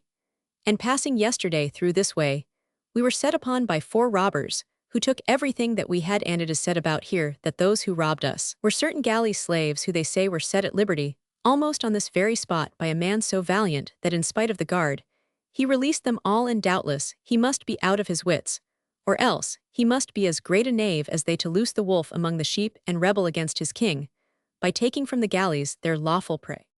Sancho had told the curate of the adventure with the galley slaves, and the curate spoke of it, to see what Don Quixote would say. The knight, however, durst not confess his part in the adventure, but rode on, changing color at every word the curate spoke. When the curate had finished, Sancho burst out, "By my father, master curate, he that did that deed was my master, and that not for want of warning, for I told him beforehand that it was a sin to deliver them, and that they were great rogues who had been sent to the galleys to punish them for their crimes." You bottlehead, replied Don Quixote, it is not the duty of knights errant to examine whether the afflicted, enslaved, and oppressed whom they meet by the way, are in sorrow for their own default. They must relieve them, because they are needy, and in distress, looking at their sorrow and not at their crimes. And if any but the holy master curate shall find fault with me on this account, I will tell him that he knows naught of knighthood, and that he lies in his throat, and this I will make him know by the power of my sword. Dorothea, who was discreet enough to see they were carrying the jest too far now, said, Remember, Sir Knight, the boon you promised me never to engage in any other adventure, be it ever so urgent, until you have seen me righted, and had master curate known that it was the mighty arm of Don Quixote that freed the galley slaves, I feel sure he would have bit his tongue through ere he spoke words which might cause you anger. That I dare swear, said the curate. Madam, replied Don Quixote, I will hold my peace, and keep my anger to myself, and will ride on peaceably and quietly, until I have done the thing I promised. Tell me therefore without delay, what are your troubles, and on whom am I to take revenge? To this Dorothea replied willingly, Will I do what you ask, so you will give me your attention? At this Cardenio and the barber drew near to hear the witty Dorothea tell her tale, and Sancho, who was as much deceived as his master, was the most eager of all to listen. She, after settling herself in her saddle, began with a lively air to speak as follows. In the first place, I would have you know, gentlemen, that my name is here. She stopped a moment, for she had forgotten what name the curate had given her. He, seeing her trouble, said quickly, It is no wonder, great lady, that you hesitate to tell your misfortunes. Great sufferers often lose their memory, so that they even forget their own names, as seems to have happened to your ladyship, who has forgotten that she is called the Princess Micomicona, heiress of the great kingdom of Micomicon. True, said the damsel, but let me proceed. The king my father was called Tinacrio the sage, and was learned in the magic art. By this he discovered that my mother, the Queen Zaramilla, would die before him, and that I should soon afterwards be left an orphan. This did not trouble him so much as the knowledge that a certain giant called Pandafilando of the Sour Face, lord of a great island near our border, when he should hear that I was an orphan, would pass over with a mighty force into my kingdom and take it from me. My father warned me that, when this came to pass, I should not stay to defend myself, and so cause the slaughter of my people, but should at once set out for Spain, where I should meet with a knight, whose fame would then extend through all that kingdom. His name, he said, should be Don Quixote, and he would be tall of stature, have a withered face, and on his right side, a little under his left shoulder, he should have a tawny spot with certain hairs like bristles. On hearing this, Don Quixote said, Hold my horse, son Sancho, and help me to strip, for I would know if I am the knight of whom the sage king spoke. There is no need, said Sancho, for I know that your worship has such a mark near your backbone. It is enough, said Dorothea, for among friends, we must not be too particular, and whether it is on your shoulder or your backbone is of no importance. And indeed, no sooner did I land in Osuna than I heard of Don Quixote's fame, and felt sure that he was the man. But how did you land in Osuna, madam? Asked Don Quixote, seeing that it is not a sea town. Sir, said the curate, the princess would say that she landed at Malaga, and that Osuna was the first place wherein she heard tidings of your worship. That is so, said Dorothea, and now nothing remains but to guide you to Pandafilando of the Sour Face, that I may see you slay him, and once again enter into my kingdom. For all must succeed, as the wise Tinacrio my father has foretold. And if the night of the prophecy, when he has killed the giant, so desires, then it will be my lot to become his wife, and he will at once possess both me and my kingdom. What thinkest thou of this, friend Sancho? Did I not tell thee this would come about? Here we have a kingdom to command, and a queen to marry. When Sancho heard all this, he jumped for joy, and running to Dorothea stopped her mule, and asking her very humbly to give him her hand to kiss, he kneeled down as a sign that he accepted her as his queen and lady. All around could scarcely hide their laughter at the knight's madness and the squire's simplicity, and when Dorothea promised Sancho to make him a great lord, and Sancho gave her thanks, it roused their mirth. And Madam, continued Don Quixote, who appeared to be full of thought, I repeat all I have said, and make my vow anew, and when I have cut off the head of Pandafilando, I will put you in peaceable possession of your kingdom. But since my memory and will are captive to another, it is not possible for me to marry. So disgusted was Sancho with what he heard that he cried out in a great rage, Surely, Sir Don Quixote, your worship is not in your right senses. Is it possible your worship can refuse to marry a princess like this a poor chance have I of getting a countship if your worship goes on like this searching for mushrooms at the bottom of the sea. Is my lady Dulcinea more beautiful? She cannot hold a candle to her Mary at once. And when you are king make me a governor. Don Quixote, who heard such evil things spoken of his lady Dulcinea, could not bear them any longer, and therefore lifting up his lance without speaking a word to Sancho, gave him 2 blows that brought him to the earth, and if Dorothea had not called to the knight to spare him without doubt, he would have taken his squire's life. Think you, miserable villain, cried Don Quixote, that it is to be all sinning on thy side, and pardoning on mine? Say, scoffer, with the viper's tongue, who dost thou think hath gained this kingdom, and cut off the head of this giant, and made thee marquis? For all this I take to be a thing as good as completed, unless it be the worth and valor of Dulcinea, using my arm as her instrument. She fights in my person, and I live and breathe in her. From her I hold my life. And being, O villain, how ungrateful art thou that seest thyself raised from the dust of the earth, to be a nobleman, and speakest evil of her who gives thee such honors. Sancho was not too much hurt to hear what his master said. He jumped up nimbly, and ran behind Dorothea's palfrey, and from there said to his master, Tell me, your worship, if you are not going to marry this great princess, how this kingdom will become yours, and how you can do me any favors. Pray marry this queen now. We have her here. I say nothing against Lady Dulcinea's beauty, for I have never seen her. How, thou wicked traitor, thou hast not seen her, cried Don Quixote. Didst thou not? But now bring me a message from her. I mean, replied Sancho, not seen her for long enough to judge of her beauty, though from what I did see, she appeared very lovely. Ah, said Don Quixote, then I do excuse thee, but have a care what thou sayest, for remember the pitcher may go once too often to the well. No more of this, said Dorothea. Run, Sancho, kiss your master's hand, and ask his pardon. Henceforth speak no evil of the lady Dulcinea, and trust that fortune may find you in a state where you may live like a prince. Sancho went up hanging his head, and asked his lord's hand, which he gave him with a grave air, and after he had kissed it, the knight gave him his blessing, and no more was said about it. While this was passing, they saw coming along the road on which they were a man riding upon an ass, and when he drew near, he seemed to be a gypsy, but Sancho Panza, whenever he met with any asses, followed them with his eyes and his heart, and he had hardly caught sight of the man, when he knew him to be the escaped robber Gins of Passamont, and the ass to be none other than his beloved Dapple. Gins had disguised himself as a gypsy, but Sancho knew him, and called out in a loud voice, Ah, thief Gins, give up my jewel, let go my life, give up mine. Ass, give up the comfort of my home. Fly, scoundrel, begone. Thief, give back what is none of thine. He need not have used so many words, for Gins leaped off at the first, and raced away from them, all as fast as his legs could carry him. Sancho then ran up to Dapple, and embracing him cried, How hast thou been cared for, my darling and treasured Dapple of mine, eyes, my sweet companion? With this, he stroked and kissed him as if he had been a human being, but the ass held his peace, and allowed Sancho to kiss and cherish him without answering a word. Sancho's story of his visit to the lady Dulcinea. Chapter 22. The story Sancho Panza told his master of his visit to the lady Dulcinea. When the rest came up, they all congratulated Sancho on finding his ass, and Don Quixote promised that he would still give him the 3 escolts, for which Sancho thanked him heartily.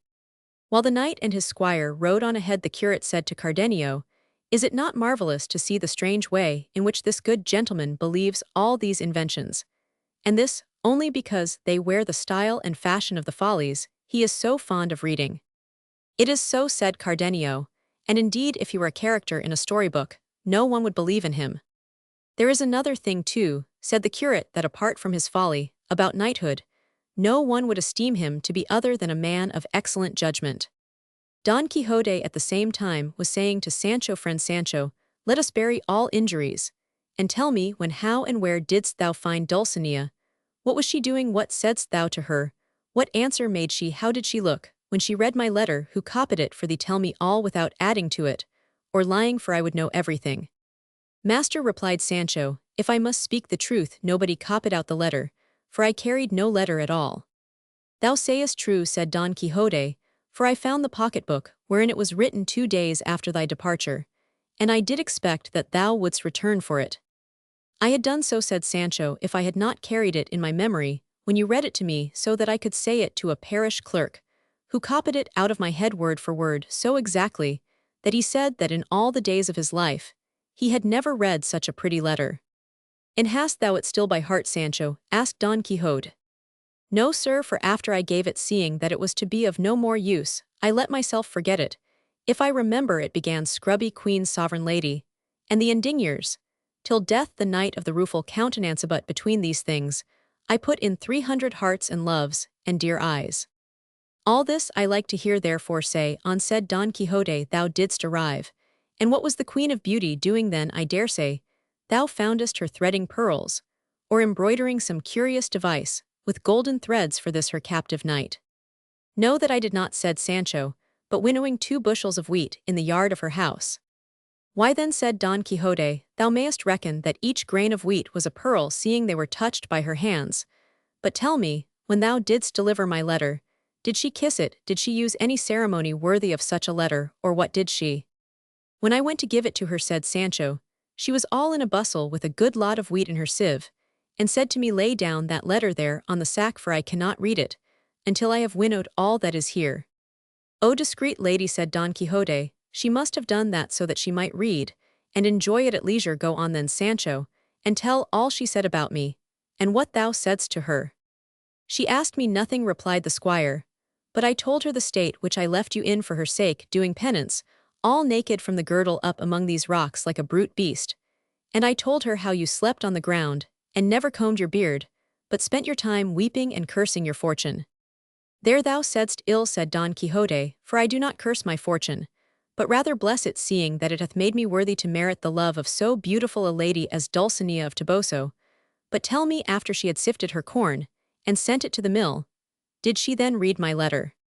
"The letter," replied Sancho, "she did never read, for she said she could neither read nor write, and therefore she tore it into small pieces, and would allow no one to read it, lest the whole village might know her secrets. Lastly, she told me that I was to say to your worship that she kissed your hands, and that she had a greater desire to see you than to write to you, therefore she begged, as you loved her, that you should quit these bushes and brambles, and leave off these mad pranks, and set out for Toboso, for she had a great longing to see your worship. She laughed a good deal when I told her they called your worship the Knight of the Rueful Countenance. I asked her whether the beaten Biscan came there. She said yes, and that he was a very good fellow. I asked also after the galley slaves, but she told me that she had seen none of them as yet." "All goes well then," said Don Quixote, "but tell me, what jewel did she bestow on thee at thy departure for reward of the tidings thou hadst brought? For it is a usual and ancient custom among knights errant, and their ladies, to give to their squires, damsels or dwarfs, who bring good tidings, some rich jewel as a reward for their welcome news." "It may well be," replied Sancho, "and I think it was a most excellent custom, but I doubt if it exists nowadays, for it would seem to be the manner of our age only to give a piece of bread and cheese. For this was all that my lady Dulcinea bestowed on me when I took my leave, and by the way the cheese was made of sheep's milk." "She is marvellous liberal," said the knight, "and if she gave thee not a jewel of gold, it was doubtless because she had none then about her. But that will be put right some day. Knowest thou, Sancho, at what I am astonished? It is at thy sudden return, for it seems to me thou wast gone and hast come back again in the air, for thou hast been away little more than 3 days, although Toboso is more than 30 leagues from hence. Therefore I do believe that the wise enchanter who takes care of my affairs, and is my friend, must have helped thee to travel without thy being aware of it. For there are sages that take up a knight-errant sleeping in his bed, and without knowing how or in what manner he awakes the next day more than 1,000 leagues from the place where he fell asleep, for otherwise knights-errant could not help one another in perils, as they do now, for it may be that one is fighting in the mountains of Armenia with some dragon or fierce serpent, and is at the point of death, and just when he least expects it he sees, on a cloud or in a chariot of fire, some other knight, his friend, who a little before was in England, who helps him, and delivers him from danger. And all this is done by the craft and wisdom of those sage enchanters, who take care of valorous knights. But leaving all this apart, what dost thou think I should do about my lady's commands to go and see her?" "Tell me, good your worship," replied Sancho, "do you intend to journey to Toboso, and lose so rich and noble a prize, as this Princess Peace? Take my advice, and marry her in the first village that hath a parish priest, or let the curate do it, for he is here, and remember the old saying, a bird in the hand is worth 2 in the bush." "Look you, Sancho," said his master, "if you counsel me to marry to the end that I may be king, when I have slain the giant, and be able to give you an island, no, that I can do that without marrying, for I will make it a condition that upon conquering this monster, they shall give me a portion of the kingdom, although I marry not the princess, and this I will bestow upon thee." "Let it be so then," said Sancho, "and trouble not your mind. I pray you to go and see the lady Dulcinea at this moment, but go away and kill the giant, and let us finish off this job, for I believe it will prove of great honor and greater profit." "I believe, Sancho," said Don Quixote, "that thou art in the right, and I will follow thy advice in going first with the princess, rather than visiting Dulcinea." At this moment, Master Nicholas, the barber, called out to them to stay a while, for they wished to halt and drink at a small spring hard by Don Quixote, stopped to Sancho's very great content, as he was already tired of telling so many lies, and feared that his master would entrap him in his own words, for although he knew that Dulcinea was a peasant lass of Toboso, yet he had never seen her in all his life. Andrew salutes Don Quixote. Chapter 23. What happened during their further journey towards the inn. They all dismounted at the spring, and by this time Cardenio had dressed himself in the boy's clothes that Dorothea had worn, which, though by no means good, were better than those he cast off. The curate had brought some scanty provisions from the inn, and they sat down near the spring to satisfy, as well as they could, the hunger they all felt. Whilst they took their ease, a young lad passed by who looked very earnestly at all those who sat round the spring, and after a moment ran up to Don Quixote, and embracing his legs burst into tears, crying, "Ah, my lord, do not you know me? Look well upon me. I am the boy Andrew, whom you unloosed from the oak tree to which I was tied." Don Quixote knew him at once, and taking him by the hand turned to those who were present, and said that you may see how important it is to have knights errant in the world, to set right the wrongs and injuries which are done by insolent and wicked men. You must know that a few days ago, as I rode through a wood, I heard piteous screams and cries as of some person in sore distress. I hastened instantly to the place, and there I found tied to an oak this boy whom you see here, and I am glad that he is here, because if I shall not say the truth he may check me. He was tied to an oak tree stark, naked from the waist upward, and a certain clown, whom I afterwards learned to be his master, was beating him with a horse's bridle. As soon as I saw him, I asked the master the reason of his cruelty. The farmer replied that he was beating him because he was his servant, and that he had been guilty of carelessness, due rather to knavery than stupidity, at which the lad said, "Sir, he beats me only because I ask him for my wages." The farmer answered with many excuses which I heard but did not believe. I made him at once untie the boy, and forced him to swear me an oath that he would take him home with him, and pay him every real upon the nail. Is not all this true, son Andrew? Answer, nor hesitate in anything. Tell these gentlemen what passed, that they may learn how necessary it is to have knights errant up and down the highways. "All that your worship says is very true," replied the lad, "but the end of the business was very contrary to what you imagine." "How contrary?" asked Don Quixote. "Did not the clown pay thee then?" "He not only did not pay me," answered the boy, "but as soon as you had passed out of the wood, and we were alone again, he tied me to the same tree, and gave me afresh so many blows that I had like to be flayed alive, and at each blow he uttered some jest to make a mock of your lordship. And if I had not felt so much pain, I could have found it in my heart to have laughed very merrily. In fact, he left me in such a wretched plight that I have been in hospital ever since, and you are at fault in all this, for if you had ridden on your way, and not come meddling in other folks' affairs, perhaps my master would have contented himself with giving me a dozen blows or so, and would presently have let me loose, and paid me my wages. But because you abused him so harshly, his anger was aroused, and as he could not revenge himself on you as soon as he was alone, he let loose the storm of his wrath upon me in such a manner that I fear I shall never be a man again as long as I live. The mischief was, said Don Quixote, in my going away, for I should not have departed until I had seen thee paid, for I might well have known that no churl will keep his word, if he finds that it does not suit him to keep it. But yet, Andrew, thou dost remember how I swore that if he paid thee not I would return and seek him out, and find him though he should hide himself in the belly of a whale. That is true, replied Andrew, but it is all of no use. Thou shalt see whether it is of use or no presently, said Don Quixote, and so saying he got up hastily, and commanded Sancho to bridle Rozinante, who was feeding whilst they did eat. Dorothea asked him what it was he meant to do. He answered that he meant to go in search of the farmer, and punish him for his bad conduct, and make him pay Andrew to the last farthing in spite of all the churls in the world, to which she answered, entreating him to remember that he could not deal with any other adventure according to his promise, until he had finished hers, and as he knew this better than anyone else, he must restrain his anger until he returned from her kingdom. That is true, answered Don Quixote, and Andrew must have patience until my return, for I once more vow and promise anew never to rest until he be satisfied and paid. I do not believe these vows, said Andrew. I would rather just now have as much money as would help me on my way to Seville than all the revenge in the world. Give me something to eat, and let me go, and may all knights errant be as erring to themselves as they have been with me. Sancho took out of his bag a piece of bread and cheese, and giving it to the lad said, Take it, brother Andrew, for each of us has a share in your misfortune. What share have you in it? Asked Andrew. This piece of bread and cheese, which I give thee, said Sancho, for no one knows whether I shall have need of it again or not, for you must know, my friend, that we squires to knights errant suffer great hunger and a luck, and many things which are better felt than told. Andrew laid hold of his bread and cheese, and seeing that no one gave him anything else, bowed his head and went on his way. And as he went he turned to Don Quixote, and said, I pray you, sir knight errant, if you meet me again, although you should see me being cut to pieces, do not come to my aid, but leave me to my ill fate, for it cannot be so great, but that greater will result from your help. And may you, and all the knights errant that ever were born in the world, keep your paths away from mine. Don Quixote started up to chastise him, but he set off running so fast that no one tried to pursue him. The knight was greatly ashamed at Andrew's story, and the others had much ado not to laugh outright, and so put him to utter confusion.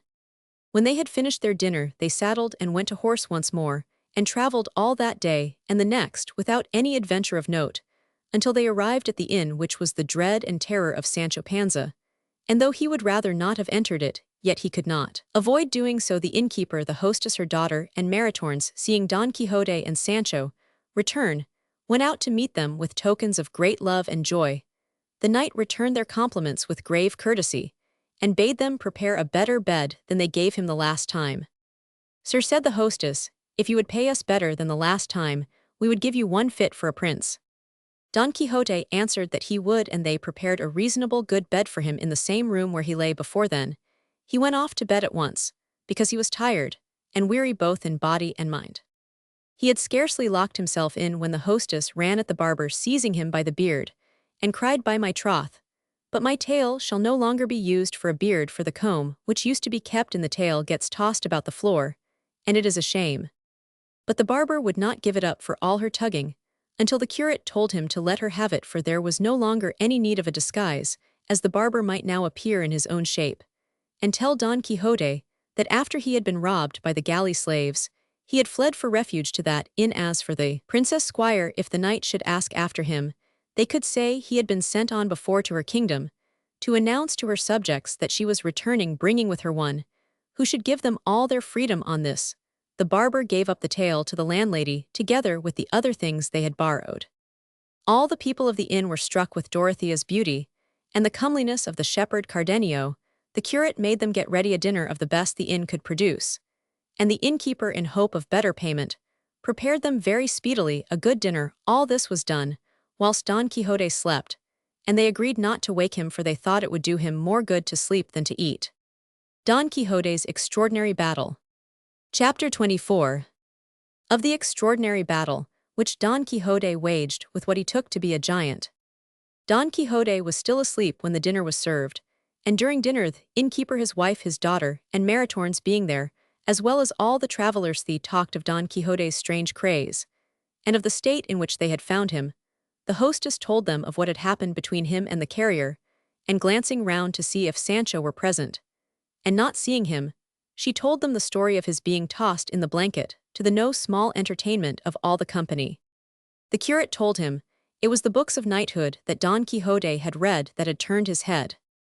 I know not how that can be, said the innkeeper, for to my thinking there is no finer reading in the world, and when it is harvest time, the reapers here often collect during the midday heat, and one who can read takes one of these books in hand, while some 30 of us get round him, and sit listening with so much delight, that I could find it in my heart to be hearing such stories day and night.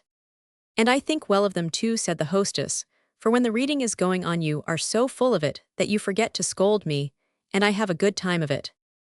Ah, said her daughter, I too listen, and though I like not the fights which please my father, yet the lamentations which the knights make when they are away from their ladies, make me weep for pity, and I enjoy that.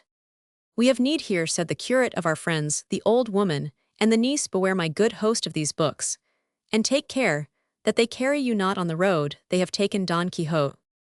Not so, said the innkeeper, I shall not be such a fool as to turn knight-errant, for I see well enough, that it is not the fashion now to do, as they used to do in the times, when these famous knights roamed about the world, all that is of no use nowadays.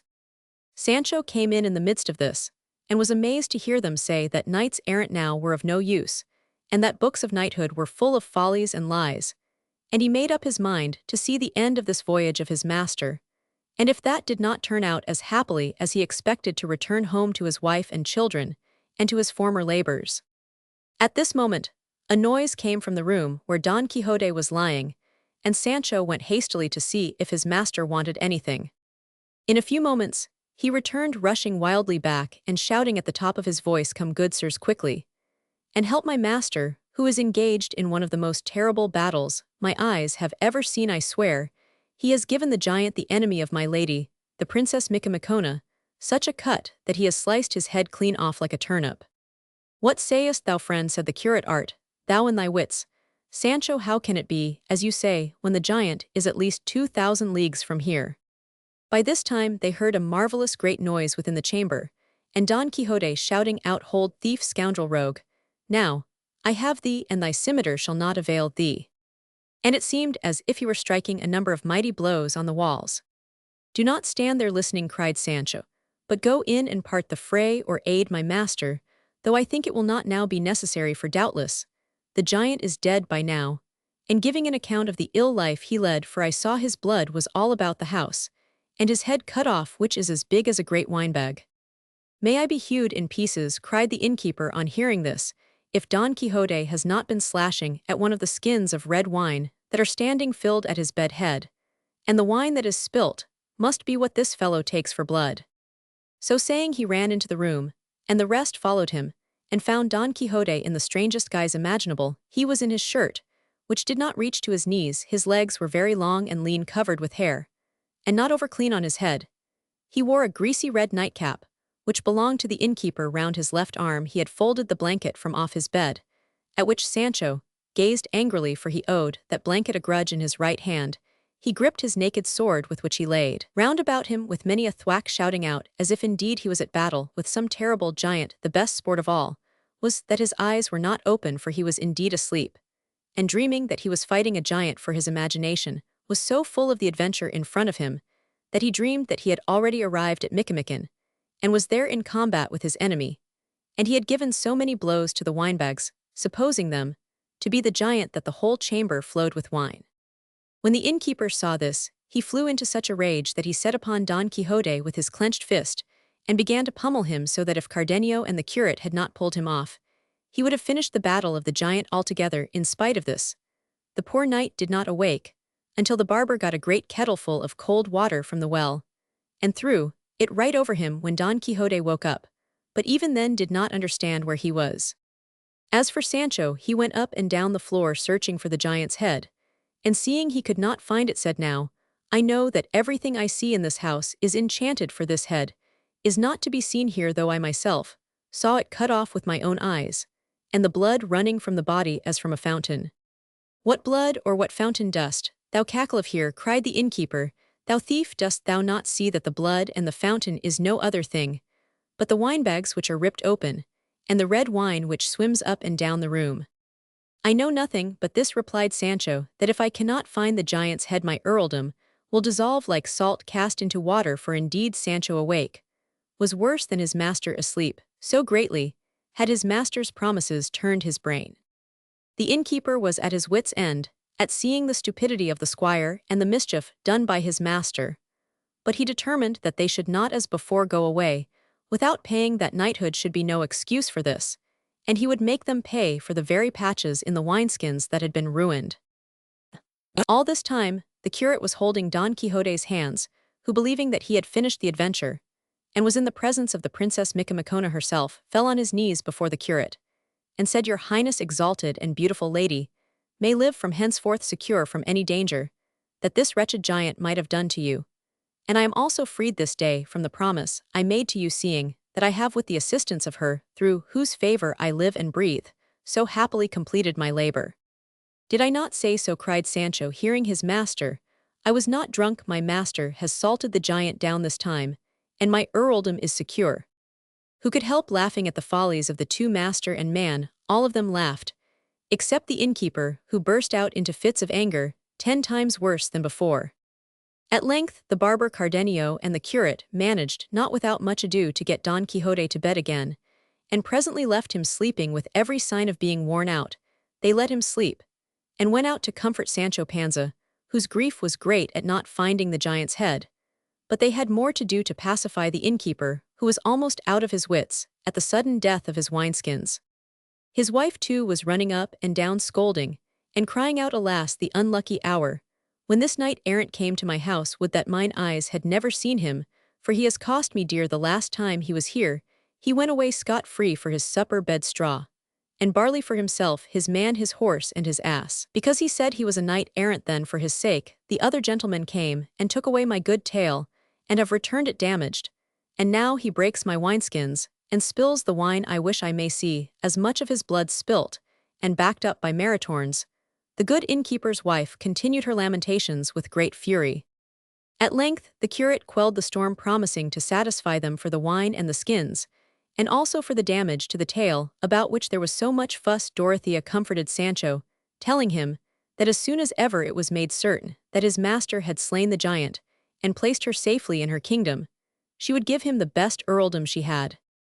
With this he was consoled, and told her that he himself had seen the giant's head cut off, and that it had a beard which reached down to his girdle, and that if the beard could not now be found, it was because the affairs of this house were all guided by enchantment, as he knew to his cost, by what had happened to himself in his last visit. Dorothea replied that she was of the same opinion, and bade him be of good cheer, since all would be well ended to his heart's desire. Of the rare adventures at the Chapter 25, which treats of other rare adventures which happened at the inn. Later in the day, the innkeeper, who was standing at the door, cried out, "Here is a fine troop of guests, coming. If they stop here we may sing and rejoice." "Who are they?" asked Cardenio. "4 men on horseback," answered the innkeeper, "with lances and targets, and all with black masks on their faces. With them comes a woman dressed in white on a side saddle, and her face also masked, and 2 lackeys that run with them on foot." "Are they near?" asked the curate. "So near," replied the innkeeper, "that they are now arriving."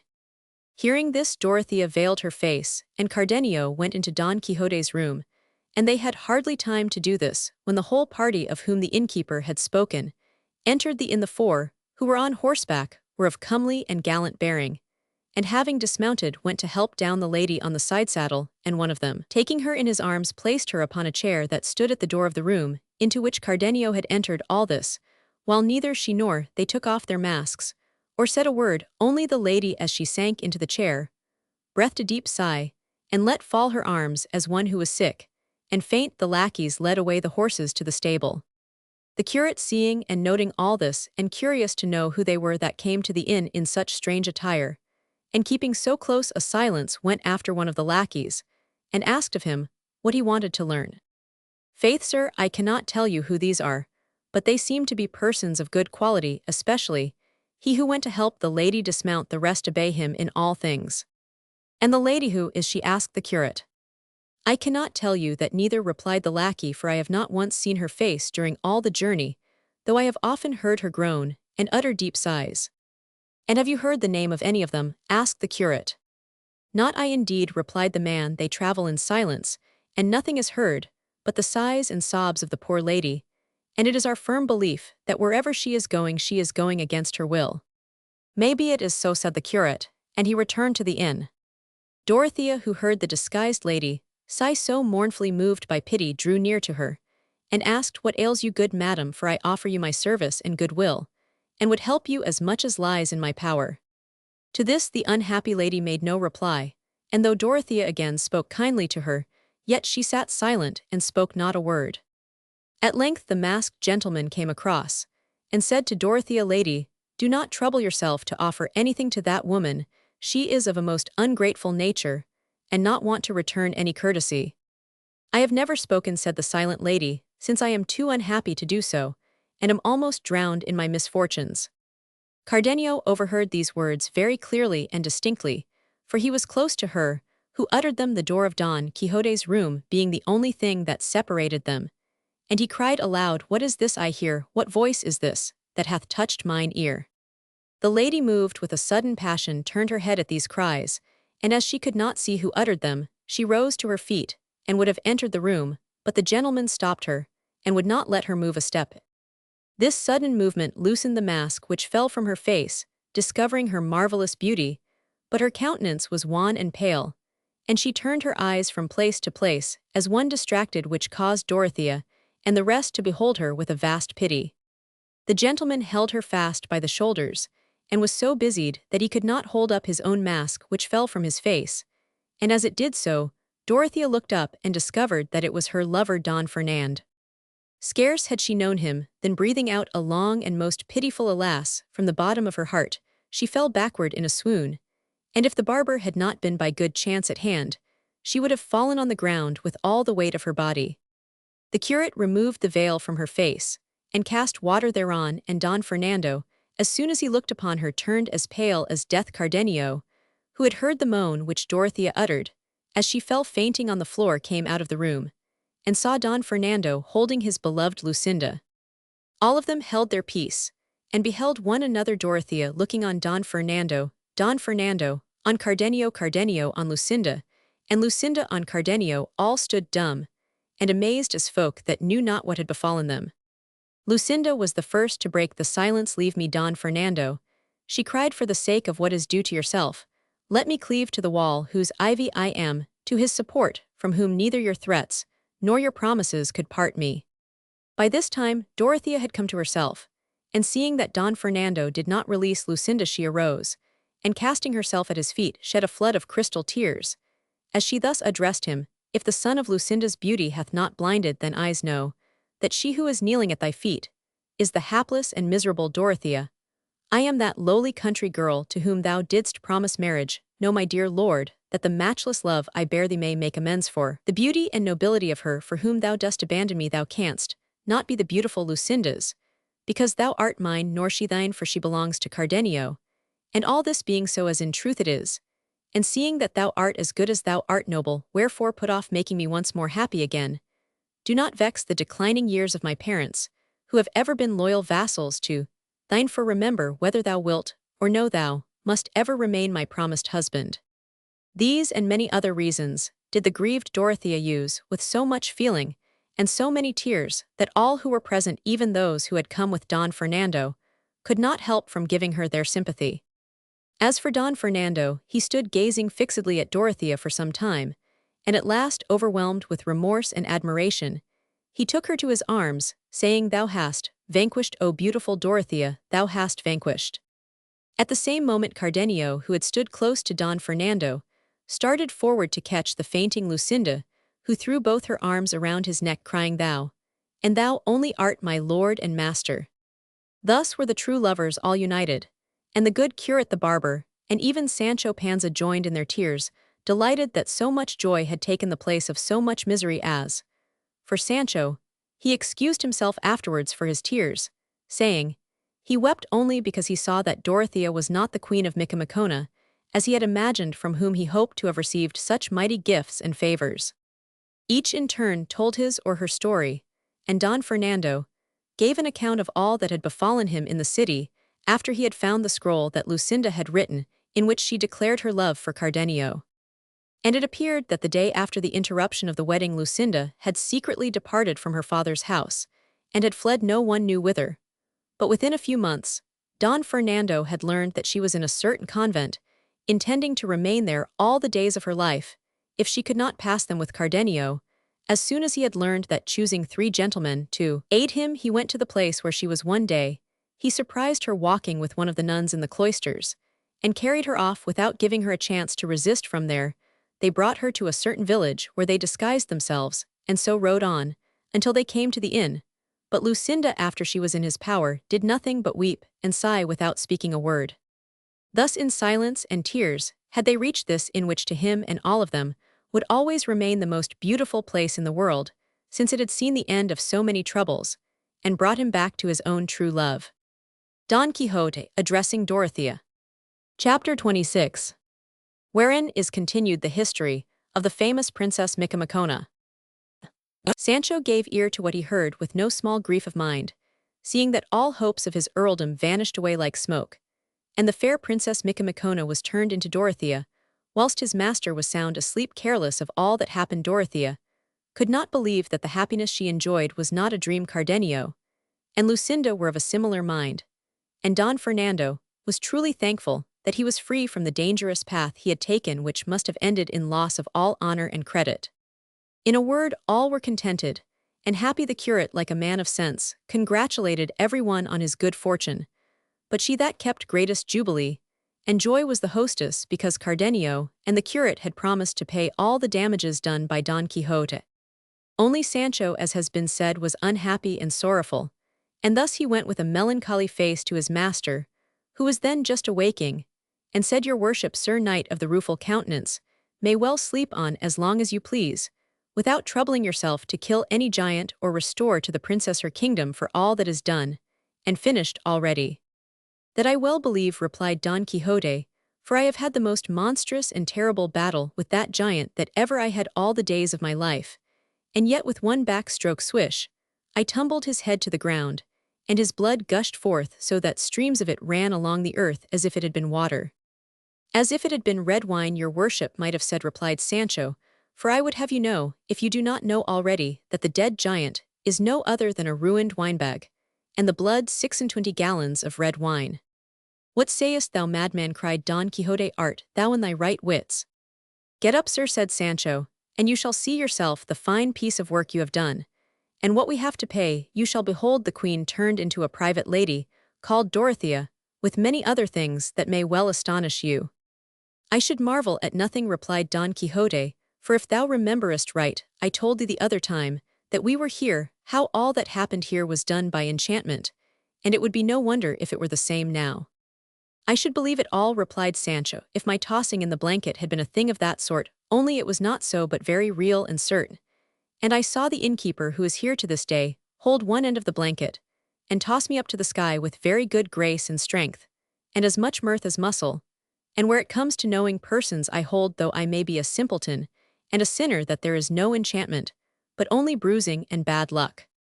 "Well," cried Don Quixote, "time will show. But give me my clothes, for I would see these wonders that thou speakest of for myself." Sancho gave him his clothes, and whilst he was making him ready, the curate told Don Fernando and the rest of Don Quixote's mad pranks, and the plan he had used to get him away from the Brown Mountains, where he imagined he was exiled through the disdain of his lady.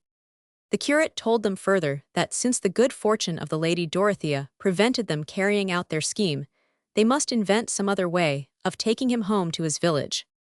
Cardenio offered to continue the adventure, and let Lucinda take Dorothea's part.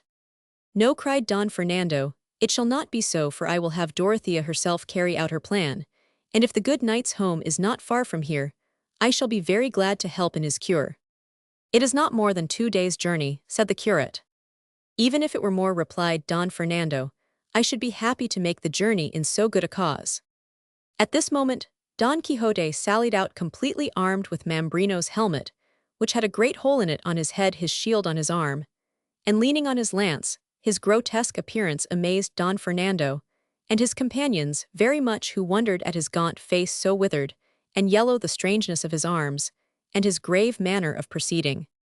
All stood silent to see what he would do, whilst the knight, casting his eyes on the beautiful Dorothea, with great gravity and calmness spoke as follows: "I am informed, beautiful lady, by this my squire, that your greatness has come to an end, and your condition is destroyed, for instead of being a queen and a mighty princess, you are now become a private damsel. If this has been done by the special order of that sage magician, the king your father, because he dreaded that I could not give you all necessary help. I say that he does not know half his art, and has never understood the histories of knightly adventures, for if he had read them with the attention that I have, he would have found how many knights of less fame than myself have ended far more desperate adventures than this, for it is no great matter to kill a giant, be he ever so proud, for in truth, it is not so many hours since I myself fought with one. But I will be silent, lest they tell me, I lie. Time, the detector of all things, will disclose it when we least expect. Thou foughtest with 2 winebags, not with a giant, cried the innkeeper. Don Fernando told him to be silent, and not to interrupt Don Quixote, who continued his speech thus: in fine, I say, high and disinherited lady, do not trouble if your father has made this change in you, for there is no peril so great on earth, but my sword shall open a way through it, and by overthrowing your enemy's head to the ground, I shall set your crown on your own head within a few days. Don Quixote said no more, but waited for the princess' answer.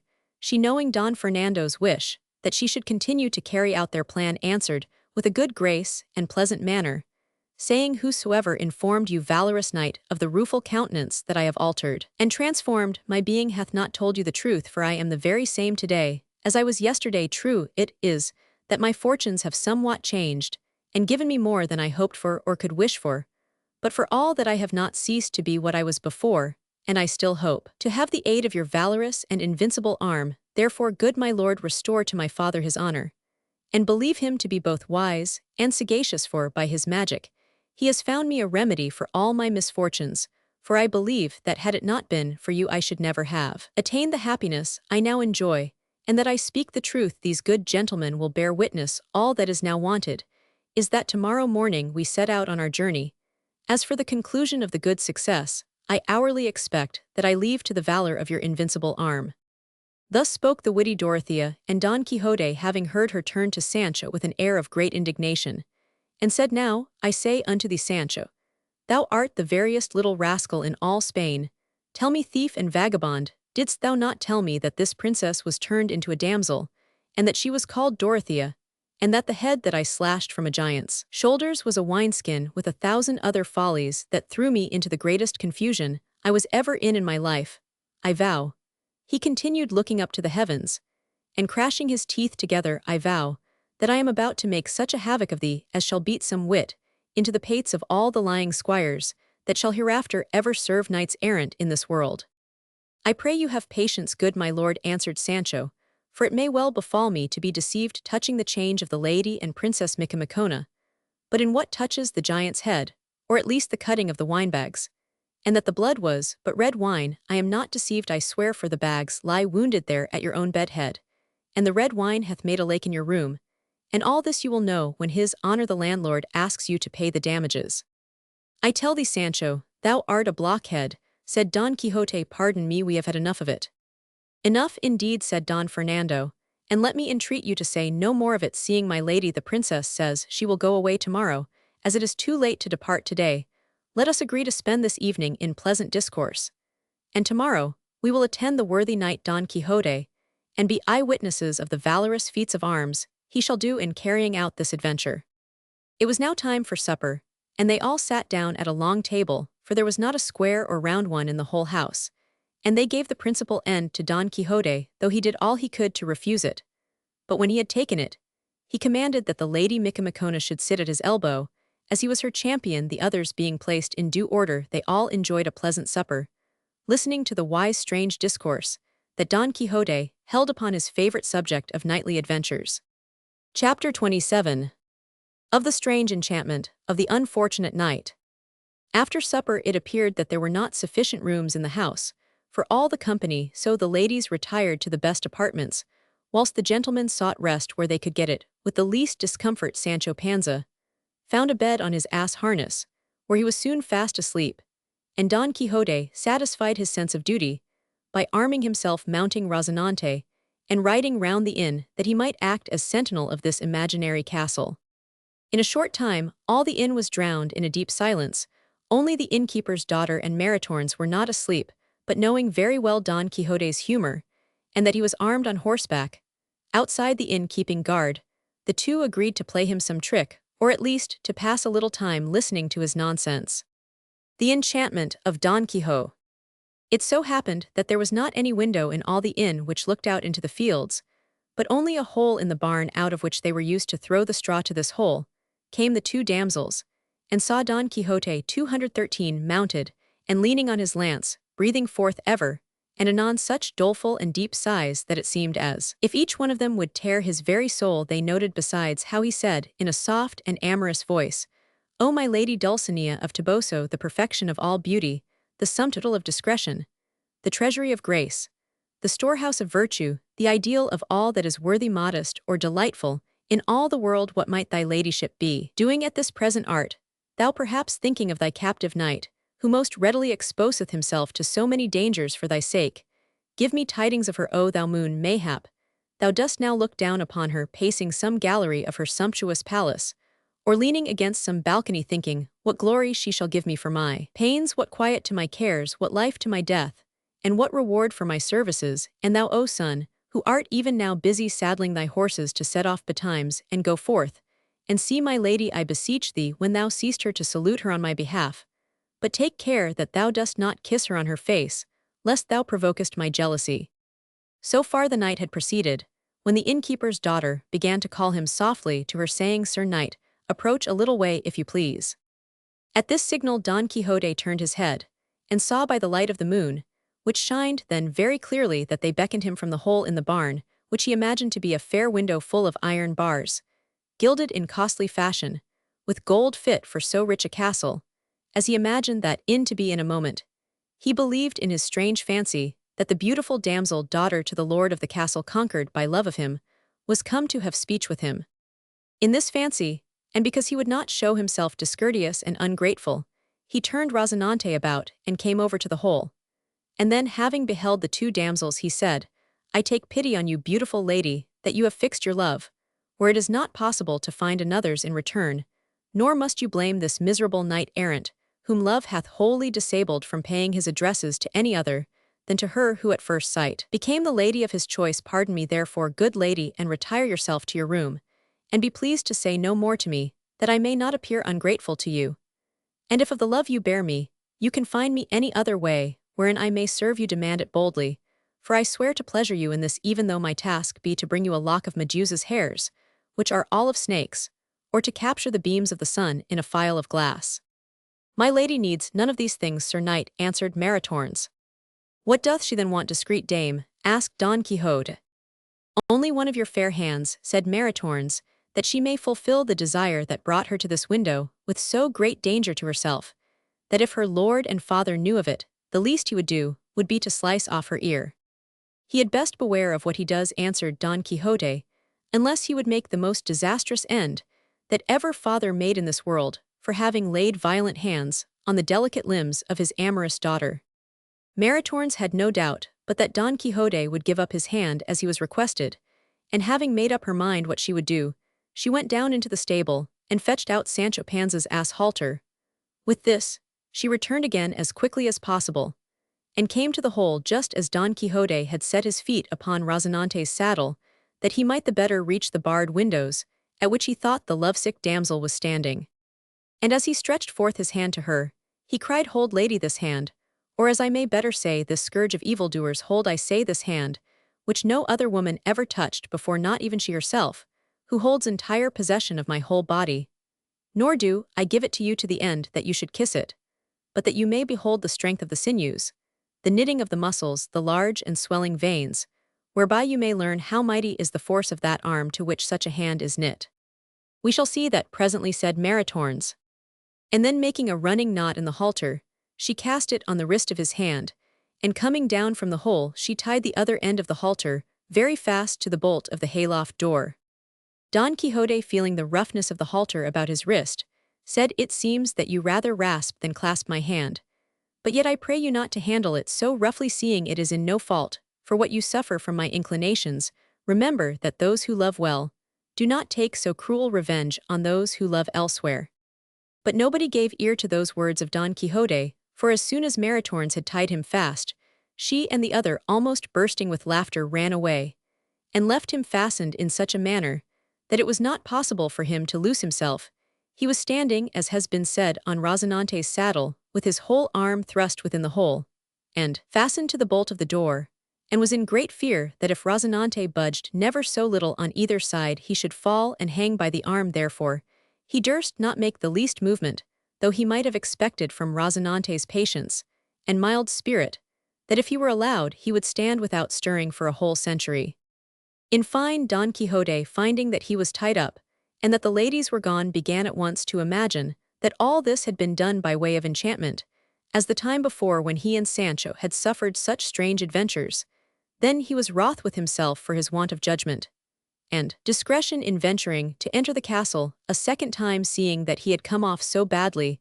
The first, for it was a maxim with the knights errant that when they had attempted an adventure and had not come well out of it, it was a token that it was not reserved for them, but for some other.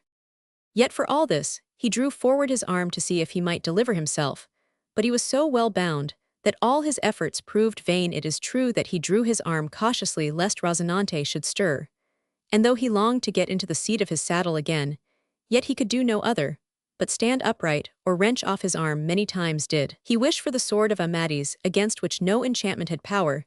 Then he fell to cursing his stars, or again called upon the lady Dulcinea to remember him anew. Now he would call on his good squire Sancho Panza, who, buried in sleep, stretched out upon his pack-saddle, heard him not, and then he called in vain on the sage Urganda to release him. Finally the morning found him so full of despair and confusion that he roared like a bull, for he had no hope that daylight would bring him any cure, as he fully believed his enchantment would prove everlasting. This belief was strengthened inasmuch as Rocinante had not budged ever so little, and he came to the conclusion that both he and his horse should abide in that state, without eating, drinking, or sleeping, until either the evil influences of the stars were past, or some great enchanter had disenchanted him. In this he was deceived, for scarce did day begin to peep, than there arrived 4 horsemen at the inn door, with firelocks on their saddle-bows, who were officers of the Holy Brotherhood. They called out at the inn door, which was still shut, giving loud knocks, which being heard by Don Quixote from the place where he stood sentinel, he cried out in a loud and arrogant voice, "Knights or squires, or whatsoever else ye be, you are not to knock any more at the gates of this castle, seeing that at such an hour as this either those who are within are sleeping, or else are not wont to open their fortress, until Phbus hath spread his beams over the earth. Therefore stand back and wait until it be clear day, and then we will see whether it be just or no that they should open their gates unto you." "What castle or fortress is this," cried one of them, "that we should observe these ceremonies? If thou beest the innkeeper, command that the door be opened, for we are travellers, that will tarry no longer than to bait our horses, and away, for we ride post-haste." "Doth it seem to you, gentlemen," said Don Quixote, "that I look like an innkeeper?" "I know not what thou lookest like," answered the other, "but well I know that thou speakest madly in calling this inn a castle." "It is a castle," replied Don Quixote, "and one of the best in this province, and it hath people in it who have had a scepter in hand, and a crown on their head. They be some company of strolling players." Then replied the man, laughing, "For no others hold scepters, or wear crowns in such a paltry inn as this is." "Thou knowest but little of the world," answered Don Quixote, "seeing thou art ignorant of the chances that are wont to happen in knight-errantry." The man's companions wearied of this discourse, and turned again to knock with great fury at the door, and this time they not only waked the innkeeper, but also all the guests, and the former arose to demand their pleasure. In the meantime, it happened that one of the horses on which they rode came sniffing round Rocinante, who stood melancholy and sad with his ears down, bearing up his outstretched master, but being after all an animal of a friendly disposition to his own kind, he could not refrain from turning round to sniff at him who came towards him. Scarce had he moved one step when Don Quixote's 2 feet, which were close together, slipped, and sliding from the saddle, the knight would have fallen to the ground, had he not remained hanging by the arm. This caused him so much pain that he felt that his wrist was being cut off, or his arm torn away, for he hung so near to the ground that he touched it with the tips of his toes. And this increased his misery, for feeling the little that was wanted to set his feet wholly on the ground, he struggled all he could to reach it, deceived by the hope that he could indeed touch it, if he only stretched himself a little further. The Disputed Pommel. Chapter 28. Wherein is continued the wonderful adventures at the. While Don Quixote hung suspended between heaven and earth, his outcries were so terrible that the innkeeper ran to the door, and opened it hastily, and in great fright to see who it was that roared so loud. Maritornes, whom the cries had also awakened, guessing what it was, ran to the hayloft, and unseen by anyone loosed the halter that held up Don Quixote, and he fell at once to the ground in the sight of the innkeeper, and the 4 travelers who, coming up to him, asked him what ailed him. He, without any answer, slipped the halter from his wrist, and rising to his feet, leaped on Rozinante, braced on his shield, couched his lance, and wheeling round the field rode back at a hard gallop, crying out, "Whosoever shall dare to say that I have been with just title enchanted, if my lady the Princess Micomicona will give me leave to do it, I say that he lies, and I challenge him to single combat." The travelers were amazed at his words, but the host told them that they must not mind him, for he was out of his wits. When Don Quixote saw that none of the four travelers made any account of him, or answered his challenge, he was ready to burst with wrath and fury, and could he have found that a knight-errant might lawfully accept and undertake another enterprise, having plighted his word, and faith not to attempt any, until he had finished that which he had first promised, he would have fallen upon them all, and made them give him an answer in spite of themselves. Those in the inn were now fully aroused, and had come with the innkeeper to see the new arrivals. Whilst they were talking to the four travelers in the big room, where they had supped, they heard a noise, outside, the cause of which was that some dishonest guests, who had stayed there that night, seeing all the people busy to know the cause of the four horsemen coming, had thought to escape scot-free without paying their reckoning, but the innkeeper, who attended his own affairs with more diligence than other men's, stopped them going out, and demanded his money, upbraiding their dishonest conduct with such words that they returned him an answer with their fists, and this they did so roundly that the poor innkeeper was compelled to cry for help. His wife and his daughter, seeing Don Quixote standing by, cried out to him, "Help, Sir Knight, help my poor father, whom two wicked men are thrashing like a bundle of corn." To this Don Quixote answered leisurely, and with great gravity, "Beautiful damsel, your prayer cannot at the present time be granted, for I am not permitted to engage in any new adventure, until I have finished the one I have promised to carry through, and all that I can now do in your service is what I now say to you. Run unto your father, and bid him continue, and maintain his battle manfully, until I demand leave of the Princess Micomicona to help him out of his distress, for if she will give me leave, you may make sure that he will be delivered." "As I am a sinner," cried Maritornes, who was standing by, "before you get that leave you speak of, my master will be in the other world." "Permit me but to get the leave I speak of," replied Don Quixote, "and it matters not whether he be in the other world or no, for I would bring him back again, in spite of the other world itself, or at least, I will take such a revenge on those that sent him there, that you shall be well content."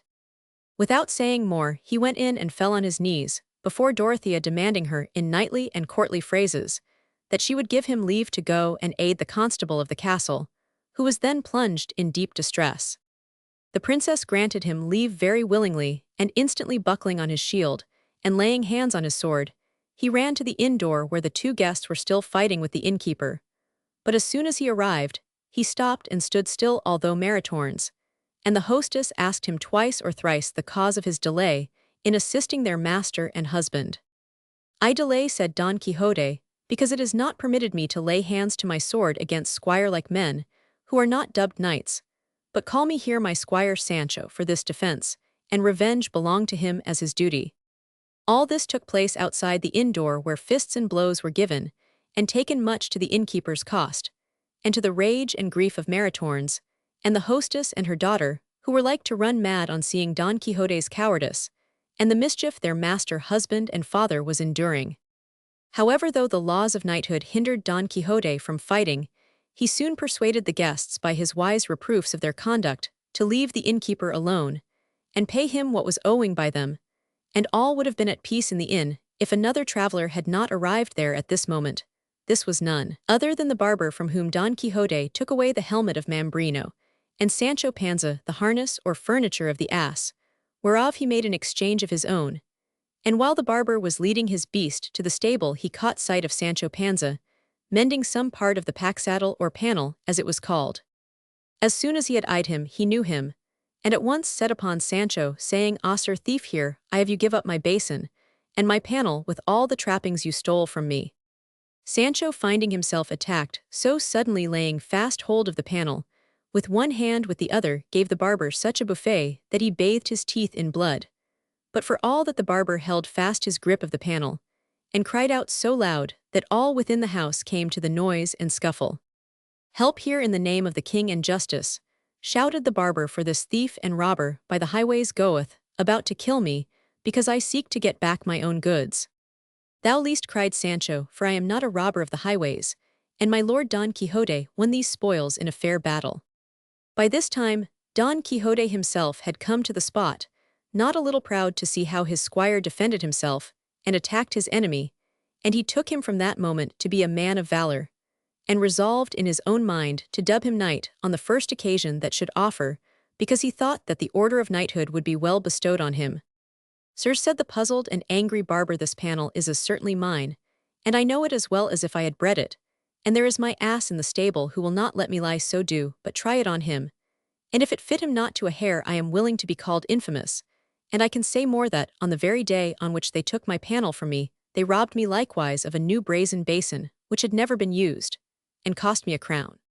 Here Don Quixote could no longer contain himself from speaking, and thrusting himself between the two to part them asunder, he caused the panel to be placed publicly upon the ground, until the dispute should be decided, and said, to the end that you may understand the clear mistake which this good squire labours under, see how he calls that a basin which was and is, and always shall be the helmet of Mambrino, which I took from him by force in fair battle, and made myself lord thereof in a lawful and warlike manner. In regard to the panel I meddle not, but I can say that my squire Sancho asked leave of me to take away the trappings of this vanquished coward's horse, that he might adorn his own withal. I gave him leave to do it, and he took them. As for these being turned from a horse's furniture to an ass panel, I can give no other reason than the common one in affairs of knighthood, that this is done by enchantment. And to confirm the truth of all I say, run friend Sancho speedily, and bring me out the helmet, which this good fellow declares to be a basin. By my faith, sir, said Sancho, if we have no better proof of our story than what you say the helmet of Mambrino is as errant a basin as this fellow's trappings are a pack saddle. Do what I command, replied Don Quixote, for I cannot believe that all things in this castle are governed by enchantment. Sancho went for the basin and brought it, and as soon as Don Quixote saw it he took it in his hands, and said, see, sirs, with what face can this impudent squire declare that this is a basin, and not the helmet that I have mentioned? I swear to you by the order of knighthood, which I profess that this is the very same helmet which I won from him, without having added or taken anything from it. There is no doubt of that, said Sancho, for since the time my lord won it, until now he never fought but one battle with it, when he delivered the unlucky chained men. And but for his basin, I mean helmet, he had not escaped so free, as he did. So thick a shower of stones rained all the time of that battle. Don Quixote arrested. Chapter 29. Wherein is finally decided the dispute about Mambrino's helmet and the panel. Good sirs, cried the barber, what do you think of those who will contend that this is not a basin but a helmet? He that shall say the contrary, said Don Quixote, I will make him know that he lies if he be a knight, and if he be but a squire that he lies and lies again 1,000 times.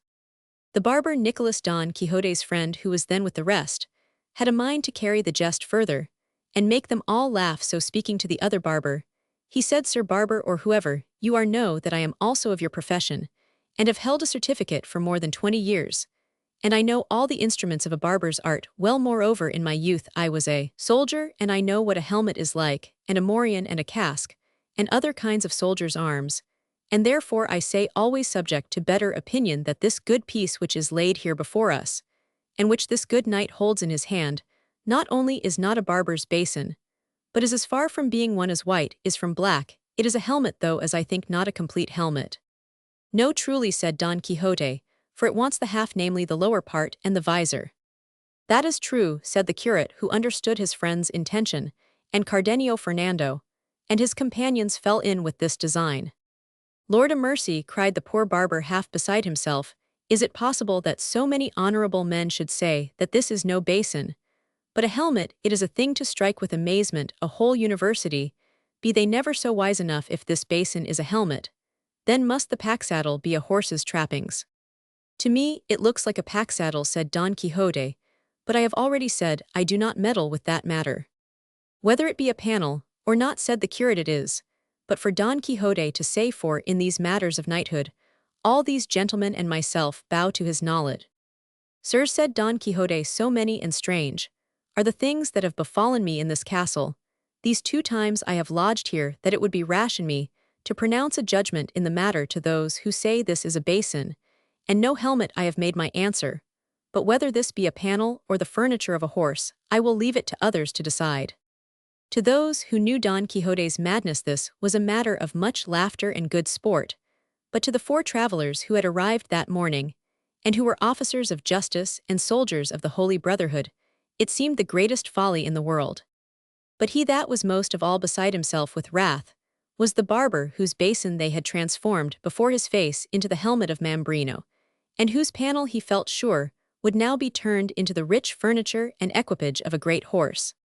Those who were in the secret laughed heartily to see Don Fernando go up and down taking the opinion of this man, and that whispering in their ear that they might give their verdict to him in secret.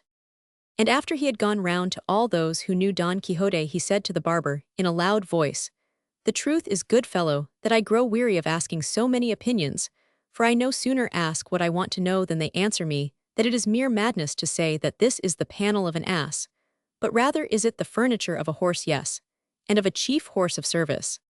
"May I never go to heaven," said the poor distracted barber, "if you be not all deceived it is a panel, and no horse's trappings, but the law takes it from me, and so farewell to it." The barber's simplicity caused no less laughter than the follies of Don Quixote, who said there is now no more to be done than for everyone to take his own.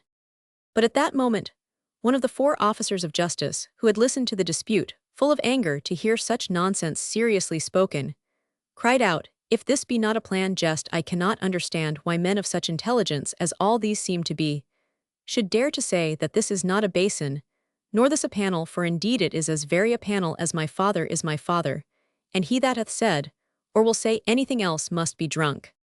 "Thou liest like a clownish knave," said Don Quixote, and lifting up his lance which he always held in his hand, he aimed such a blow at the trooper's pate, that if he had not avoided it, it would have thrown him to the ground. The lance was broken into splinters by the fall of the blow, and the other troopers, seeing their comrades so misused, cried out for help in the name of the Holy Brotherhood. The innkeeper, whose duty it was to help all officers of justice, ran for his sword, and stood by to help them. The barber laid hold of his panel, and Sancho Panza did the same. Don Quixote set hand to his sword, and attacked the troopers, and Cardenio and Don Fernando took his part. The curate cried out, the hostess shrieked, the daughter screamed, Maritornes howled, while Dorothea and Lucinda stood frightened and amazed. The barber battered Sancho, and Sancho pounded him back again, while Don Fernando got one of the troopers at his feet and belabored him soundly. The innkeeper cried aloud for help for the Holy Brotherhood, and all the inn seemed full of wails, cries, screeches, confusion, fears, terrors, disasters, slashes, buffets, cudgellings, kicks, and the shedding of blood. In the midst of this chaos, Don Quixote began to imagine that he was plunged up to the ears in the battle of the King Agramante, and he cried aloud in a voice that thundered through the inn, "Hold all your hands, put up your swords, and keep the peace if you wish to continue alive." That great and monstrous voice made them all stand still, on which he continued, "Did I not tell you, sirs, that this castle was enchanted, and that some legion of magicians did inhabit it? Note how the discord of King Agramante's camp is among us, so that we all of us fight, and none know for what come. Therefore, master curate, and make you peace and atonement between us, for I swear that it is a great wrong and pity that so many noblemen as we are here should be slain for so slight causes."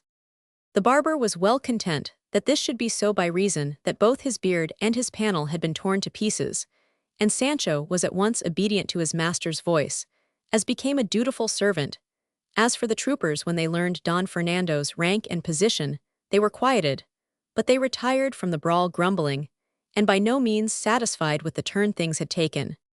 Now it happened that one of these officers, very one who was so buffeted by Don Fernando, had with him a warrant to take into custody one Don Quixote, who was charged with setting free certain galley slaves. As soon as he remembered this, he must needs try whether the description of Don Quixote tallied with the person before him. He took from his bosom a scroll of parchment, and reading it very leisurely, for he was no great scholar at every other word, he stared at Don Quixote, and compared the marks of his warrant with those in the knight's face, and found that without doubt he was the man that was wanted.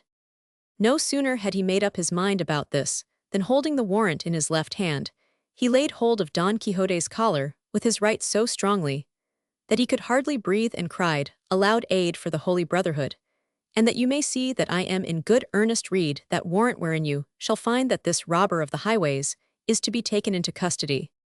The curate took the warrant, and saw that what the trooper said was true, and that the marks described Don Quixote very nearly. As for the night when he found himself abused by so base a rascal as he considered him, his anger was roused to its height, and he caught the trooper by the throat with both hands in such a way that if he had not been speedily rescued by his companions, he would have given up his life there, and then before Don Quixote would have released his hold. The innkeeper was forced to assist his fellow officer, and his wife, seeing her husband engaged anew in battle, raised a fresh cry, which was caught up by her daughter and Maritornes, who called for help from all the company. Sancho, seeing all that passed, called out, "By my faith, all that my master hath said of the enchantments of this castle is true, for it is not possible for a man to live quietly in it for an hour together." Don Fernando soon parted the trooper and Don Quixote, but the officers did not cease to demand their prisoner, and called on the others to help them to bind him and deliver him up to their pleasure, for so the service of the king and the Holy Brotherhood required, in whose name they demanded help in arresting this robber and brigand of the public paths and highways. Don Quixote laughed to hear them speak so idly, and said with great calmness, "Come hither, filthy and base-born crew, dare you call the loosing of the enchained the freeing of prisoners, the assisting of the wretched, the raising of such as are fallen, the giving to those in want? Dare you, I say, call these things robbing on the highway? O infamous brood, how little do you know of the virtue which lies in knight-errantry?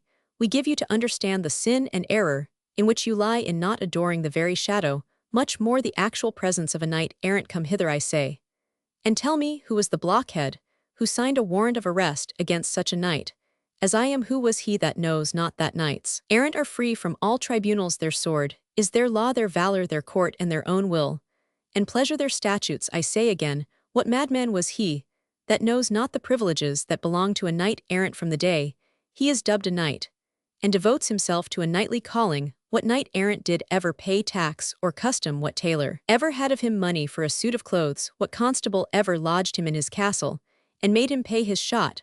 What king hath not placed him at his own table? And finally, what knight-errant was there ever is, or shall be in the world, who hath not the courage himself alone to give 400 cudgellings to 400 officers, if they stand in his way? Whilst Don Quixote raved in this way, the curate was trying to persuade the troopers that Don Quixote was out of his wits, and that even if they did arrest him, they would have to release him afterwards, as he was a madman. "Indeed," said the curate, "you must not take him, nor do I believe that he will let himself be taken." The officers were with difficulty persuaded to this view, but they had seen enough of Don Quixote to convince them of his madness, and in the end, they agreed that it was better the curate should endeavor, as he proposed, to take him to his home, than that they should arrest him at the risk of their lives. The dispute between Sancho and the barber was now easily settled, for there was very little left of the panel for Sancho to keep, and the curate, without Don Quixote knowing anything of it, gave the barber 8 reals for the price of his basin, so that they should hear nothing further of the dispute of Mambrino's helmet. The manner of Don Quixote's return home. Chapter 30. In which is finished the notable adventures of our good knight. The curate and Don Fernando now took the innkeeper aside, and settled all his claims against Don Quixote, for he had sworn that neither Rozinante nor Sancho's ass should stir from the inn, until he was paid to the last farthing. As for Don Quixote, as soon as he found himself free from all the quarrels by which he had been surrounded, he held it high time to begin his voyage, and bring to an end the great adventure unto which he was called and chosen.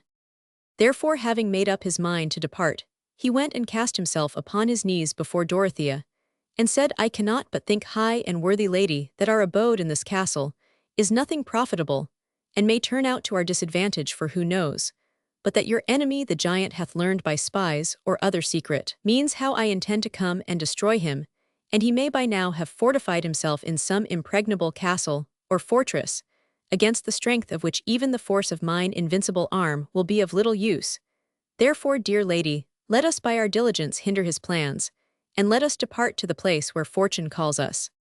Don Quixote said no more, but awaited the answer of the beautiful princess, who with a lordly air, and in a style not unworthy of Don Quixote himself, replied as follows: "I thank you, Sir Knight, for the desire you show to assist me in this my great need, and I trust your desires and mine may succeed, that I may show you that there are some thankful women on earth. As for my departure, let it be as you wish, for I have no other will than that which is yours, therefore dispose of me at your own pleasure.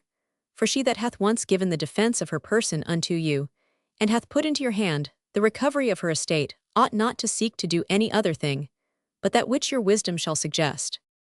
Let our departure, then, said Don Quixote, be immediate. Saddle me Rocinante, Sancho, and get ready your ass and the queen's palfrey, and let us take leave of the constable and these other lords, and depart instantly.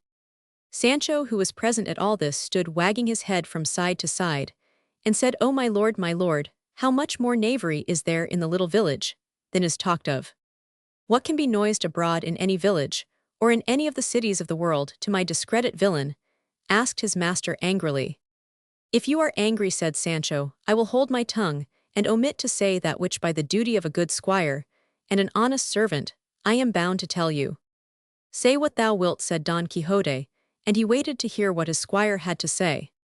"What I mean," continued Sancho, "and what I hold for most sure and certain, is that this lady who calls herself queen of the great kingdom of Micomicona is no more a queen than my mother, for if she were what she says, she would not at every corner be billing and cooing with one that is in this good company."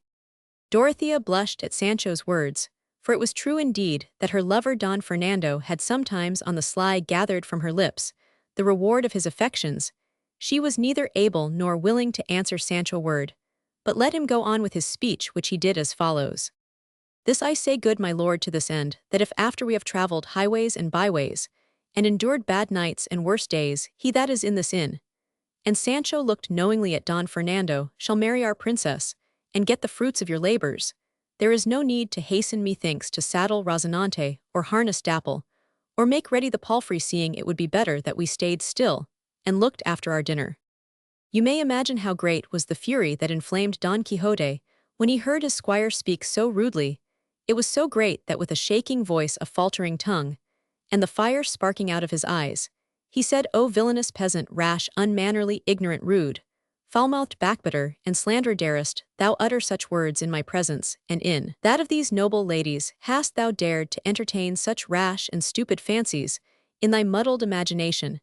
Out of my sight, monster of nature's storehouse, of untruth armory, of falsehood sink, of roguery inventor of villainy, publisher of ravings, enemy of the respect due to royal persons, away, villain, and never more appear before me on pain of my wrath." So saying, he bent his brows and glared around on every side, as he struck a mighty blow upon the ground with his right foot. And at these words and furious gestures, poor Sancho was so greatly frightened that he could have wished in that instant that the earth opening under his feet would swallow him up. But the witty Dorothea, who now understood Don Quixote's humor perfectly, to appease his anger, spoke to him. "Thus be not offended, good Sir Knight of the Rueful Countenance, at the idle words your good squire hath spoken, for perhaps he hath not said them without some ground, and we cannot suspect from a man of his good understanding that he would knowingly slander or accuse anyone falsely, and therefore we must believe that without doubt, as you have yourself said, Sir Knight, in this castle all things are subject to enchantment, and it might well happen that Sancho may have been deceived by some wicked illusion."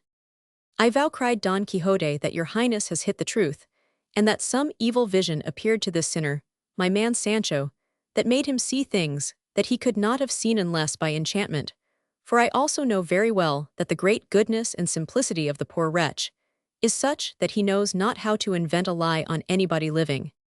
"It is even so," said Don Fernando, "and therefore, good Sir Don Quixote, you must pardon him, and take him once more to the bosom of your grace." Don Quixote answered that he did willingly pardon him, and Sancho, kneeling down on his knees, humbly asked his lord's hand, which he gave to him, and after he had permitted him to kiss it, he gave him his blessing, saying, "Now thou shalt finally know, Sancho, that which I have told thee many times, how that all things in this castle come about by means of enchantment." And this Sancho was ready to believe of everything, except the tossing they had given him in the blanket, for he well knew that he had been tossed by persons of flesh and blood and bone, and not by visionary and unreal phantoms and shadows, as his master was always telling him.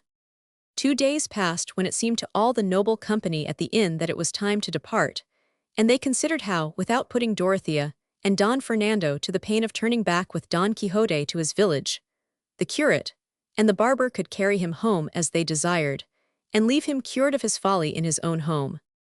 This was the plan they decided on. They made a bargain with a wagoner, who chanced to pass by that way, with a team of oxen to carry him in the following manner. They made a thing like a cage of timber so big that Don Quixote might sit or lie in it at his ease. And presently Don Fernando Cardenio their companions, and the innkeeper did all by master curate's directions cover their faces, and disguise themselves as well as they could so, that they might seem to Don Quixote to be different persons to any he had seen in the castle. This being done, they entered silently into the place where he slept reposing after his recent battles. They went up to him, as he was sleeping peacefully, not fearing any such accident, and laying hold of him forcibly, they tied his hands and feet very strongly, so that when he started out of his sleep, he could not move nor do anything else but stare and wonder at the strange faces that he saw before him. And immediately, he fell into the idea which his wild imagination had at once suggested to him, that all these strange figures were spirits and phantoms of that enchanted castle. And he believed that he himself was without doubt enchanted, seeing that he could neither move nor defend himself. All happened as the curate who plotted the jest expected, and after they had brought him to the cage, they shut him within, and afterwards nailed the bars thereof so well, that they could not easily be broken. Sancho, all this time, looked on in wonder to see what would happen to his master. Then the phantoms mounted him upon their shoulders, and as he was carried out of his chamber door, the barber called out in as terrible a voice as he could muster, O knight of the rueful countenance, be not grieved at thine imprisonment, for so it must be that thine adventures be more speedily ended. And thou, O most noble and obedient squire that ever had sword at girdle, beard on a face, or dent in a nose, let it not dismay thee to see carried away thus the flower of all knighthood, for I assure thee that all thy wages shall be paid to thee if thou wilt follow in the steps of this valorous and enchanted knight. And as I am not allowed to say more, farewell. Don Quixote listened attentively to all this prophecy, and said, O thou whatsoever thou beest, I desire thee to request in my name that I may not perish in this prison before my work is ended. And as concerns my squire Sancho Panza, I trust in his goodness that he will not abandon me in good or bad fortune, for though it should fall out through his or my hard lot, that I shall not be able to bestow on him an island, as I have promised, his wages cannot be lost to him, for in my will, which is made already, I have set down what he is to have for his many good services. Sancho Panza bowed his head with great reverence when he heard this, and kissed both his master's hands, which were bound tightly together. Then the phantoms lifted up the cage, and hoisted it on to the wagon that was drawn by the team of oxen. After bidding farewell to all their friends, the procession started. First went the cart guided by the carter, then the troopers, then followed Sancho upon his ass, leading Rozinante by the bridle, and last of all the curate, and the barber riding their mighty mules with masks on their faces. Don Quixote sat with his hands tied, and his legs stretched out, leaning against a bar of the cage, with such a silence and such patience that he seemed rather to be a statue than a man, and thus at an alderman-like pace, such as suited the slow steps of the heavy oxen, they journeyed home. At the end of 2 days, they arrived at Don Quixote's village, into which they entered about noon. This was on a Sunday, when all the people were in the marketplace, through the midst of which Don Quixote's cart passed. All drew near to see what was in it, and when they knew their neighbor, they were greatly astounded. A little boy ran home before to tell the old woman and the niece that their lord and uncle was returned. It would have moved one to pity to have heard the cries and lamentations the 2 good women made, and the curses they poured out against all books of knighthood, when they saw Don Quixote enter the gates of his own house again, in so strange a carriage. Sancho Panza's wife, when she heard of his return, ran forward to meet her husband, and the first question she asked was whether the ass were in health or no. Sancho answered that he was come in better health than his master. Tell me then, cried his wife, what profit hast thou reaped by this squireship? What petticoat hast thou brought me home? What shoes for the little boys? I bring none of these things, good wife, replied Sancho, though I bring things better thought of, and of greater moment. I am glad of that, said his wife, for I should like to see them to the end, that my heart may be cheered, which hath been swollen and sorrowful for so long all the time of thine absence. Thou shalt see them at home, said Sancho, therefore rest satisfied, for when we travel once again to seek adventures, thou shalt see me shortly afterwards, an earl or governor of an island, one of the best in the world. I pray that it may be so, replied his wife, but what means that island, for I understand not the word. Honey is not made for the ass-mouth, said Sancho, but thou shalt know all in good time. Do not busy thyself, Joan, To know all things in a sudden it is enough that I will tell thee all the truth, and therefore close thy mouth. I will only say this much unto thee, as yet that there is nothing in the world so pleasant, as for an honest man to be the squire of a knight that seeks adventures. Now if I were to tell you that Don Quixote got quite well, and lived quietly at home after all these adventures, and never went abroad again, I should tell you what is not true for some day. And I hope at no great distance of time, you may read what the great Cervantes has written, not only of the adventures of which I have told you the story, but of the second part of Don Quixote's adventures, some of which are even more wonderful than the first. There, you will learn how Sancho Panza became at last governor of an island for a short space, and may read of the great wisdom and shrewdness with which he ruled. All these good things will be yours to read some day as they have been mine, and are everyone's, for like all the really great stories of the world, this of Don Quixote belongs to no nation or people, but is the property of each and all of us, given us freely to enjoy it how and where we will, and from the humor and wisdom of such books, we may become brighter and better ourselves, so that when I wish that you may be able to love and honor all such books, and to read this one as Cervantes wrote it, and with the care it deserves to be read, it is the best wish I can give you, and indeed to wish you the gift of understanding it is the same thing as wishing you a happy life.